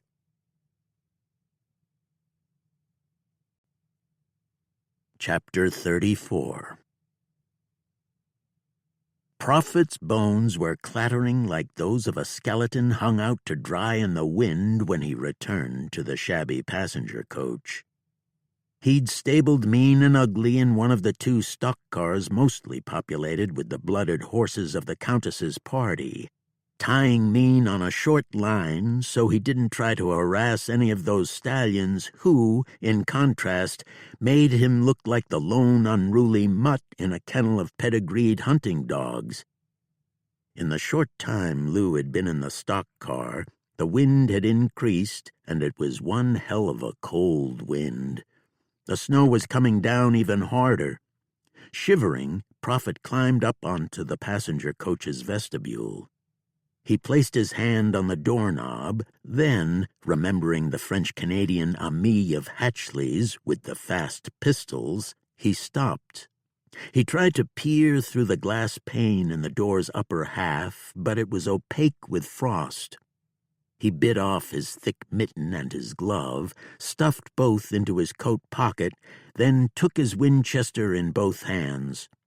He'd left the Richards with Mean and Ugly, its lanyard hooked over a nail in the stock car. He levered around into the Winchester's action, opened the door of the passenger coach, shoved it wide, and took one long, resolute step into the car.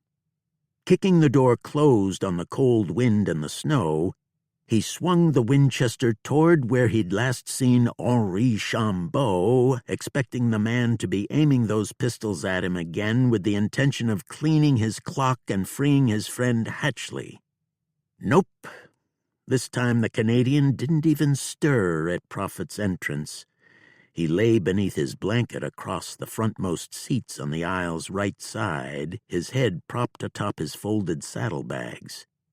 He stopped snoring, grunted, swiped a fist across his nose, then dropped his arm back toward the floor and resumed snoring, pooching out his lips inside his thick beard with every exhalation.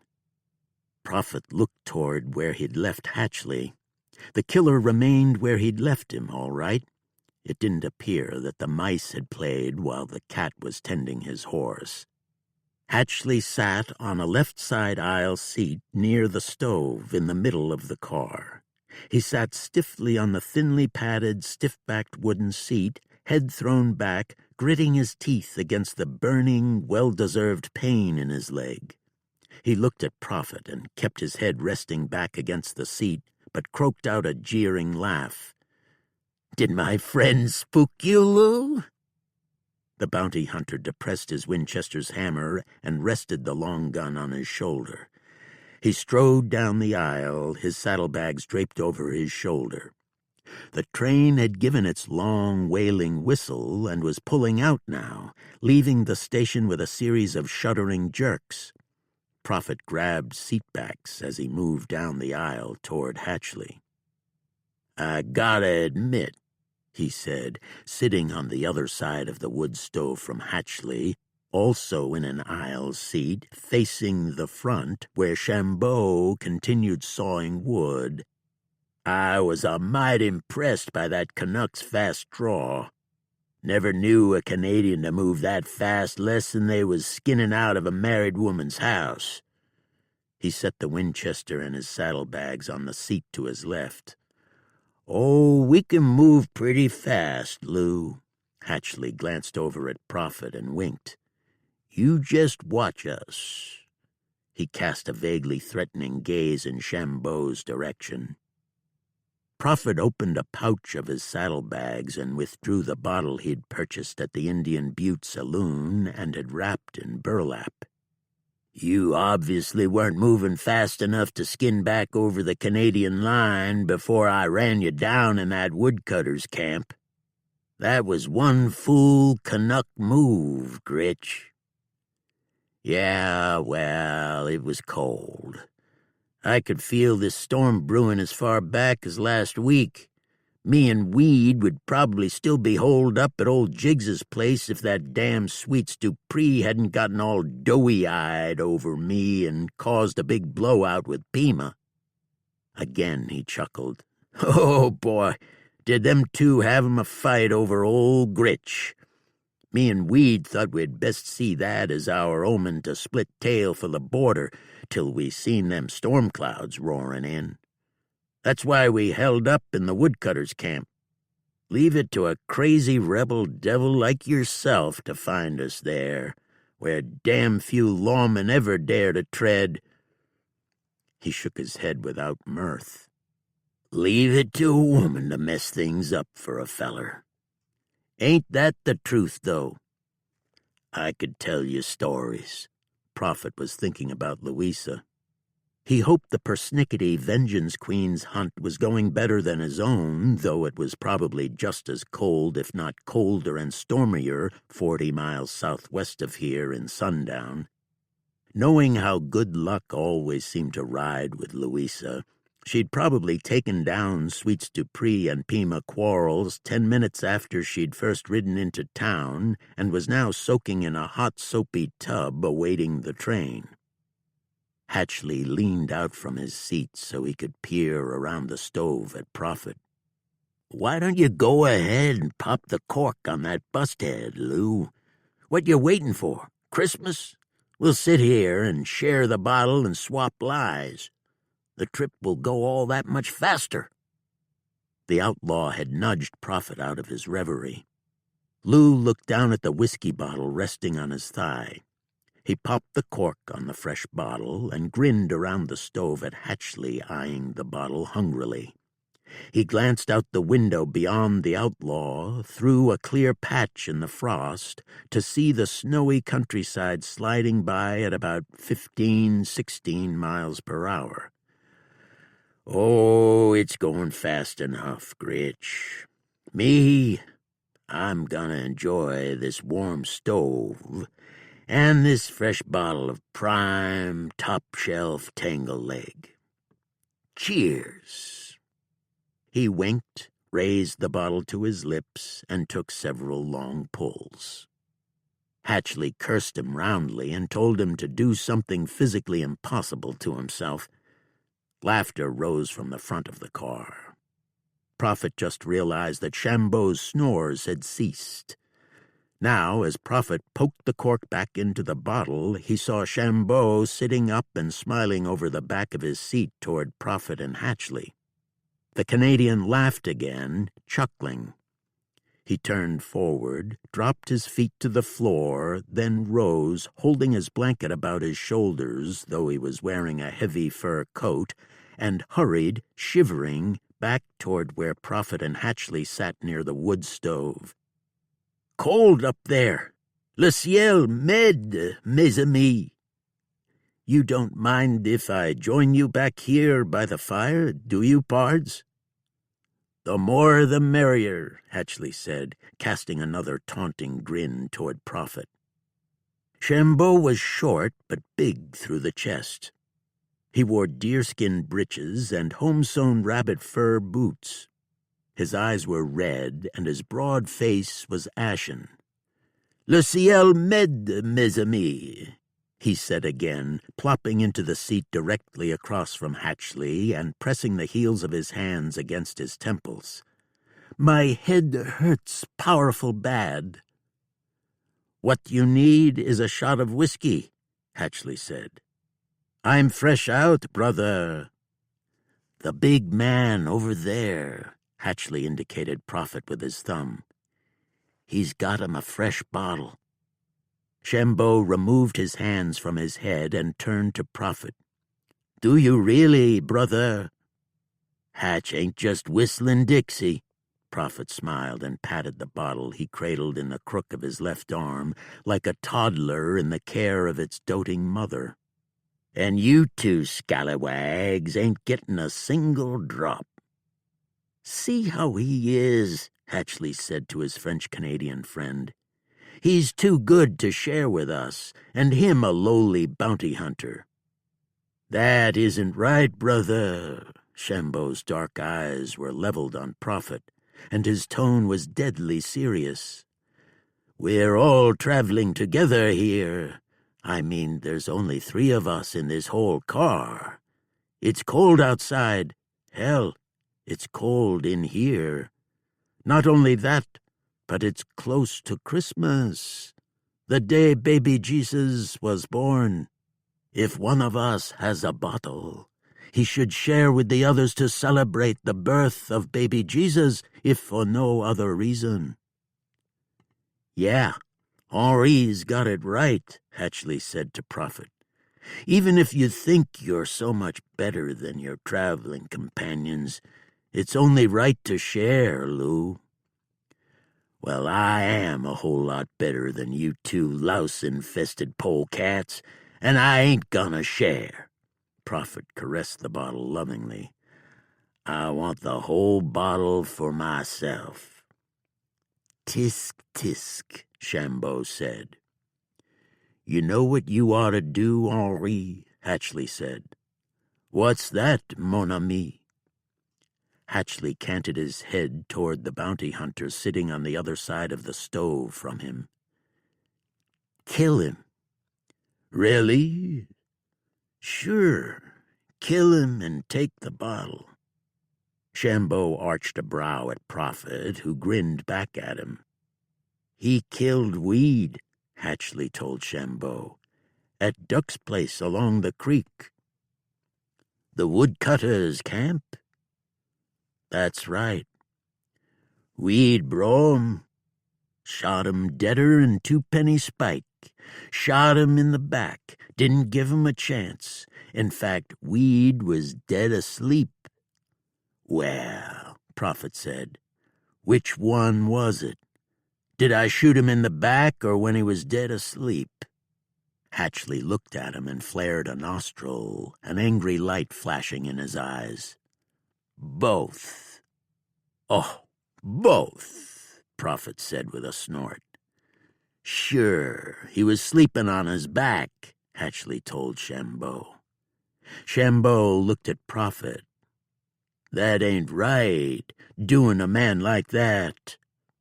"No, I reckon it ain't," Prophet said. "You 2 are starting to make me feel down in the dumps about it now." "Tula," Hatchley spat out at his Canadian friend, leaning slightly forward at the waist. "Kill him and take his whiskey. He took a good pile of money off me and Weed, too. He's probably got it in his saddlebags." Prophet grinned again and patted the saddlebags piled beside him.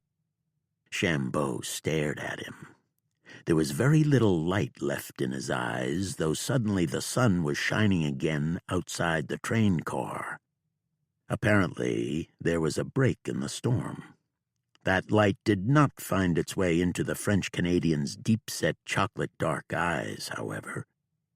His gaze burned 2 holes through Prophet's own, or that was the impression the Canuck wanted to give, at least.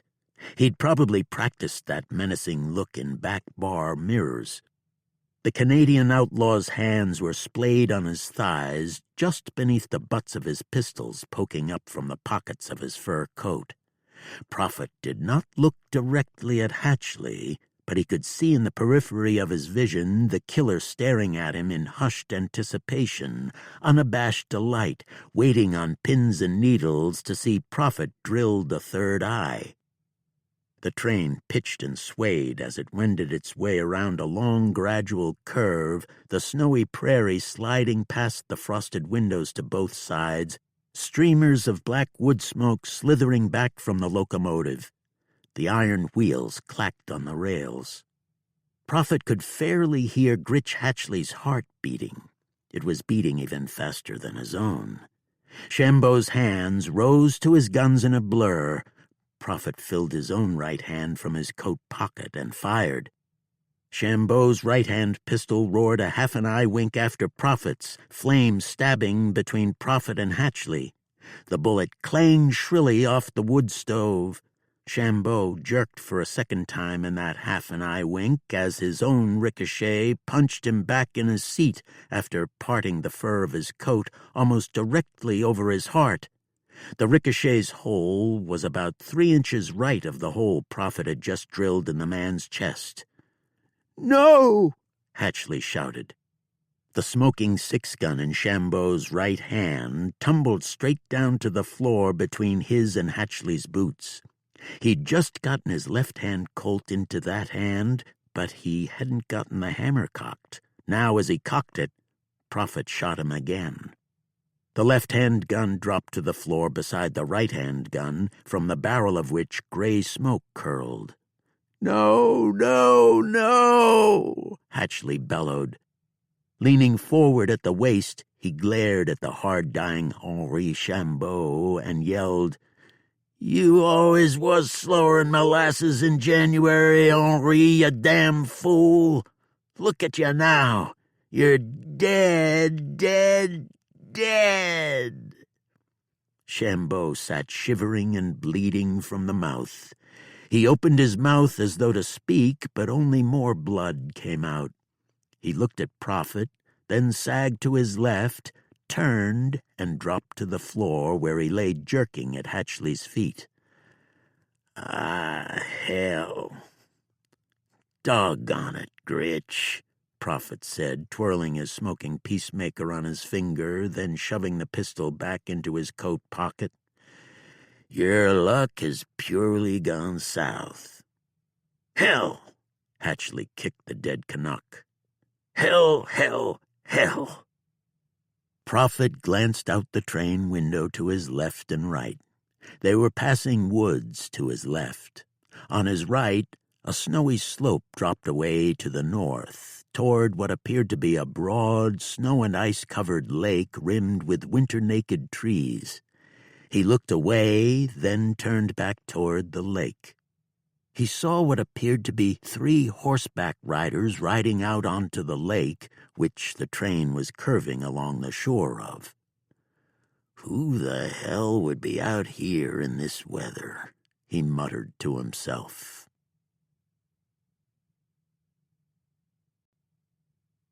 Chapter 35. Gritch Hatchley was sagging forward in his seat, snarling and pulling at the cuffs fixing his wrists to the iron seat frame behind him. He snarled and grunted and groaned, long hair hanging down against both sides of his face. He was staring at the dead man's guns lying near his own boots, beside the body from which a steady stream of blood issued from each hole in the dead man's coat. Prophet rose from his seat and kicked both guns away. "There, I'll get them out of your hair, Gritch. They're only badgering you.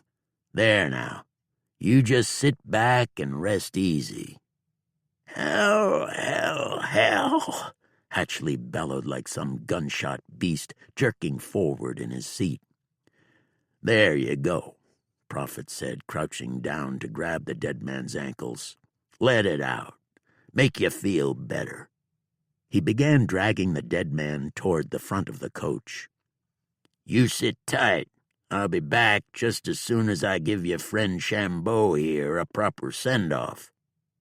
"Damn," Hatchley said, pulling violently against his cuffs. "Damn, damn, damn." "There you go," Prophet said, pulling the coach's front door open. "Let it all out, Gritch." He dragged the dead man out onto the vestibule, the cold wind hammering against him. Immediately, he removed his hat before the wind could blow it away and tossed it back through the car's open door. He rolled Shambo toward the vestibule steps, dropping down to the cinder-paved roadbed showing in wind-cleared patches amidst the fresh snow. The sun was bright now, and the wind was still blowing, whipping the snow around in intermittent curtains that glittered like diamond-crusted ball gowns. As Prophet looked through one such billowing, sparkling wave of wind-blown snow, he saw the three riders again, 3 horseback men moving straight out away from him, making their way across a corner of the lake toward another line of fur and skin-clad riders sitting their horses facing them, apparently waiting for the first 3. The 2 Cuthead Sioux hunting parties were meeting out there on the lake. Even though the 3 riders' backs faced Prophet and they were about 50 yards away from him, he could tell that they were the 3 Indians he'd seen in town, Leaps High, Little Fawn, and the 3rd stoic young brave whose name Prophet hadn't learned. The train's whistle blew shrilly, 3 short, resounding wails as though in greeting to the 3 Indians. One of the 3 Cuthead Sioux turned his horse around to face the train.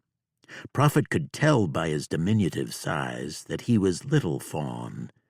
The friendly young Indian raised an arm and waved broadly, heartily. Prophet could see the white line of the boy's teeth as he smiled, his face forming a brown oval beneath his rabbit fur hat. Prophet wasn't entirely aware of it, but seeing that guileless, life-embracing smile on the face of the young Indian made him begin shaping a smile of his own. The train whistled once more. The whistle's echo hadn't died before there was a belching sound. Prophet shuddered. Right away, he knew what that belching sound had been. He'd heard it before, not long ago. Instantly, a chunk of ice dropped in his belly. He stared straight out across the lake in hang-jawed horror to see Little Fawn jerk violently back in his saddle, throwing both his arms high above his head. The boy sagged straight back against his horse's hindquarters, then rolled down the side of the mount to fall to the ground beside it. Raucous laughter blew back toward Prophet on the wind from the Countess's party riding ahead of him. Heart thudding heavily, Prophet dropped to the bottom step of the vestibule, grabbed the brass rail to his left, and leaned out away from the train, gazing up toward the fancy coach in which Rodney Fairweather was extending his fancy shooting rifle through an open window, his round face laughing behind it. "I told you I could make that shot," the fancy Dan bellowed victoriously behind the raised rear sight. Collapsing the sight with his thumb and withdrawing the big rifle from the window, he turned to the Russians and Leo gathered around him, all laughing heartily, to yell, "I told you I could make that shot, didn't I? Pay up now, pay up!" Turning away from Prophet, Fairweather closed the window and disappeared in a glint of sunlight winking off the glass. Grinding his teeth with fury, Lou glanced back toward the lake falling away behind him. The other 2 Indians, Leaps High and the 2nd young brave, were scrambling down from their saddles to rush over to Little Fawn, who lay unmoving in the snow beside his fidgeting horse.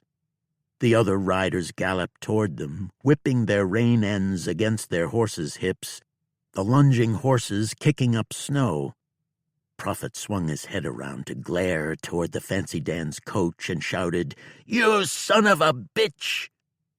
Seething, He pulled himself back onto the passenger coach's vestibule, tripping over the body of Henri Chambeau, who, in the wake of young Fairweather's shooting and likely killing of Little Fawn, he'd forgotten about. Now, cursing, Prophet pushed up off his knee and kicked the body down the vestibule steps. Chambeau rolled off the bottom step to the ground, bounced, and quickly disappeared as the train rumbled forward. Prophet pressed his back against the front of the passenger coach. His mind was racing. Fury was a fully stoked locomotive raging inside him. Over and over he heard the loud concussive report of Fairweather's fancy Scheutzen. He saw Little Fawn jerk back in his saddle and tumble to the ground. He heard the senator's spoiled son's cackling laughter.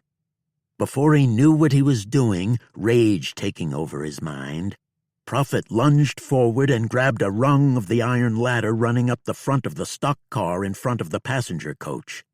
He clambered up the ladder, stretching his lips back from his gritted teeth. As he gained the stock car's roof, the wind hit him from the west side on his right like a giant fist. He staggered to his left and dropped to both knees to keep the frigid wind from throwing him off the car. The cold in the wind must have registered well below zero. It bit his cheeks like 1,000 angry yellow jackets. It sucked the air from his lungs and chewed his fingers, which were bare, for he'd left his gloves and mittens in the passenger car. Knowing he couldn't stand without the wind throwing him off the train, he crawled forward on his hands and knees. He scrambled across the stock car to the far end, where he gauged the gap between the stock car he was on and the second stock car in the combination. He rose quickly to his knees and gave a loud bellowing yell as he sprang forward off his heels. The wind slammed him again, throwing him hard left. He dropped to his knees atop the second stock car's far left edge. Snow-covered ground streamed past him, perilously close over his left shoulder, the wind shoving him toward it like a sadistic enemy. His stomach lurched into his throat. He threw himself sharply right into the blasting wind and lay belly down against the car's cold tin roof. Grinding his molars in desperation, he clawed his way back to the crown of the car, where he lay for several seconds, gasping and catching his breath. He was vaguely aware of the wind shifting, of swinging around to blast him from the front. He looked ahead. The train was making a slow curve to the west, angling around the lake's southern end, the dark smoke spewing from the locomotive stack resembling a dirty scarf pluming out from where it hung on a line. It blew back toward him now, making his eyes sting. "Gonna get yourself killed, Prophet, you no-good crazy rebel," he bellowed to himself, his words whipped and torn by the wind. With a determined grunt, he scrambled on his hands and knees, keeping his head down against the headwind, to the second stock car's front end. He stopped a few inches from the edge and peered at the passenger coach from which young Fairweather had fired at Little Fawn. "All right, you devil." Prophet scrambled down the ladder running up the front of the stock car and dropped to the vestibule at the rear of the passenger coach. He bent his knees, letting his feet and hips take the brunt of the landing. Rising, he grabbed the knob of the door facing him. It turned. He threw the door open and lunged inside. He was a bull barreling through a chute, his heart thudding, the fire of his rage fighting back the cold that had so mercilessly assaulted him. "Lou!" the Countess screamed, rising from a chair somewhere to his left. Prophet didn't look at her. Since the second he'd entered the coach, he didn't look at anyone except the senator's son, whom he'd picked out of the crowd sitting or standing in the posh parlor car, warmed by a small, ornate iron stove. Several Russians leaped from their overstuffed leather armchairs, exclaiming their astonishment at seeing the big, red-faced bounty hunter so unceremoniously entering their private domain. "Good Lord, man!" Senator Fairweather exclaimed, frowning at the intruder. He sat smoking a fat cigar with the old Count. Rodney Fairweather was leaning over the rifle stretched across a table before him, on an open, fleece-lined scabbard, lovingly running a cloth down the polished stock, while holding court with several men standing around him, some still chuckling or laughing over Rodney's kill shot. Rodney's face was still flushed from his own boastful laughter. A smile still played across his thick-lipped mouth as he turned to see Prophet striding toward him. Prophet stopped 3 feet away from the murderous young dandy, yelled, "Kill crazy fool!" As he raised his fist, Rodney screamed, "Help!" He started to duck, but couldn't avoid Prophet's large, clenched fist, which smashed into his left temple, knocking him back against the table. "Help!" Rodney screamed again. "Help me!" Prophet slammed his fist against the kid's mouth and instantly felt the wash of warm blood as Rodney's lips exploded like ripe tomatoes. Lou slammed his fist against the kid's mouth 2 more times, powerful, savage blows laying waste to the kid's mouth and shattering both of his front teeth before 2 or 3 Russians grabbed him from behind. Prophet turned, head-butted one, and punched another, shrugging out of the grip of the third, who tripped over one of his fallen comrades. Prophet turned back to his quarry, who lay back atop the table, his hands over his face, screaming. Rage, a living, breathing beast inside him, Prophet commenced throwing one blow after another at the dandy's face, driving the mewling urchin to the floor. Prophet followed Rodney to the carpet, both fists like pistons. Wham! Wham! Wham! Wham! Wham! "Get him, for God's sake!" he vaguely heard the senator yell. "For the love of God, get that man off my son!" Several men grabbed Prophet from behind. One grabbed his hair and jerked his head back sharply. Still, he managed to shrug from their grips long enough to land 2 more hammering jabs to Rodney's face, which was by now a mask of pulp and blood. One of the big Russians launched himself onto Prophet's back, grunting as he wrapped his arms around Lou's neck and rolled over onto his own back, pulling Prophet over on top of him, belly up. The other 2, and then yet another big Russian surrounded them, dropping to their knees and punching Prophet's face, while others kicked him in the ribs, hips, and thighs. Lou tried to fight back, but the big man beneath him, holding him fast against him, pinned his arms behind his back. Prophet stared up in frustration, grunting and groaning as the Russian's big fists smashed into his face, one hammering blow after another. He felt his brows and lips split. Thick, oily blood ran down his face, only to be smeared against his cheeks and jaws by more savage blows. Meanwhile, the Russian's boots were like railroad spikes hammering his ribs and belly, his hips and his legs. Vaguely, as though she were standing atop the deep well at the bottom of which he lay, being pummeled by the Russians, Prophet could hear the Countess screeching out protests and crying. Just as vaguely, he could see someone, probably her father, holding her back away from the fray. The room was beginning to fade around Lou when a man, probably Senator Fairchild, bellowed in perfect English, "That's enough! You're making a mess of the place. Get him the hell out of here!" Prophet was fading fast when the beating suddenly stopped. Several hands brusquely pulled him to his feet.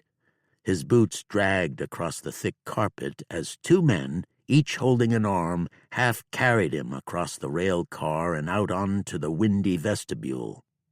The cold, cold wind and bright sunlight braced him a little, at least enough that he opened his eyes in time to see Rodney's assistant, the immaculately tailored and barbered Leo, step out through the door behind him and the Russians.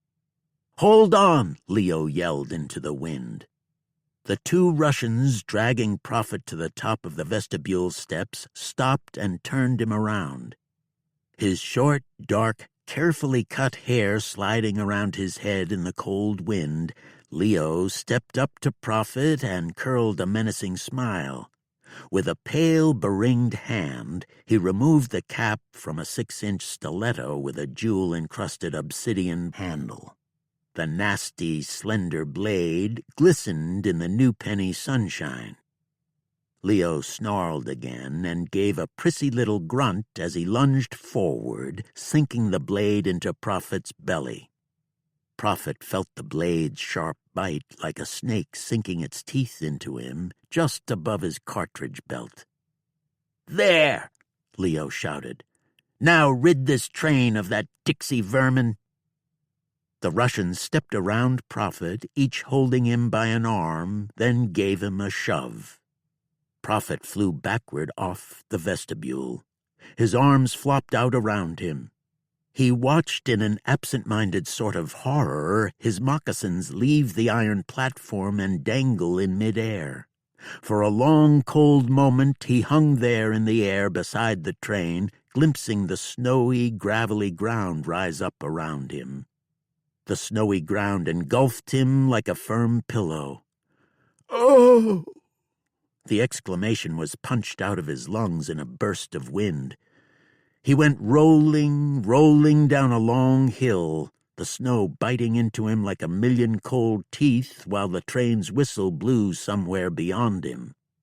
"Oh!" he heard himself say. "Oh, oh, oh!"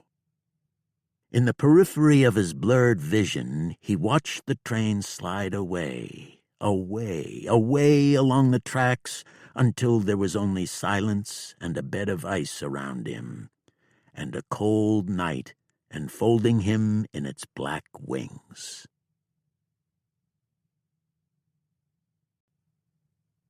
Chapter 36.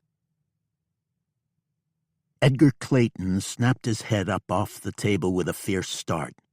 Rising so quickly that he knocked his chair over backward behind him, he bellowed, "Rosie, how could you?" That gave Louisa one hell of a start as well. She'd just walked over to her table to retrieve her Winchester, but now she stopped and shucked one of her Colts from its holster and wheeled toward Clayton, lining up the sights on his head and clicking the hammer back. Everyone else in the room was similarly spooked. Both Mrs. Emery and Tony jerked out of dead sleeps with clipped cries to swing their heads toward the rancher. The town-drunk doctor lifted his head off his own table to stare wide-eyed toward Clayton. Mose and Nasty Ralph, who'd been stretching and yawning in their chairs between Clayton and the bar, now bolted to their feet, reaching for their own hog legs. Nasty Ralph's chair went flying out behind him to tip over backward and spin in nearly a complete circle. All three drummers were also on their feet, staring in wide-eyed shock toward Clayton. The bearded rancher stood facing the bar, where Tony was sitting up, legs curled beneath her, her hair obscuring her fear-glazed eyes. Her mouth hung open in shock. Clayton's mouth was open as well. Now he closed it slowly. The fury and exasperation with which he had bellowed the exclamation faded from his eyes. Glancing toward Louisa, he shaped a sheepish smile and raked a hand down his face, smacking his lips and saying, "Oh, I reckon I had me a nightmare." "Must have been a doozy," said Mose with a caustic snort as he slowly removed his hand from his holstered revolver. "Christ," said Nasty Ralph, also removing his hand from his gun and glancing back at his chair. Louisa raised her Colt's barrel and depressed the hammer. She stared at Clayton. "How could Rosie do what?" Clayton frowned. "Huh?" "What did Rosie do, Mr. Clayton?" Clayton shook his head and shrugged. I don't know. I was dreaming, that's all." "I see." Louisa holstered her pistol. Tony swept her hair from her eyes and glanced at Louisa and Mrs. Emery stirring in the armchair to Louisa's left. "I'll get some water heating for tea," the redhead said, climbing down off the bar, holding a blanket around her shoulders. "Just for Mrs. Emery," Louisa said. I won't be having any just yet." "You drink too much of that stuff?" Mose asked her, sneering. "You got a tea hangover, do you?" "Shut up," Louisa said wearily and shrugged into her coat. She donned her hat, muffler, and gloves and lifted her Winchester off the table. Resting the rifle on her shoulder, she walked to the door, which Edgar Clayton was already at, bundled against the cold and with his Spencer repeater in his gloved hands. "Where are you off to, Clayton?" Louisa asked him. Clayton peered out into the street, cloaked in the pearl-blue shadows of dawn, under a clear sky in which a few stars still glittered. "He'll be out again soon, looking for someone else to kill. He won't rest until he's killed everyone in town." "Then what?" "Huh? What happens when he has no one else to kill?" "Why, he'll kill himself then, of course. That's what they do." Clayton tapped his index finger to his forehead. "It's the winter fever." Clayton opened the door and stepped out onto the stoop fronting the hotel. Louisa followed him out and into the street. Louisa glanced at the blue tracks pocking the fresh sugary snow, which lay over the street in arrow-shaped drifts where the wind had sculpted it. The captain's footprints marked several of those drifts, angling to the south and across the street toward the west side. "Well, looky here." Louisa stopped and turned to where Clayton stood about 20 feet up the street to her right. Holding his rifle in both hands across his thighs, the rancher stared down at a body in the street before him. Louisa walked over and saw that it was a man lying over one of those arrow-shaped snowdrifts angling out from the street's opposite side. He wore no coat, only a wool shirt, suspenders, and corduroy trousers and boots. He had a cartridge belt and 2 holsters strapped around his waist. The holsters were empty. It was hard to say how tall he was. Judging by the flecks of gray in his thin brown hair that blew around his head like dry corn silk, he was in his late 30s or early 40s. He appeared to have been lying out here a long time. The tracks he'd made getting here had long since been obliterated by the wind. There was a stiff, frozen look about him as he lay there face and belly down in the drift, one knee drawn upward as though he'd expired mid-crawl. Clayton kicked the man onto his back, making it even more obvious that the man was dead. He was stiff as a board. There appeared to be a bullet wound in his chest, another in his belly. Someone had taken a good chunk out of his left side, likely with an axe, leaving a deep, ragged gash. "Well, I'll be," Louisa said. Clayton looked at her. "You know him?" "I recognize him. That's French's friend, Cully. He's the new agent over at the train station. At least he was. Didn't even make it through his first night, and here I thought he'd found his calling." "Been dead a few hours," Clayton said. "Probably tried to crawl here after Ramsey Willis come calling on him." He glanced at Louisa. "The train station, you say?" "Must have holed up from the storm, your friend." "Ramsey Willis is no friend of mine." Clayton turned to stare toward the north end of town, deep in thought. "Probably long gone by now, but I'm going to check it out." Louisa watched him walk away down the middle of the street that was growing lighter as the dawn grew over the snowy eastern prairie. Slowly, shadows retreated. The wind was picking up on the lee side of the storm, making it feel even colder than it was.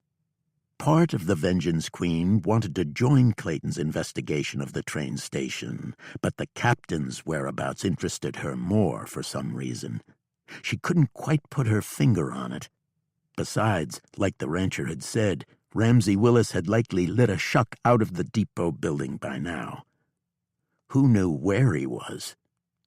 Louisa turned and, picking up the captain's gradually fading trail, followed it to the west side of the street, and then straight south along the main drag. The tracks turned toward the small front door of the livery barn. They stopped at the door. Louisa stopped and stared down at the tracks.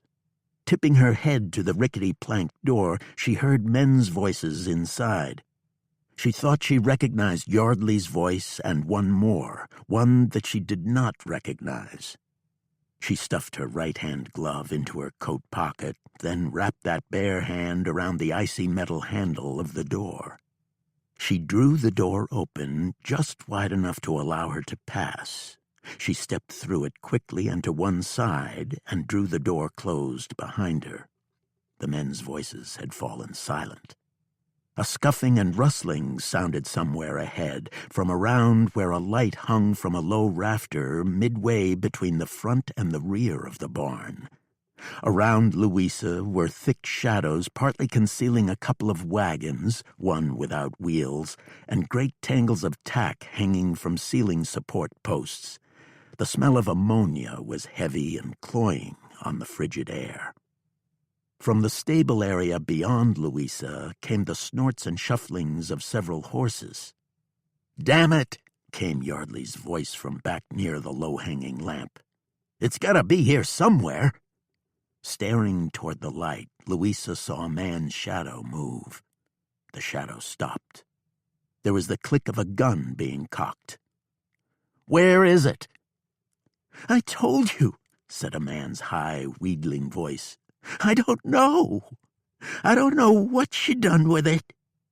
Voice taut with frustration, the captain said, "You were here. You're always here. She left the horses and the dead men here with you. She doesn't have the money inside, so it has to be out here." "So help me God." There was a gagging, strangling sound. "Did she pay you?" Yardley asked. "Or maybe you're just afraid of—" The captain let his voice trail off as he turned his head toward Louisa, walking slowly down the barn alley toward him, aiming her rifle straight out from her right shoulder. "Speak of the devil," he said. Louisa loudly cocked the Winchester and continued staring at the tall, darkly handsome soldier standing about 30 feet away from her, shoving the barrel of his cocked Colt Navy into the wide-open mouth of the bib-bearded old man kneeling on the hard-packed earthen floor before him. The bib-bearded gent was Ash Graham, owner of the livery barn. He wore only long handles, deerskin slippers, a blue wool stocking cap, and a ratty blue plaid robe on his round-shouldered, pot-bellied frame. "So this is where you headed so bright and early, and so quietly that I didn't even awaken," Louisa said, walking slowly down the barn alley. "Hold on." Yardley kept his gun in the old man's mouth, crouched slightly forward. "Just hold it right there, Louisa." "I wondered why it took you so long, longer than the others, to return to the hotel saloon after you'd hauled Rainey, Sweets Dupree, and Pima Quarles out to the woodshed. When you returned, you had blood on your thumb. That made me wonder about you, Captain. I wondered if you could possibly be the killer. But, of course, you'd gotten the blood on your thumb from one of the bodies you'd hauled out to the woodshed. You were just a little self-conscious about it because you're self-conscious about such things. You're a man who likes to impress others. You wanted to impress me enough that I'd waltz upstairs with you. Were you really thinking that after we'd spent time together in bed, you'd find a way to kill me and get your hands on the Hatchley Bunch's bank loot? Stay back, Louisa. I'll kill this old man." Louisa stopped about 10 feet away from him and Graham, who had turned his head slightly, rolling his eyes to look at Louisa standing in the middle of the barn alley, aiming her rifle at Captain Yardley's head. "You don't want to get a defenseless old man killed, do you?" "You're not on furlough," Louisa said. "You're deserting." "Put the rifle down, Louisa." "Couldn't handle the army, eh, Captain? Let me guess. You come from a once well-to-do family. one that isn't so well-to-do anymore. Still, you think you're above such rustic conditions you likely faced at Fort Totten, so you decided to haul your freight. The only problem was you didn't have much money. Oh, you might have saved a sizable stake for yourself, but nothing like what the Hatchley bunch took down in Wyoming. After you realized who I was and that I'd trailed half of the Hatchley gang into town, belly down over their saddles, you figured I had their loot as well. "You're pretty damn smart," Yardley said, a pink flush rising into his cheeks above his thick dragoon mustache. "Smart enough to put that rifle down, unless you want to see this old man's brains splattered all over the floor. That's why you fired at me earlier. You saw it as a good opportunity to kill me and call it an accident. That way you'd be free to look for the Wyoming bank loot. Ramsey Willis has been a nice distraction, hasn't he? A nice distraction, that is, unless he puts a bullet or an axe into you, too." "Come on," Yardley flashed his dimple-cheeked smile. "Just put it down. However cold-blooded you are, you're not so cold that you'd cause the death of this old duffer. How do you know I didn't bury the loot in the country before I rode into town?" "In this weather?" Yardley put some steel into his voice. "Put down the rifle, Louisa." He pressed the pistol barrel harder against the back of Graham's mouth, making the old man gag violently, cheeks flushing, eyes swelling as he stared up in horror at the soldier. "I swear I'll do it," Yardley warned. "No, you won't. After too many months among men you consider your lessers at Fort Totten, you might be desperate to get as far away from the Dakota winter as possible. You might also be a spineless, conniving thief. But you're no killer, Captain." "You don't think so?" Yardley's cobalt eyes blazed with frustration and fury. "If I know anything, I know men. Better than I'd like to. You don't have it in you to kill in cold blood, Captain. If so, go ahead. But you'll be dead before that old buzzard's brains have hit the floor." Louisa smiled as she gazed down her Winchester's barrel, drawing a bead on the captain's forehead just below the edge of his fur hat. "You witch!" Louisa's smile broadened. "You witch!" Yardley fairly screamed as he straightened, withdrawing the Colt's barrel from the old man's mouth. "Damn you!" "Oh, God!" Graham choked out, dropping to his hands and knees on the barn floor, wheezing, clutching his throat with one hand. "Oh, God! I thought for sure he was gonna do it. I thought—" He swallowed hard. "I thought I was a dead man." "You're fine, Mr. Graham," Louisa assured him. "Oh, God!"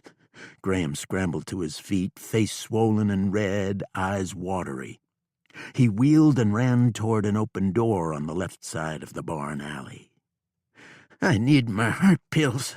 Oh, God, my heart pills." Louisa gestured toward the large stall behind the captain, the stall in which Louisa had laid out the dead Hatchley riders.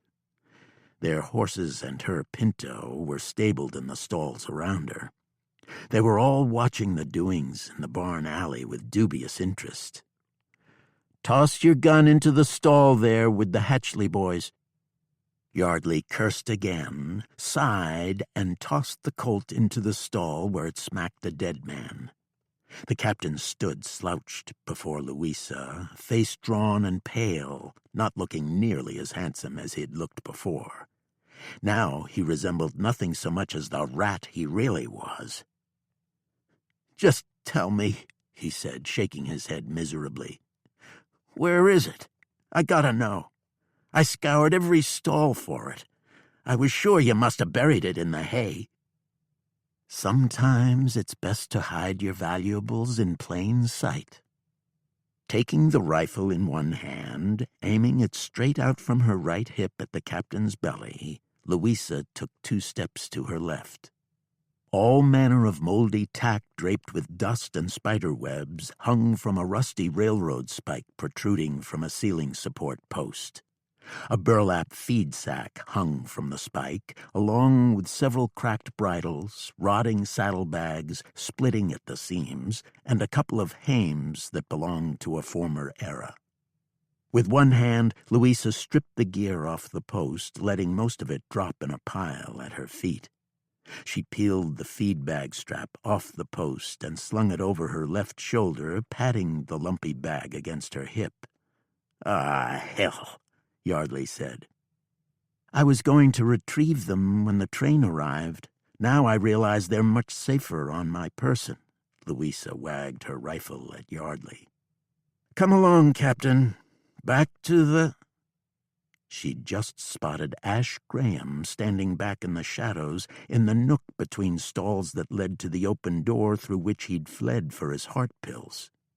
If he had retrieved his pills, they were not the only things he'd retrieved. He'd also retrieved a double-bore shotgun, the butt plate of which he pressed against his shoulder as he aimed down both barrels at Louisa. He rocked the heavy hammers back.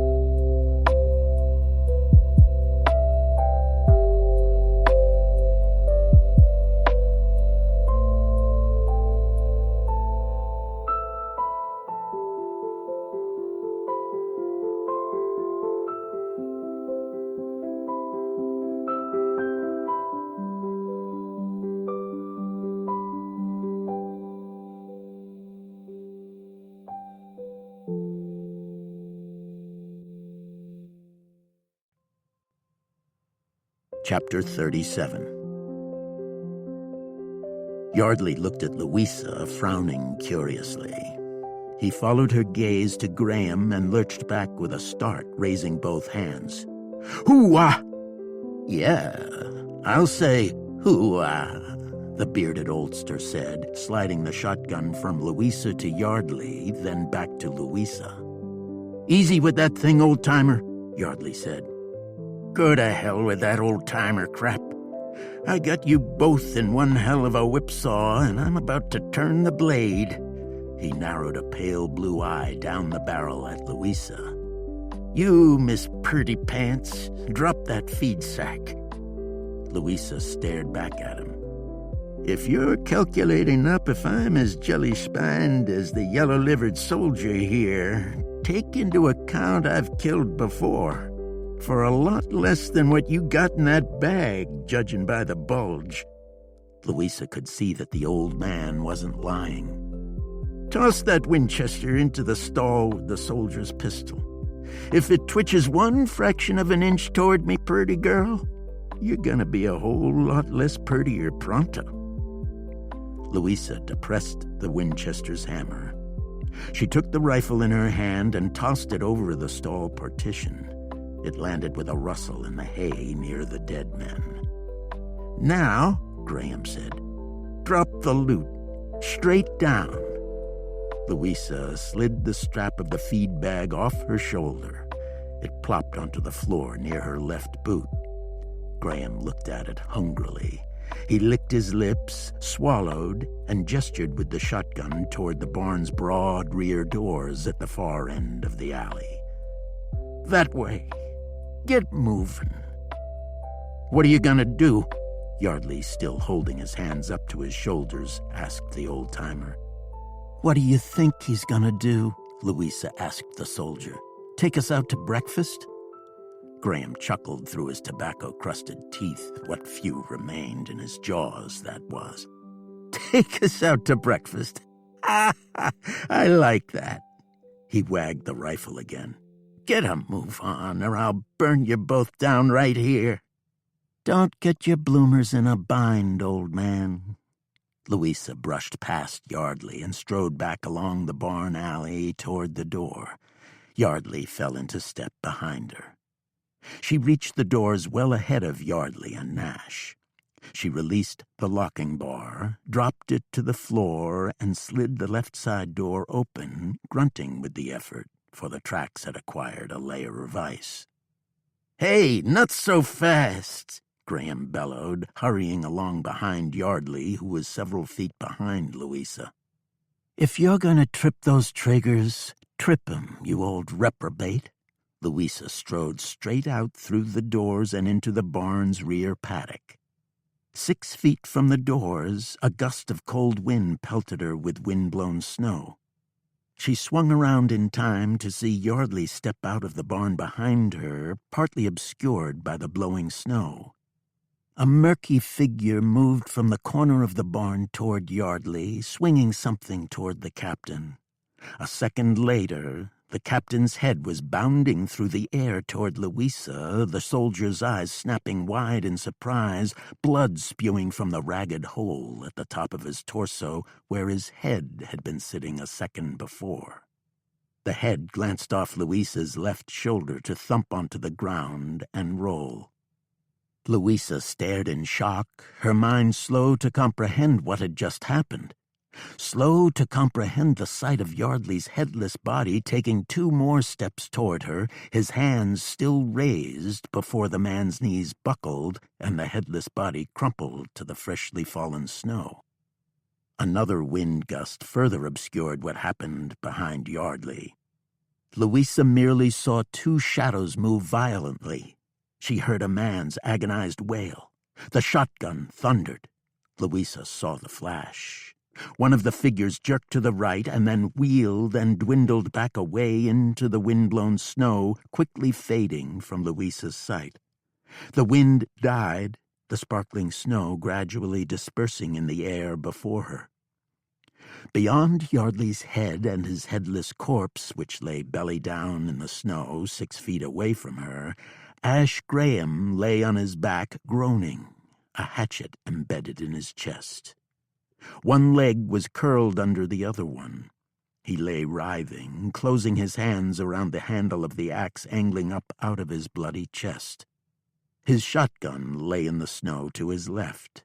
Both hammers were down. If he'd discharged both barrels into the killer, Ramsey Willis was one sore puppy. Louisa walked around what remained of Captain Yardley and gazed down at Ash. "Help me!" Louisa crouched to place a hand around the axe handle, just above the head embedded so deep in the man's chest she could see his heart beating. It was beating slower and slower. Louisa shook her head. "There's nothing I can do for you." Ash sobbed and rested his head back against the ground. Louisa strode back into the barn. When she'd retrieved her rifle, she pushed out through the small front door through which she had entered the place. She stepped into the snowy street, the wind blowing mare's tails of snow into the crystalline air, which the rising sun was now causing to glitter like gold dust. She walked to the south, spying the killer's tracks where he'd run up from the side of the barn. Louisa gazed down at the boot prints, which the wind was quickly obscuring. She poked a bare finger into the pink slush beside one boot track and held it up to her face. Fresh blood. He got you, all right. Louisa straightened, cocked the Winchester, and began following the tracks toward the far side of the street. The killer had fled between two buildings, heading east. "Hey!" Louisa stopped and turned to her left. Edgar Clayton stood in the street before the Territorial Hotel, 100 yards away and waving an arm above his head. "I heard the shot," he bellowed against the wind at Louisa. "He's out here, Clayton. He headed east. Cut around the hotel and I'll meet you back there. He's wounded." Clayton waved again, then shuffled off around the far side of the Territorial. Louisa broke into a run. She entered the wide gap between a feed store and a boarded-up ladies' fineries shop. At the rear of the gap, she stopped and studied the tracks beside which more blood turned the snow to pink slush. The tracks continued out of the gap and swung to the left. Carefully, aiming the Winchester straight out from her right hip, believing the killer might be waiting for her just around the rear corner of the feed store, Louisa stepped out of the gap and turned sharply to her left, tightening her bare, cold finger on the Winchester's icy trigger. Behind the feed store was only a snow-covered pile of scrap lumber, bales of feed sacks, and a water barrel also mantled with snow. Ahead, a rifle cracked once, twice, 3 times. A man bellowed as though in agony. Another rifle returned fire, adding 3 more belching reports slicing the cold air, slightly muffled by the wind. The reports were followed by the angry cawing of crows rising from a winter-naked tree just beyond a butte ahead of Louisa and on her left, beyond a low, snow-covered hill. A man stumbled out from behind the hillock, left of the trees from which the crows had taken wing. Louisa began to raise the Winchester, but stopped when she saw Clayton's dark blue coat and his glinting spectacles. The rancher held his rifle low in his left hand. He clutched his right side with that hand. He took 2 more stumbling steps toward Louisa, then dropped to his knees. He threw his head far back and bellowed a curse before stretching his gaze out to Louisa and yelling, "The crazy devil done shot me! He's on the run, east toward the creek." "How bad you hit?" Clayton dropped forward onto his hands and knees and shook his head. "Get after him." Louisa jogged forward and into the brush east of town. She crossed the cold gray rail line, then a dry creek, and jogged up and over the shoulder of another low bluff. At the top, she dropped to her belly and peered cautiously over the crest to the other side. The crease between bluffs, cut by another shallow creek, was vacant save 3 spindly cottonwoods and a wagon-sized boulder the wind had blown clear of snow. Louisa gained her feet and moved quickly down the hill, hurrying, knowing she was exposed here on the hill where there was little cover. When she reached the bottom of the hill, she dropped to one knee and peered northward along the shallow creek bed between buttes. Nothing moved ahead except blowing snow. 50 yards beyond was another stand of cottonwoods, and then more trees along the creek tracing a serpentine course from north to south through low, rolling hills. She was at the south end of the woods she'd been in the previous night when she had shot Wayne Skogstrom. If Willis was in those woods, she'd never find him, unless he wanted her to find him. But then he'd have the upper hand. The Vengeance Queen rose and continued along the crease between buttes, heading north toward the woods. The wind blew, howling like 1,000 angry witches, occasionally creating whiteouts of blowing snow before her. On the heels of one such blast, just as the snow was ticking back to the ground, glittering brightly, she stopped suddenly and sucked a sharp breath. A figure had just stepped out from one of those cottonwoods ahead of her and on the creek's left side. Louisa snapped her Winchester to her shoulder a quarter second after the shooter's rifle stabbed orange flames. As she triggered her own rifle, a bullet burned across the outside of her right thigh. Cursing, she flung herself to her right, rolling up behind a small boulder as the shooter slung 2 more slugs toward her, one curling the air off her left ear, the other pounding the face of the boulder behind which she now crouched, grinding her back teeth against the burn in her right thigh. She looked down at her leg. Blood oozed from the long tear in her denim trousers. Some of the snow around her was pink with her own spilled blood. The sight made her queasy. Without blinking an eye, she'd spilled the blood of enough men to fill a canyon. The sight of her own made her feel as though she'd eaten tainted beef. It used to be worse. It used to be she'd turn white and pass out.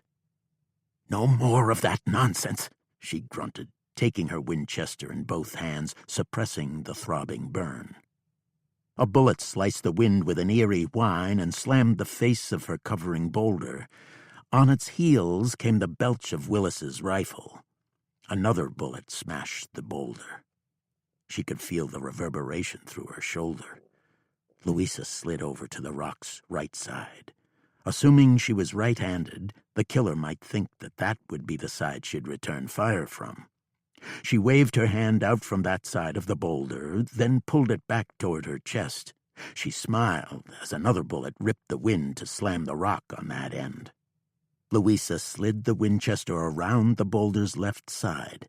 She'd taught herself to shoot almost as accurately from that side as from her right in the event of just such a situation as that confronting her now. She took quick aim at the shooter, who'd stepped out around the tree, revealing his right shoulder and right leg and that half of his face beneath the brim of his hat. She couldn't see him clearly because of the bright sunshine and the shadows cast by the tree, not to mention the blowing snow, but she saw enough of Ramsey Willis to lay a bead on.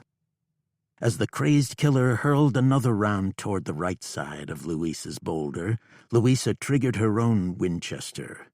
She cocked quickly, let 3 more bullets fly, and watched the slugs punch into the trees, sending bark flying in all directions. One slug must have hit pay dirt. The man jerked back sharply. He staggered, got his feet beneath him, then ran off through the trees flanking the cottonwood. Louisa rose to her knees and hurled several more rounds, her bullets merely snapping small branches and ripping more bark. "Coward!" she shouted into the wind. Quickly, she reached into her coat, ripped off her neckerchief, and stuffed a handful of snow into the bloody wound to stem the blood flow. She tipped her head back, loosing a string of curses blue enough to make Lou Prophet proud. Sucking air through her gritted teeth, Louisa wrapped the neckerchief taut around her thigh, used her rifle to hoist herself to her feet, then took off at a shuffling, limping run toward Ramsey Willis. The pain in her leg bit her hard, but she was accustomed to pain, both mental and physical. She suppressed it, placated herself with the imagined image of putting Willis down like the rabid cur he was. When she'd gained the tree from which he'd fired at her, she dropped to her left knee and looked around carefully, wary of another bullet. Spying nothing in the woods beyond, nothing but Willis's blue tracks marking the snow, she rose with a pained grunt and resumed limping after her quarry. She moved carefully through the trees, following the fresh tracks that meandered through the woods. Many of those tracks were splashed with the pink of fresh blood. "Good, you're carrying some of my lead," Louisa muttered to herself. She stepped over deadfalls and followed the blood-spattered path to the west, back in the direction of Sundown. She paused, frowning. Why was he heading back toward town?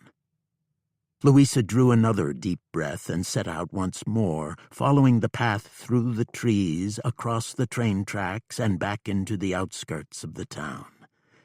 A couple of gray cabins and stock pens moved up around her. She walked through a gap between the train station on her right and a gun shop on her left.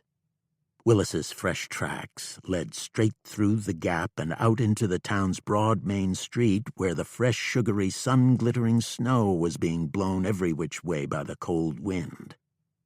Carefully, holding her rifle up against her right shoulder, aiming straight out before her, she limped up through the gap.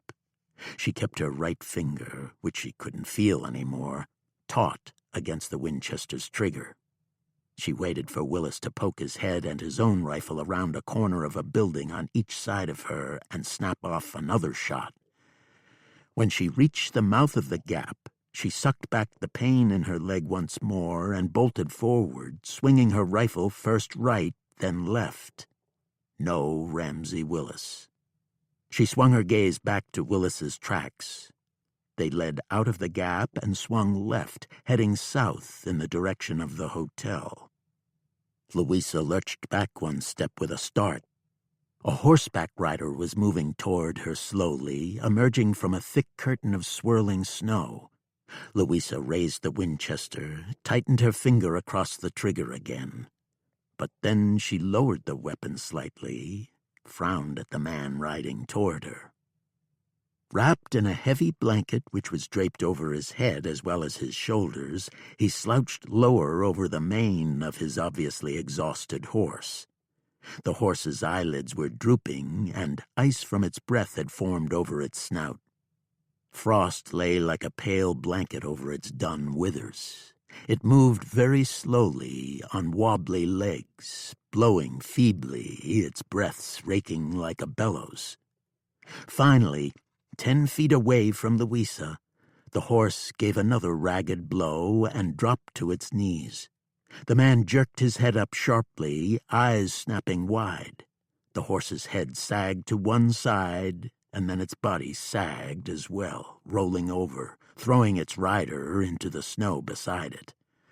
With an agonized groan, the man landed in the street. Louisa strode over beside the dying horse to stare down at the man who appeared on his own last legs. "Who are you?" she asked. The blanket had fallen away from the man's head. He lay shivering violently, his face pale, staring up at Louisa, moving his lips but not saying anything. He appeared somewhere in his 30s. He had thick, wavy, dark red hair with a matching mustache. His broad face was lightly freckled. He gazed sharply up at Louisa and stretched his lips back from his teeth. He tried to say something, but he was shaking so hard that the only sounds were the clattering of his teeth. Louisa dropped to a knee beside him. "Try again," she urged. "Who are you?" The man gazed sharply up at her, cleared his throat, and said, I'm Ramsey Willis."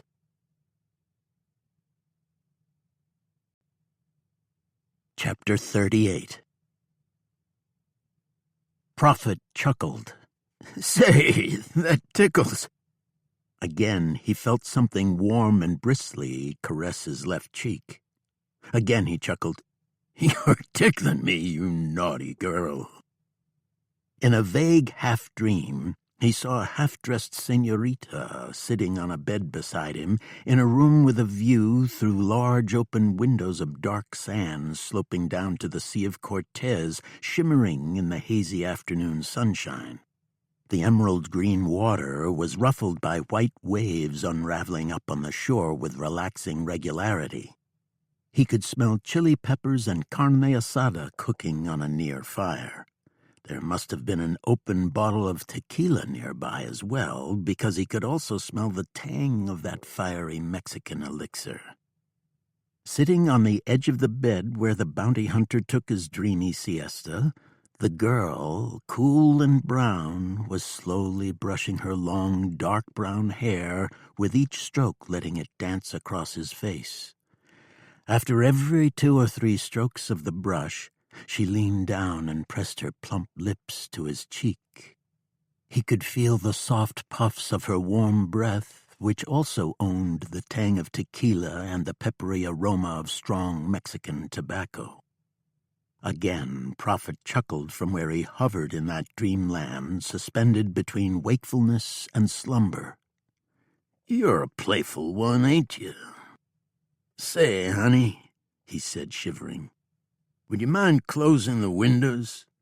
I feel a chill coming on." He waited. The chill grew. Without opening his eyes, he reached for the blankets, wanting to pull them over his cold, naked body, but he couldn't seem to find them. The chill grew until he felt as though he'd been submerged in cold water. "Say, honey, I think it must be—" He sat up suddenly, looking around. "Raining." He finished the sentence only because the word was still sliding across his lips, though he could see now that it was not raining. No, it wasn't a Mexican rain vexing him. In fact, he was nowhere near Mexico. What was vexing him was the 2 or 3 feet of deep, pillowy, freshly fallen snow that lay beneath him and even on top of him, all around him. Shivering violently, sensing another presence, he whipped his head to his left. There was no half-dressed señorita here with him either. The chocolate-eyed beast staring back at him, slowly chewing its cud, was a white-faced beef cow with rubbery black lips bristled with long, coarse whiskers. The cow eyed Prophet curiously, chewing, then lowered its head to pull some wiry brown grass up from where it jutted above the snow on the other side of the barbed wire fence between itself and the bounty hunter who sat in the deep snow at the base of the railroad bank, deep in the frozen bowels of Dakota Territory. The beast's breath frosted in the cold air, heavy with the smell of not-so-south-of-the-border tequila and chili peppers, but with the musky smell of summer-cured grass. Prophet's body ached from head to toe. He was a 200-plus-pound exposed nerve, a nerve with frostbite. "Oh, Lordy," he groaned, hugging himself. "Oh, Lordy, Lordy, Lordy, it's cold out here, cow. Really, really cold out here." Studying him closely, the bovine stopped chewing for a moment, as though trying to understand what she'd just been told. Then, as though realizing the man was speaking only to himself, it twitched an ear and continued chewing. Several more cows flanked him, also eyeing Prophet curiously, chopping their hooves at the snow to get at the grass below. Prophet looked around. He felt as though he were squinting, for his field of vision appeared compromised. Then he realized the problem. His eyes were swelling closed from the pummeling he'd taken aboard the train. He wondered if any bones had gotten broken aboard the train, which appeared to be long gone. He wondered if he had broken any during his tumble down the embankment. Probably not. The snow that had drifted up over the slope had made a good soft pillow. Most of the damage done to him had been done aboard the train. He shifted position in an attempt to stand. Something pinched hard in his belly. He looked down at his coat. Blood had seeped into his buckskin.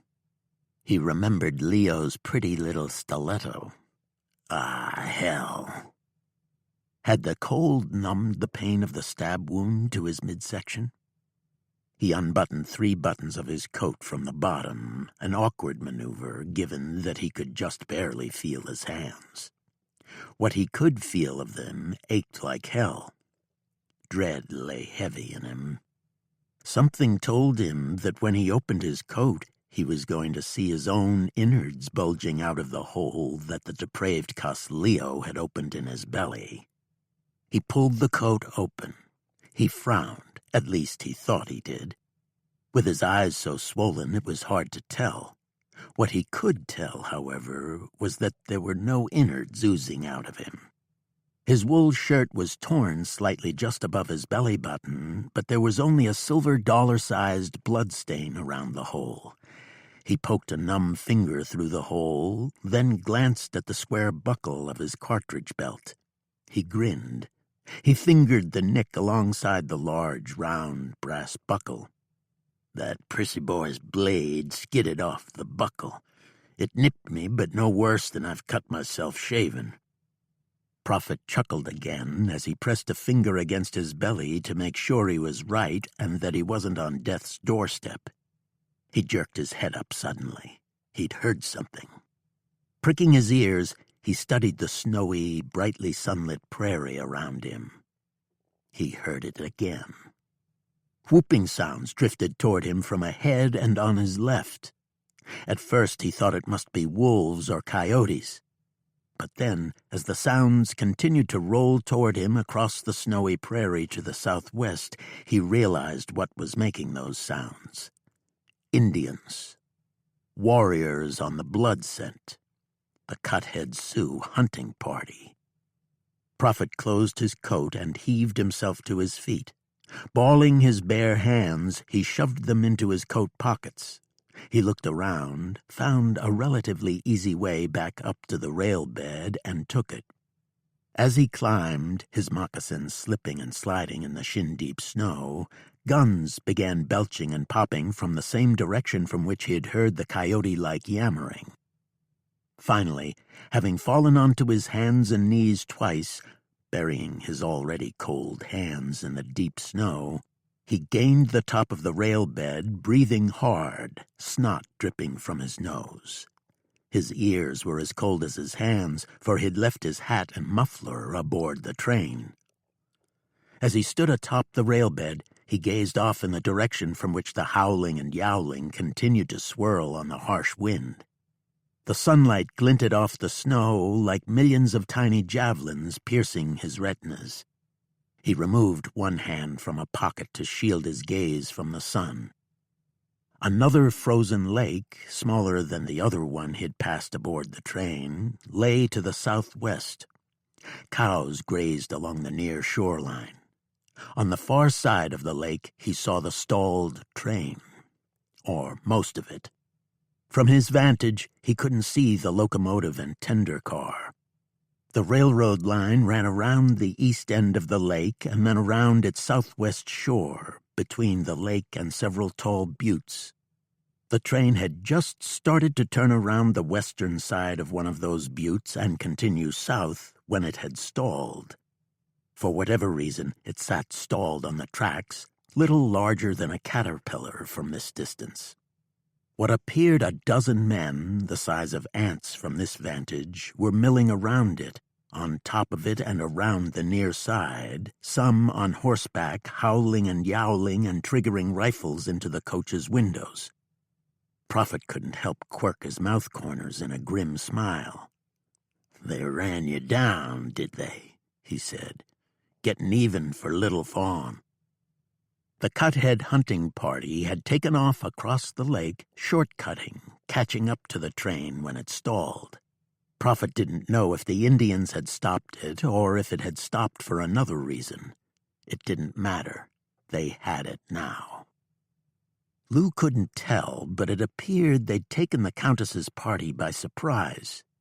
He didn't think anyone was returning fire from the train.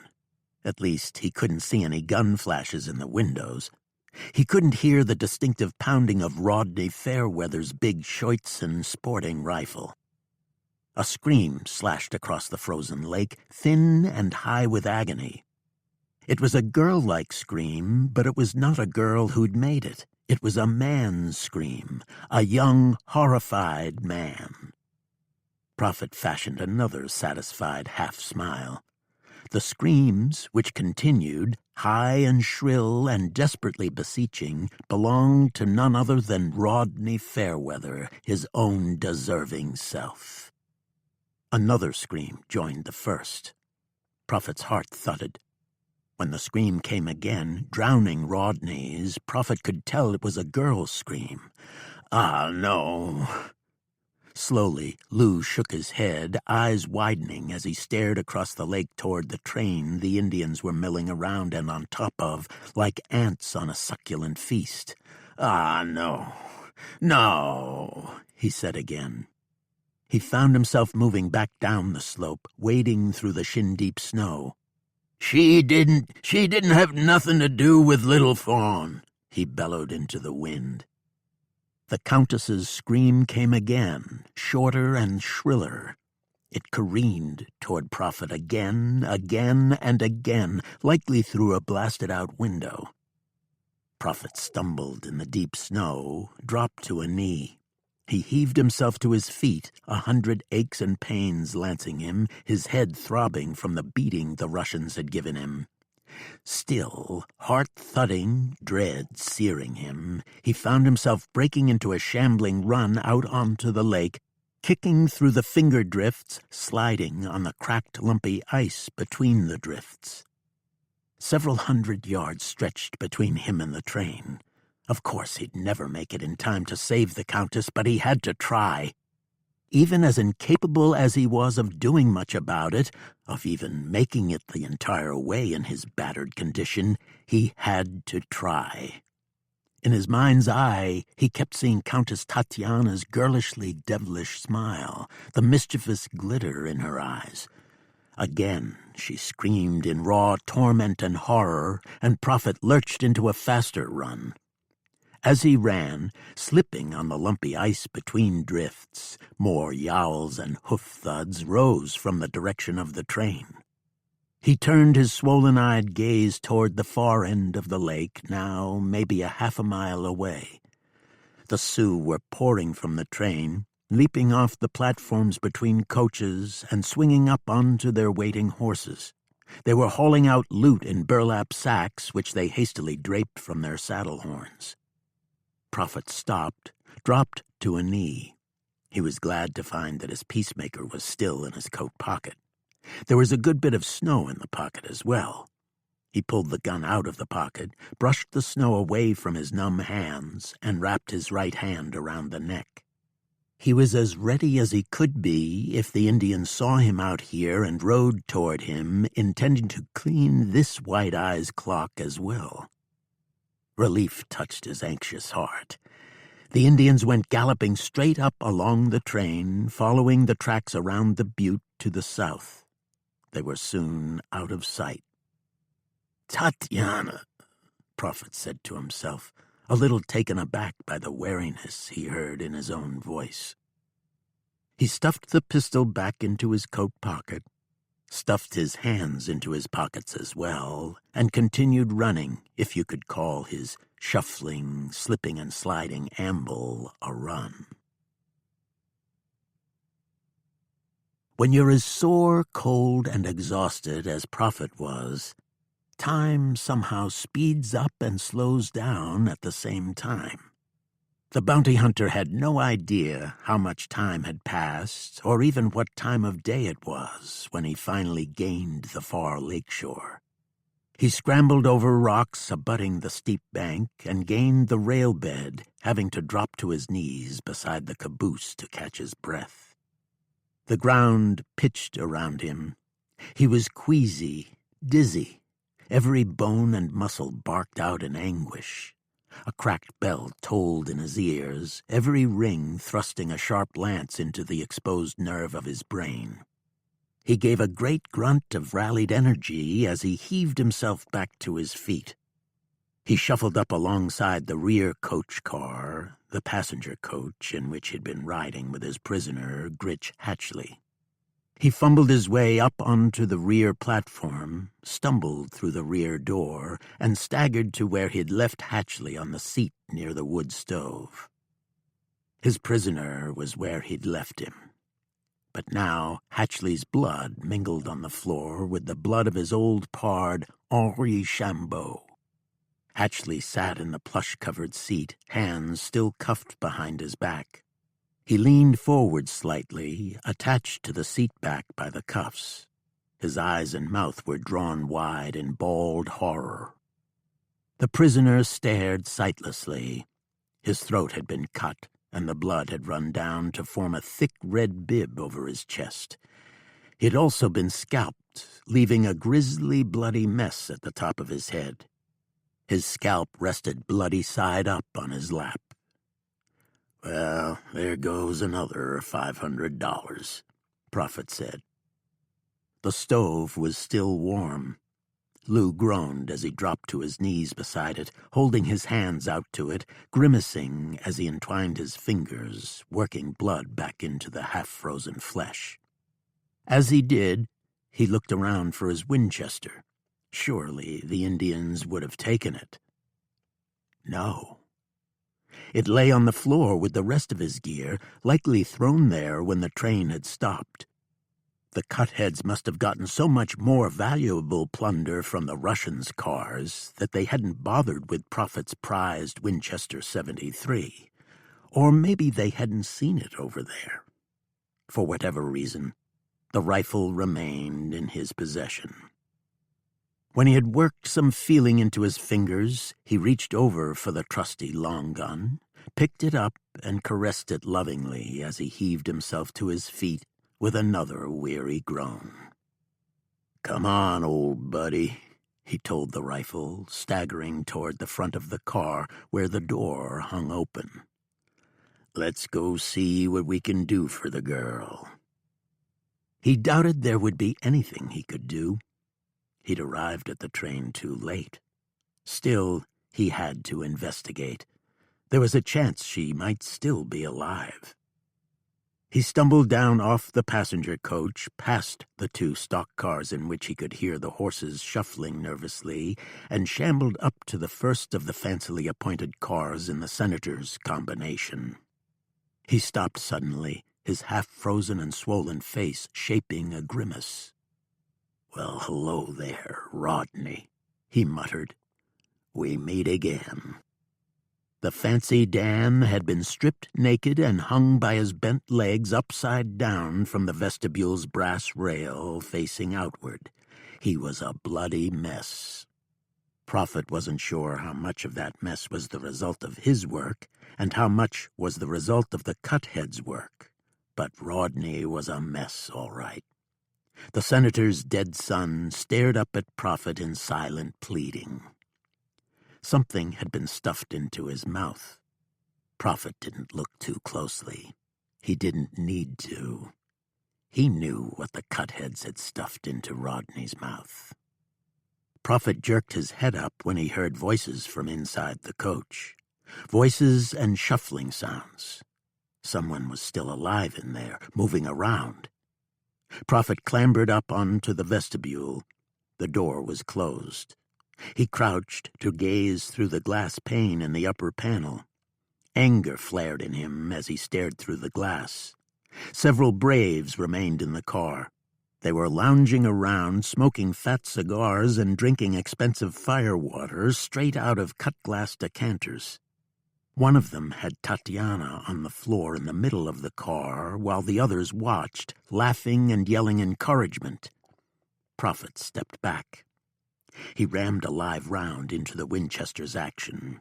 He pushed the door open and rushed into the car, roaring, "She had nothing to do with Little Fawn's killing, you gutless savages!" He went to work with the Winchester.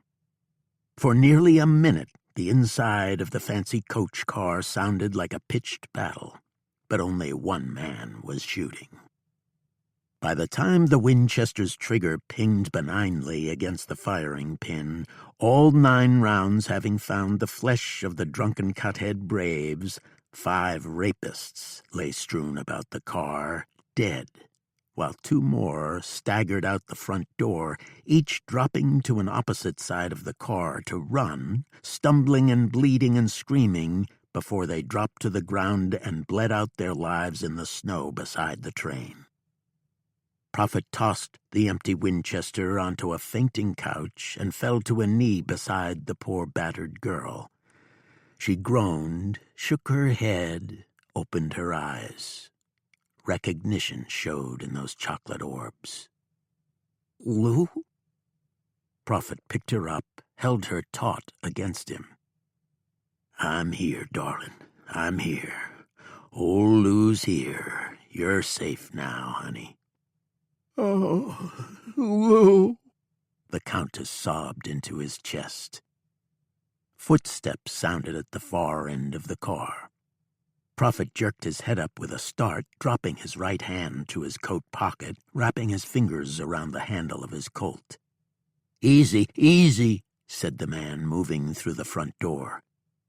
He was a stocky, heavy-shouldered white man in heavy cold-weather gear and sporting an enormous handlebar mustache.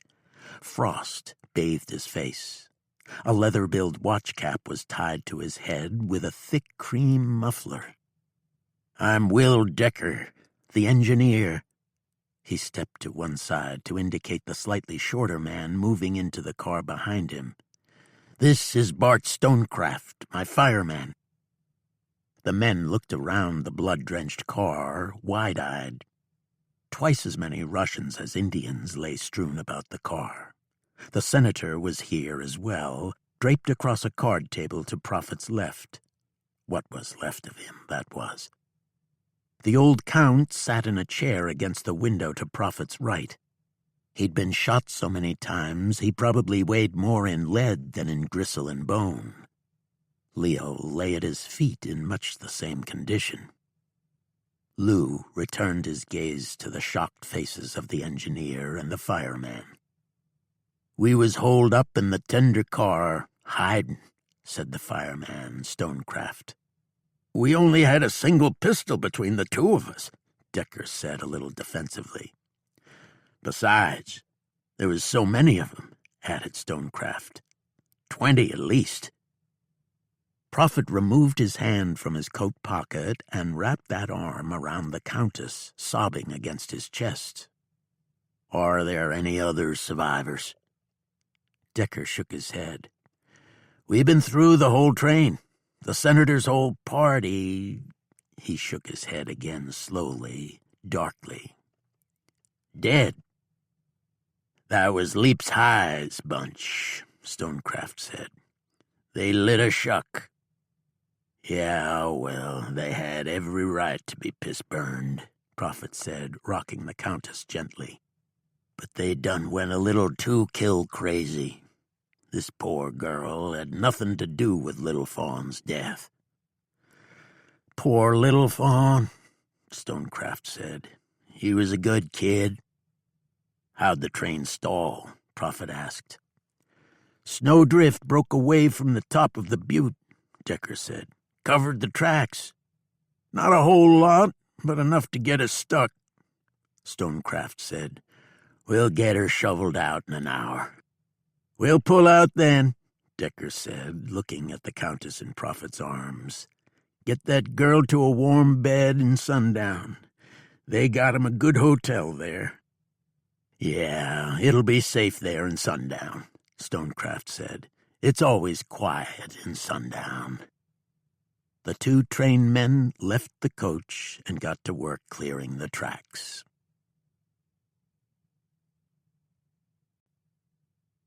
Chapter 39. Louisa stared down in shock at the man lying in the street before her. "You're—" "Name's Ramsey Willis." The man was shivering so violently that he could barely spit the words out. "I rode all night to town. Had to warn about Clayton. He's crazy." Willis jerked his head and shoulder up slightly. The blanket fell away from his left arm, or where that arm had been. As it was, all that Willis sported on that side was a badly shredded shirt sleeve caked with frozen blood. He did this. Thought thought me and Rose was carrying on." Willis shook his head. He wrapped his right hand around Louisa's right forearm and gazed up at her sharply. He's killing everybody. He killed Rose to try to kill me. Left me for dead. I rode fast as I could to warn Sundown. "Oh, my God," Louisa said under her breath, staring down in hang-jawed shock at the mangled man. Willis squeezed Louisa's forearm harder. He's got the winter fever." Louisa remembered Morris Tutwiler pointing toward her as he'd staggered into the saloon with the axe embedded in his back. Only the barman hadn't been pointing at her. He'd been pointing at Edgar Clayton entering the saloon by the front door behind her. Clayton had sported the bruise on his forehead that Tutwiler must have given him when trying to fight the crazy Clayton off when the barman had gone out for more firewood and Clayton had buried the hatchet in his back for his trouble. Clayton must have stolen out of the saloon last night to kill Cully at the depot. He'd been biding his time, killing the entire town slowly. He'd started with the banker, an obvious choice, probably to most men. He continued from Emery in a feverish frenzy, one person at a time, before focusing his malevolent energy on... A scream sounded from inside the Territorial Hotel. A rifle thundered. More screams. The rifle thundered again and again, evoking more screams. "No!" a man bellowed. Louisa heaved herself to her feet and ran south along the main street of Sundown, leaping drifts. As she ran, she fed fresh cartridges into her Winchester's breech. It was a fumbling effort. Her fingers were so cold and numb that she lost as many bullets as she fed to the rifle. She racked a fresh round into the Winchester's action and glanced at the ground. Clayton's tracks led down the middle of the street, angling to the Sundown. "No, you crazy devil!" a man inside the Territorial wailed as more rifle fire exploded inside the hotel, accompanied by the screeching laughter of what could only be a lunatic.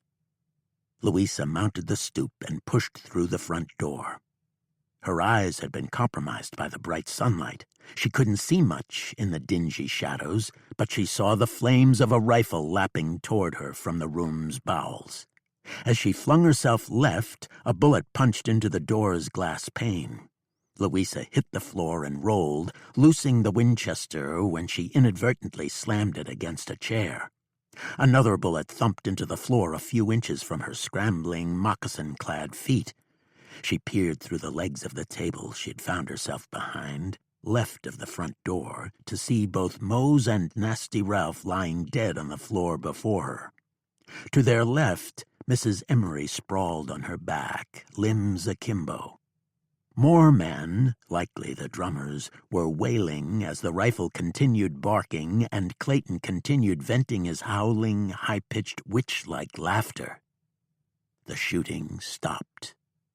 A heavy pulse-like silence descended on the room. Louisa reached under the chair for her Winchester.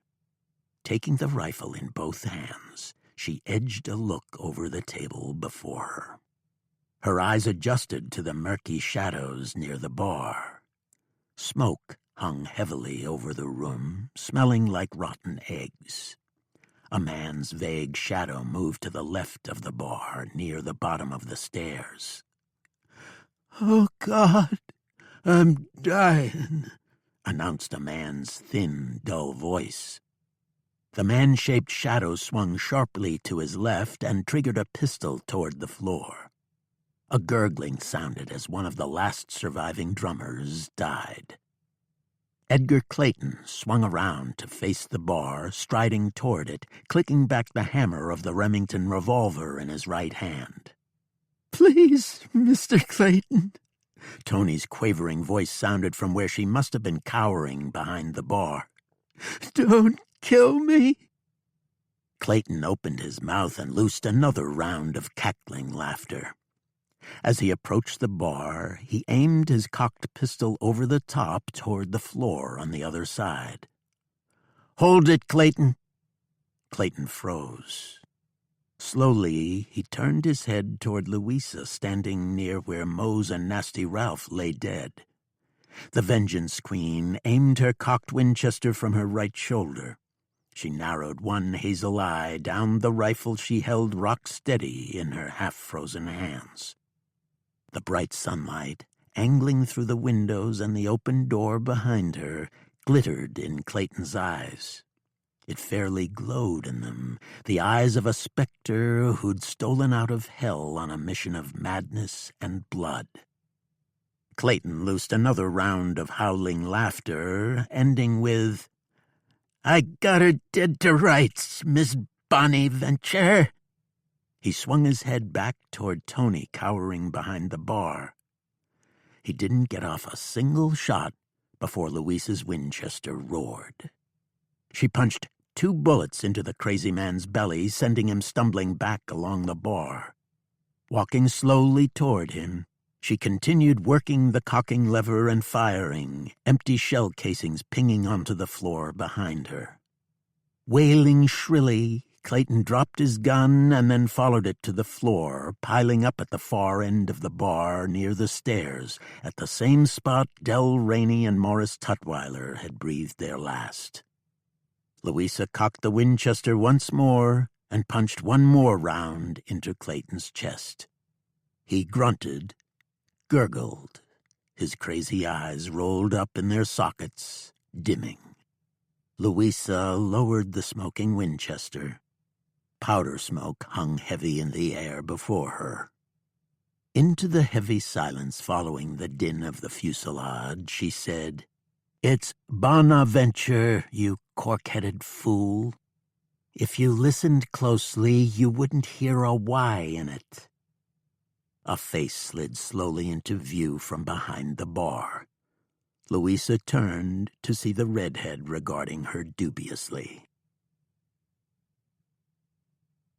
Several hours later, in the winter's early darkness, Prophet stepped down off the vestibule of the Countess's coach onto the cold, windy brick platform. He held the Countess herself in his arms. The girl, half asleep and swathed in several heavy quilts, clung to him desperately, her arms wrapped tightly around his thick neck. Prophet's eyes probed the murk around the Sundown depot. A slender, silhouetted female figure in a man's hat and a heavy coat stepped out of the shadows beneath the station roof's overhang. Louisa limped slightly on her right leg. The ends of her red muffler blew around her head in the wind. Her blonde hair blew around as well. Holding her Winchester on her shoulder, she stopped before Prophet, looked him over, wincing a little when she saw the ground beef of his face and his swollen eyes. She glanced at the girl in his arms. "You're late," she said, returning her gaze to his. "Yeah, well," Prophet shrugged and sighed. Louisa glanced along the train. No one else was getting off. She returned her gaze to Prophet and said, "How did it go?" "I lost $1,000. Lou looked at the red neckerchief knotted around her right thigh, just beneath the hem of her coat. "How did it go for you?" Louisa nodded. "Me too." "Yeah, but you don't care about the money. It grieves me to think how much fun that extra 1,000 could have bought me down in Mexico." Louisa half turned, jerked her chin toward town. "Come on. Your friend looks like she could use a warm bed. I'll buy you a drink." "I could stand a drink. Stiffer the better." Louisa began walking in the direction of Sundown, favoring her right leg. "I'll buy you one. A stiff one. Might even buy myself one. Oh, Lordy, heaven help us all. Limping along beside the Vengeance Queen, Prophet arched a plaintive brow at her. Could you buy me two? Okay, Louisa said. I'll buy you two. She glanced up at him, a wry half-smile dimpling her cheek. But only two.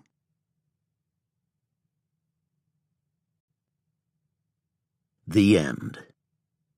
This book was read for you by Richard Ferrone, a member of SAG-AFTRA. We hope you have enjoyed this production of Blood at Sundown, The Violent Days of Lou Prophet, Bounty Hunter, by Peter Brandvold.